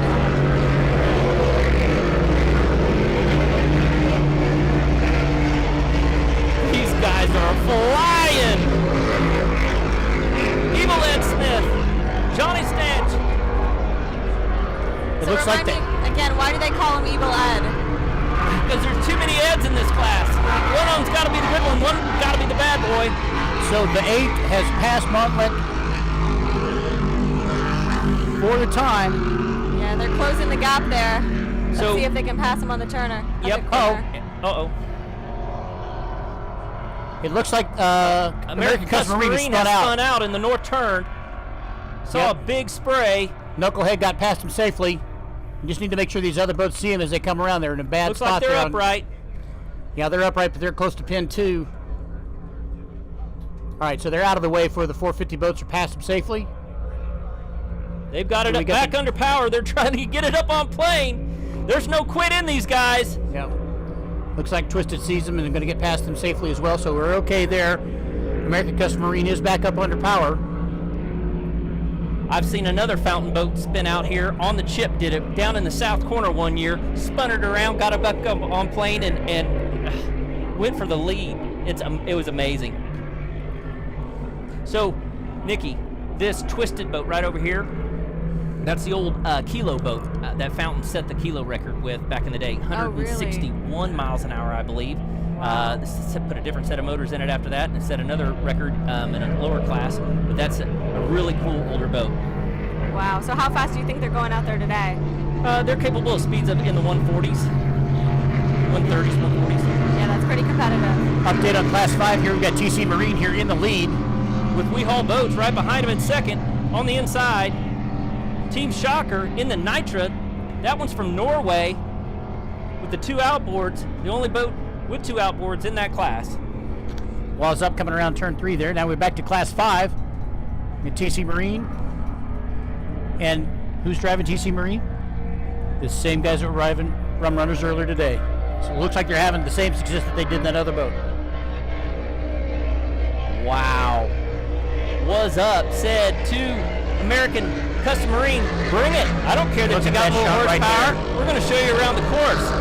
Man, what a great shot it was up right there as they're coming across the course in first place here. Followed closely by Evil Ed Smith. Now, we saw the same type of thing in Atlantic City where Waz Up was way ahead of Evil Ed Smith, but Waz Up wasn't able to finish the race. So Knucklehead won. Knucklehead won. Yeah, Right. and that's You got to finish to win it. That's right. Here's the 450 class going past. So this is actually what Logan Adon drove last season. This is the red boat, the red 38 Doug Wright. this week they got a new wrap on it and a new sponsor for this race, which is the 8th. So it's looking really good. And so, is that White Boy Rick in there? Yeah, I don't know. I know Colin Stack, I'm pretty sure, is throttling the boat. I thought maybe you may know who's driving. But White Boy Rick was out there yesterday testing, so it very well may be. So there's American Custom Marine right there that spun out in this turn the last time that they came around. They look like they're running just fine now. Maybe not quite as hard as they were a moment ago, but they're catching back up. Mike's probably telling Matt, hey, just keep it around the corner. Yeah. You know, we don't need to make another loop-de-loop. Yeah, let's keep the front forward this time. I've got to watch that north end. Twisted is past the first buoy, on to the second. So is American Custom Marine, going to the second. Headed back down towards the south. There on your screen, you do see Was Up, followed by Knuckleheads.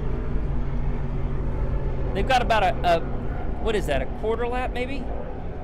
And how many laps are they running? Well, we happen to have it right here. Super V is running 10 laps. Now Was Up just took a really wide turn there on turn 4. Who did? Was Up did. Now they may be setting up like we've seen other boats in this race, but they were pushed out a little bit by the Class 5 boats that are slower. So when you get the faster boats and they're going to come into behind the slower boats and start to lap them up, that could potentially change some leads, and we've seen that happen in the past as well as they pass that slower boat. So right. So Ed Smith and Anthony Smith in the Was Up boat, they said that the Class 5s would be out here. Ed Smith is the president of OPA, and he said, we will go wide. We'll let you Class 5 boats duke it out on the inside. And they're going to have to pass on the outside lane, isn't that right? Correct. And that's a new boat to them this season.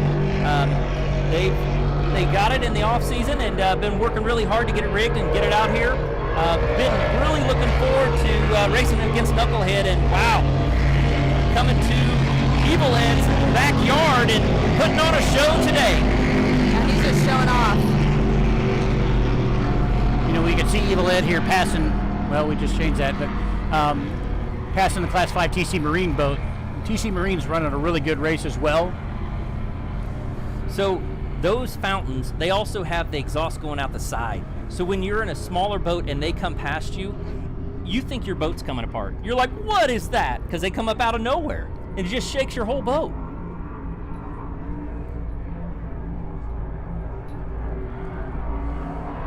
Montlick Injury Attorneys going up to the north end of the course. Now what lap is this? It's hard to believe they're going to drive 40 miles throughout this course. Right.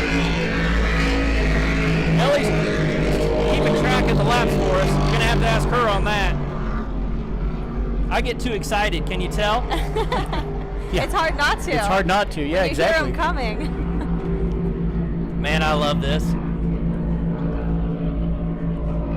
Beautiful weather, beautiful race course, this beautiful blue water. Yeah, it's hard to beat this. It's hard to imagine a more perfect day. Yeah, now, Nikki, we know you're not any stranger to racing or anything like that, so we know that you're excited about your team, but they've got some making up to do before they're going to catch the 8th boat here.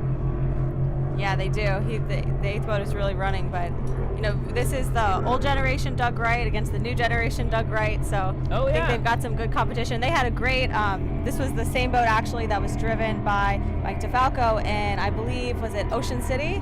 Yep. And they had a really awesome race right into the finish there. Oh, really? Okay, cool. I know, yeah. It's fun to watch these Doug Wrights go against each other head to head. Yeah, definitely. Well, we were talking about it the last race before you were up here, that the super stock class, they were just waiting for somebody to make a mistake, and everyone ran a really perfect race, so it was going to finish that way. Now this could be anything. Like we saw, American Custom Marine make a mistake up here in turn 1, and they're not even close, even though they have a lot more power than the other boats. So anything's possible with any of these classes that are on the course currently right now. Yeah, you have to be so careful, especially when there's multiple classes running at the same time. Yep. Really keep your distance. It's amazing to see how close some of these boats go when they're running next to each other. Yeah, exactly. There you have on your screen, Team Was Up, followed by Knucklehead. You can see, you can feel from our vantage point the power as they go by. And Knucklehead, ran unopposed in several years recently, keeping that class kind of alive until these other boats have shown up. And Evil Ed he's a trooper. He's out here all the time. He's always running. He's always running hard, even when he's running by himself. So. Yeah, and we want to give they have Riverbend Marina right here, and they help a lot of the racers when they come to town and in the off season. Now it looks like the 8th has slowed down here. Yeah, it looks like the Montlick boat may be closing the gap more and more here. And Evil Ed, Julie over at the marina, she had a little bit of, I think, a spill yesterday, but she's not here with us, so our prayers go out to her. She's so sweet, takes care of a lot of racers when they come here. If they need anything, we all go over and see Julie over at the marina. Yep, looks like Montlick's going wide into turn 1. They haven't quite caught the 8th yet, but they were closing that gap. Nope, there they there it is. Yep, I think you're right. I think you got him right there. Yeah. Looks like they're going to pass him shortly if they keep on the gas there. There you have Twisted with Jay Mueller, Brian Clinic. So Brian's, he's about 30 minutes down the road. He's really somewhat of a local racer, and Evil Ed has done a lot of work on that boat to set it up to be out here on the race course. We're seeing this not on camera right now, but that we came out of turn 1 and we thought that Montlick was going to catch them, and now they are pulling away. We see some of the Class 5 boats come across here. They're teasing them. Isn't it amazing how quiet those are? And they're the same speed, basically. Yeah, we hit around, we're in the mid 120s, 123, 124 yesterday in the Montlick boat, and that was just not even reaching the full capability of it.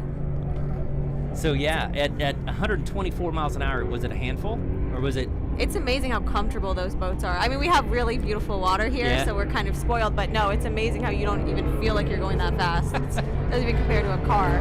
It's going to be a completely different ride in that Waza boat than it is in your 450 boat, I guarantee that. So those guys are not nearly as comfortable as you are. So no, but this water is a lot better for them than it was in Atlantic City. Atlantic City, they took some hard hits.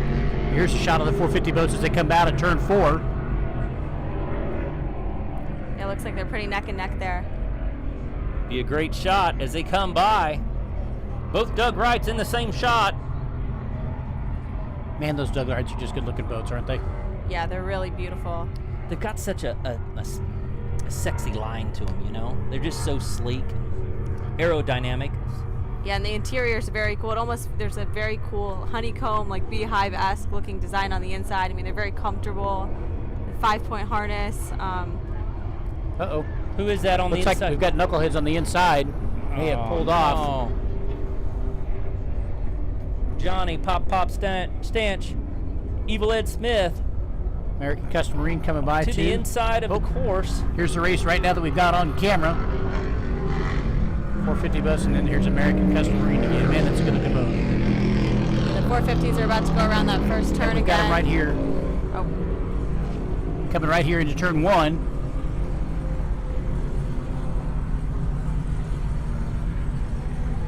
Looks like JBS has pulled off the course as well.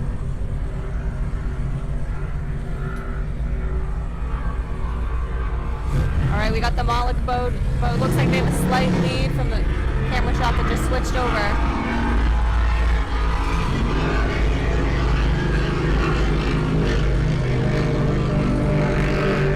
Twisted Fountain here, heading down towards turn 1.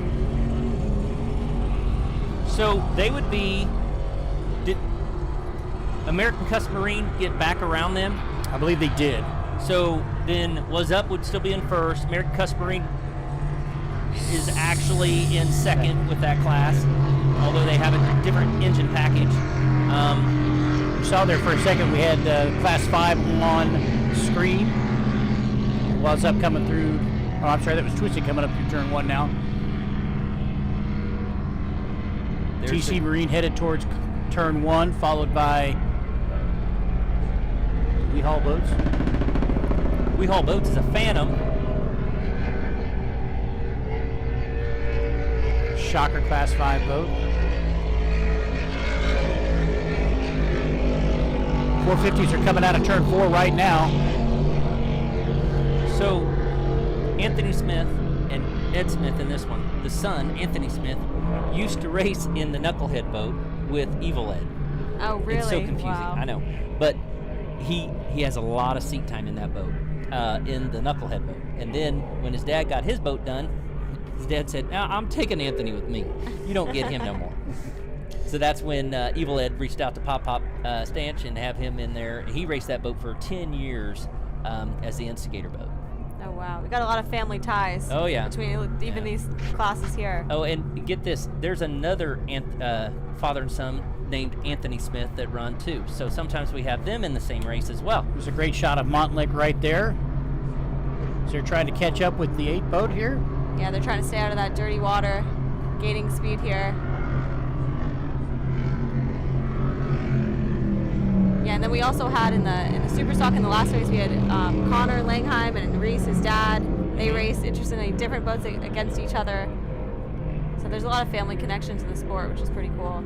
Yeah, we had those guys up in the broadcast booth earlier this morning. We were asking Senior if he had any advice that he was withholding from his son. He's like, I'm not saying that on air. So that's the secret sauce. That's the secret sauce.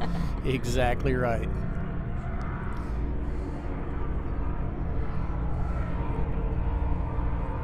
Folks, you're watching the 2024 St. Clair River Classic, brought to you by MAGNA, Cargill, Raymond Cranes, St. Clair Inn, on a beautiful day in St. Clair, Michigan.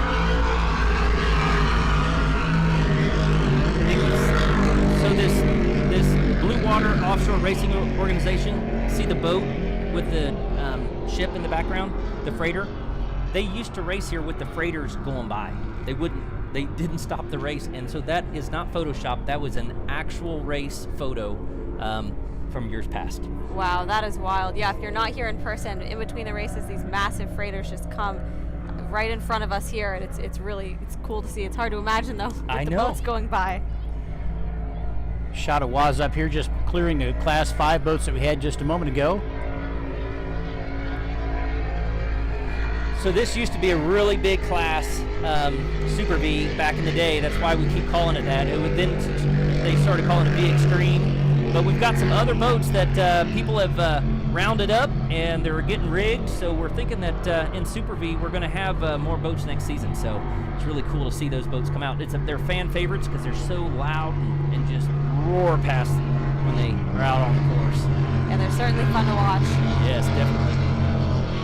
TC Marine is still in the lead in Class 5, followed by We Haul Boats in second. Now it looks like we've got Montlick has pulled into the inside of the course here. They are under their own power, so everything looks okay from this vantage point. I'm not sure why they would have pulled in, but they are inside the course here. We got the 8th still running strong, approaching that first turn. That's a good looking boat. Yeah, the lines on that boat are just beautiful. It's a shame we can't see the top of it. There's a really cool, White Boy Rick has his snowman design on the front with some, with a wrap with some giant money signs on there. It's pretty cool. We saw that up on the trailer yesterday. Yeah, up on the tilt, you can really see how big these boats are. He was there in the pits signing autographs for everybody yesterday. People were coming over and taking pictures with him and everything. He's somewhat of a internet sensation, right? So pretty well known. He has a documentary too. Yeah, he does, and this is where he's from. He's from Detroit. He's from Michigan originally, so this is kind of, close to his hometown. And he's the nicest guy you'll ever meet. I'll tell you, he's a total sweetheart. Really? Yeah, he's an awesome guy. Cool. Haven't had a chance to talk to him yet, but yeah, looking forward to it. So the hatch is up on the Montlake boat, and we've got a one of the safety boats headed their direction just to check on them, make sure everything's okay. Appears to be at this point.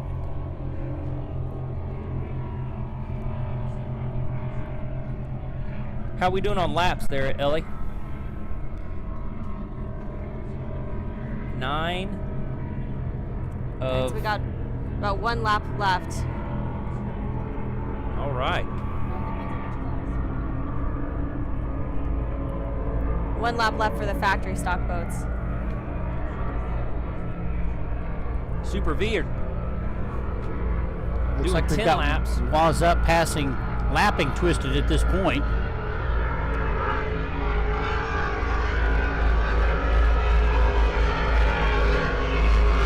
Two Fountain power boats side by side. very similar bottoms, but the 40 on the inside of the Was Up is more of a cut down, doesn't have as much freeboard as the Twisted boat. Now you can see on this shot right here that we've got TC Marine from Class 5 coming around, still in the lead. American Custom Marine way wide of those boats, keeping a safe distance. Yeah, you can tell which one that one is. Look at the rooster tail. Yeah.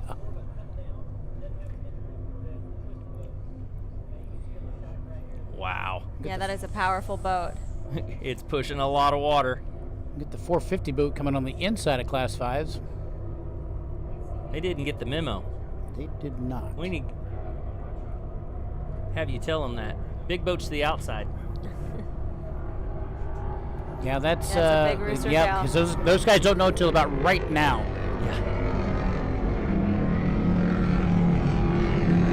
And those 450 boats are so bright you can't tell what's going on, especially if you're in your Class 5 and you've got the big motor that TC's got in there. They wouldn't have heard them. Yeah, you barely realize until you look out that little window and you see two boats next to you that they're so close. We haul boats number 513, maintaining second place here at the St. Clair River Classic, looking right down the tunnel of the 8th. The new race team, are they going to try to finish out the rest of the season, or do you know what the plans are for the that team? I'm not sure on the plan for that. We'll have to see after this race and it's ask them in Michigan City. Yeah, next weekend, huh? We'll see if they make an appearance. Yeah. I sure hope they do. We've got another race. OPA is going next weekend. We'll be in Michigan City, Indiana. A lot of these teams are leaving here tonight and headed over there. Be setting up. Yeah, they're going on tour basically. Yeah. Now that's a pretty major block party, isn't it, Michigan City? Yeah, it sure is. I have to fly home and go to work for a couple of days, and then I'll be back over there covering next week's action. Yeah, you and me both. Got to go back and pay for all this fun. There This you have. is going to be the last lap. They're going to finish up here at the end for the 450 class. Yep. The finish line is right here at this biggest Right boat in the with center. Yep. And I don't see a checkered flag yet. Or maybe I do. For Was Up.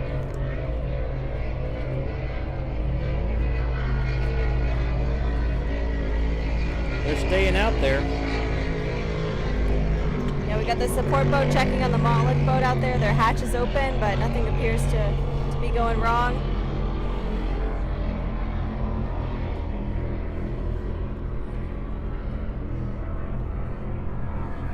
Coming down towards the end of this last race of the day for the 2024 St. Clair River Classic. 30th anniversary, folks. All the teams love coming here. Team V71, Brian Klinick. Great shot on the twisted boat right there. Jay Muller. Big shot of the exhaust coming out the side there. 8th boat coming across your screen.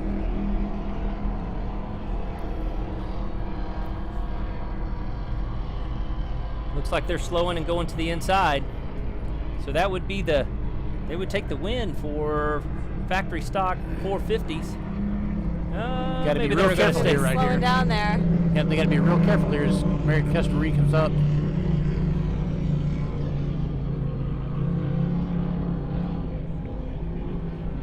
So it's amazing that rooster tail, just different setups. And you know, American Custom Marine, they're running those surface piercing drives, so half of the rotation of the prop's out of the water, so it's breaking the water every time it comes around, and that's why it's throwing such a rooster tail, is that it's exposing that prop. So it's throwing all that water back behind them, so that's why it's such a huge rooster tail. Oh, interesting. Now, in water like this, are you going to want to select thinner props? Yeah, you could go with a thinner prop here. With rough water, you want something stronger, but here you're going to set up for top end speed as much as you can, because the water really for these big boats, it's pretty smooth. So yeah, all those big guys are just trying to put on a big show and go for the big number.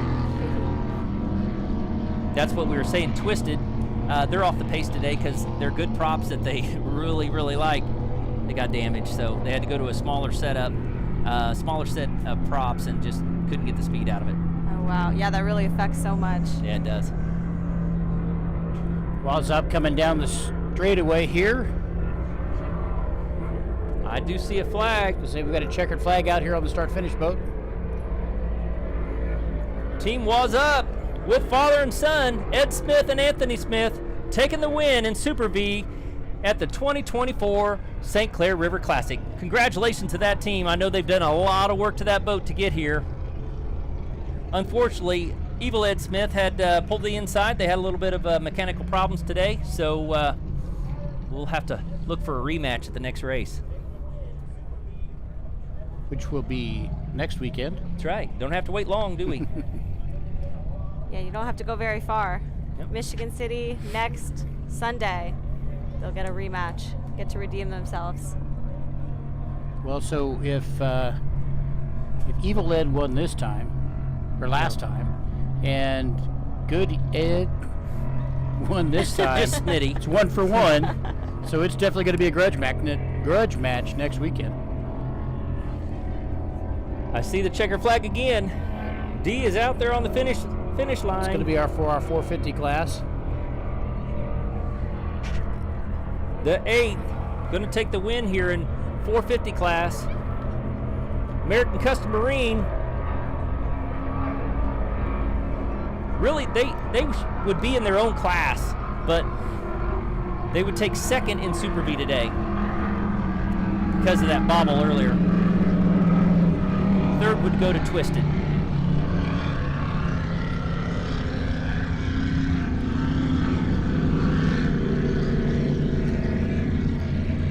We have to wait. We do have Montlick's going ahead, and they must be having some problems or something. They're going to go ahead and cut the course, which is a little sketchy right now because we do still have race boats out on the course. Class 5 coming Class around. 5 is still out there, folks.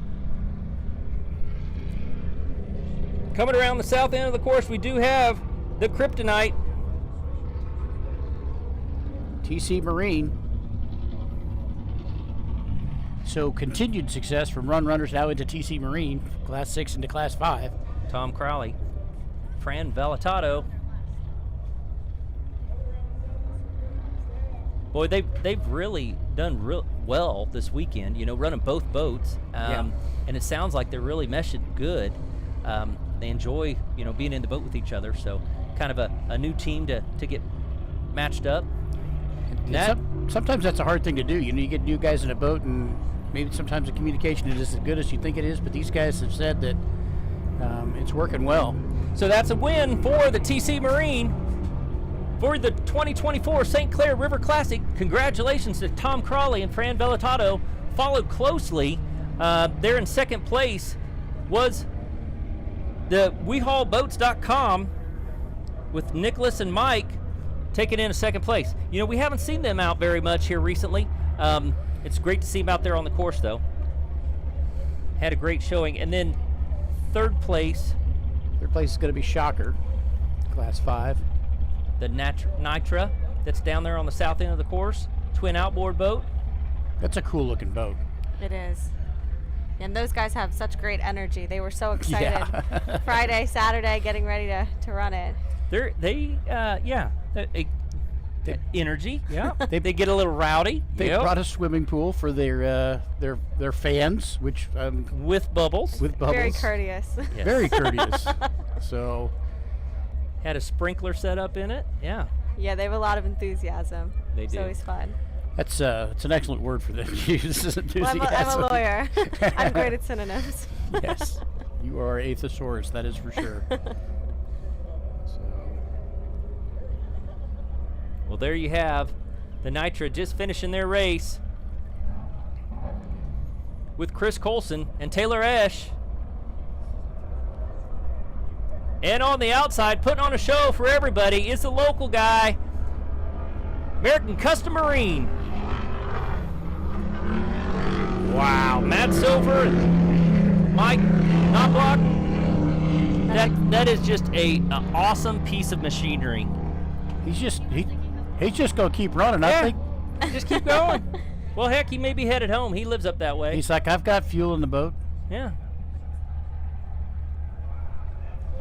We've got a great shot here of the WhatsApp boat with the checkered flag. Beautiful shot from the drone. Now it's possible, I'm getting told from our lap counter that maybe American Custom Marine still has one more lap to run. Maybe that's why they're doing it. So, Cool. must have after that spin. Yeah. So if that's the case, then Twisted Wood has taken second. yeah, Yep. TC Marine, they're getting their checkered flag. So that boat has come to the shootout in Missouri and run 101 miles an hour. They can't run 101 wow. today, but bracketed by their speed today. But it's a very fast boat. Congratulations to Tom Crawley and Fran Vellitato. We're going to have to ask them which one they like running better. Fran will probably say, "Oh, I like running his better because I get a beat on it." Yeah, he said I don't have to worry about tearing anything up. Yeah. Great guys. Team was up. They're on your screen. Anthony Smith, Smitty Smith. Too bad they didn't get to duke it out more with the knuckleheads. The first part of the race was super exciting with all three of those boats. All Yeah. four of those boats really headed into turn one. Yeah. Evil Ed and Pop-Up Stanch, they were saying, no, yeah, the knucklehead fits us to the T. It really does. We are just a couple old knuckleheads. We had a shot there just a second ago of the 8th boat with their checkered flag up. That's got to be exciting for you too. So Yeah. Yeah, that's super exciting. I'm sure Rick is really excited in his, close to his hometown to get his boat out here and interact with people and take home a win. That's pretty great. Yeah, I didn't realize he was from Detroit, so that's cool. TC Marine coming around to do a victory parade lap. Show off their checkers. Well deserved. Second time for the day for these two, and they're different classes here. Yeah, that's got to feel pretty good. Yeah. Really nice, beautiful, safe day of racing.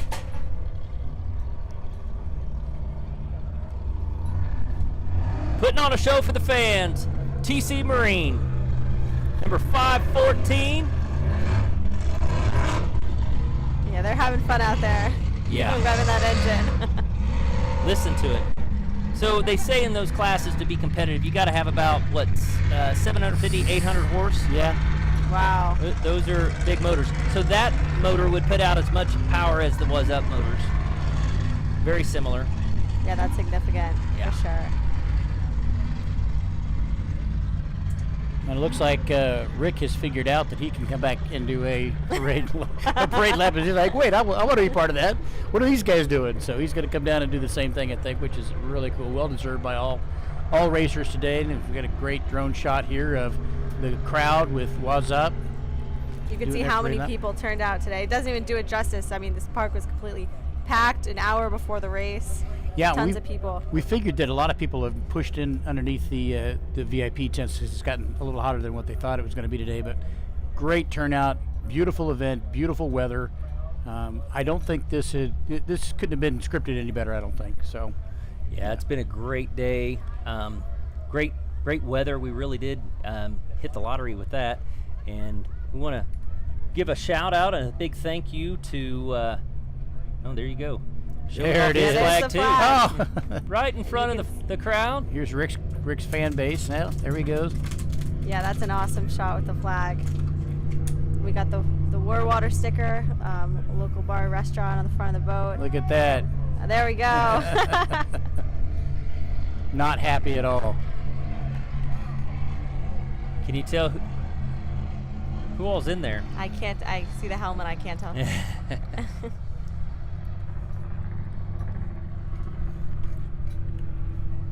I want to thank Kaylee McGee. She's done a wonderful job on the camera today.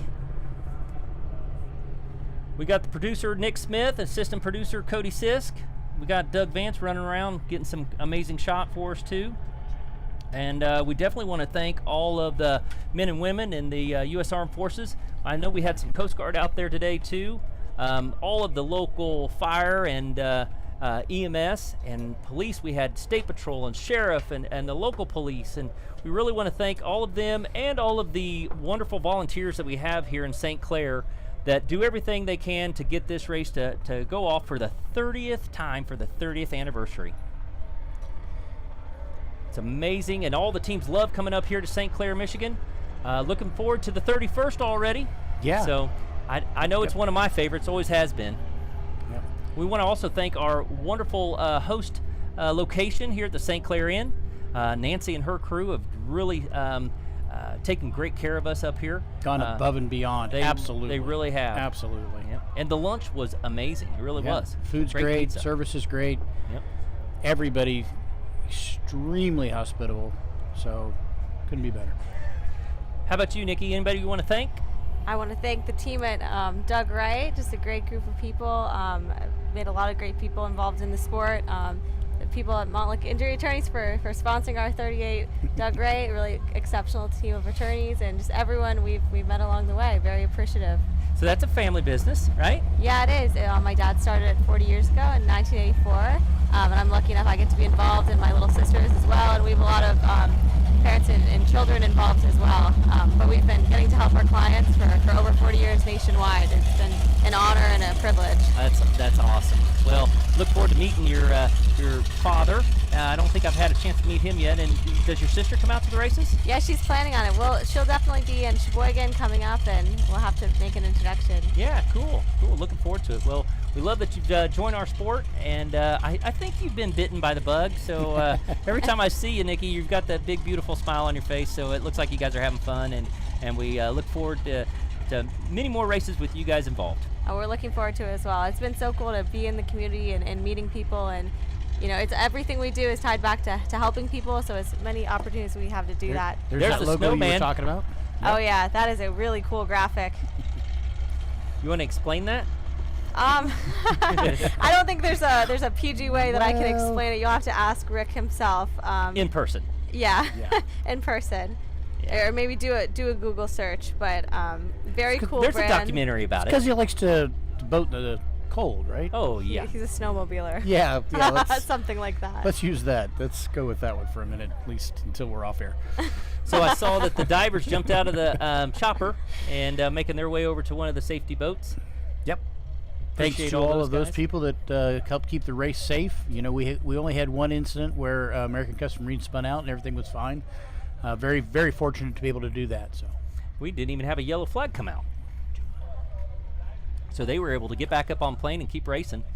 That shows how cool that piece is. I mean, that boat is just amazing. Okay. So yeah, we're back. Great day. Yeah, awesome day.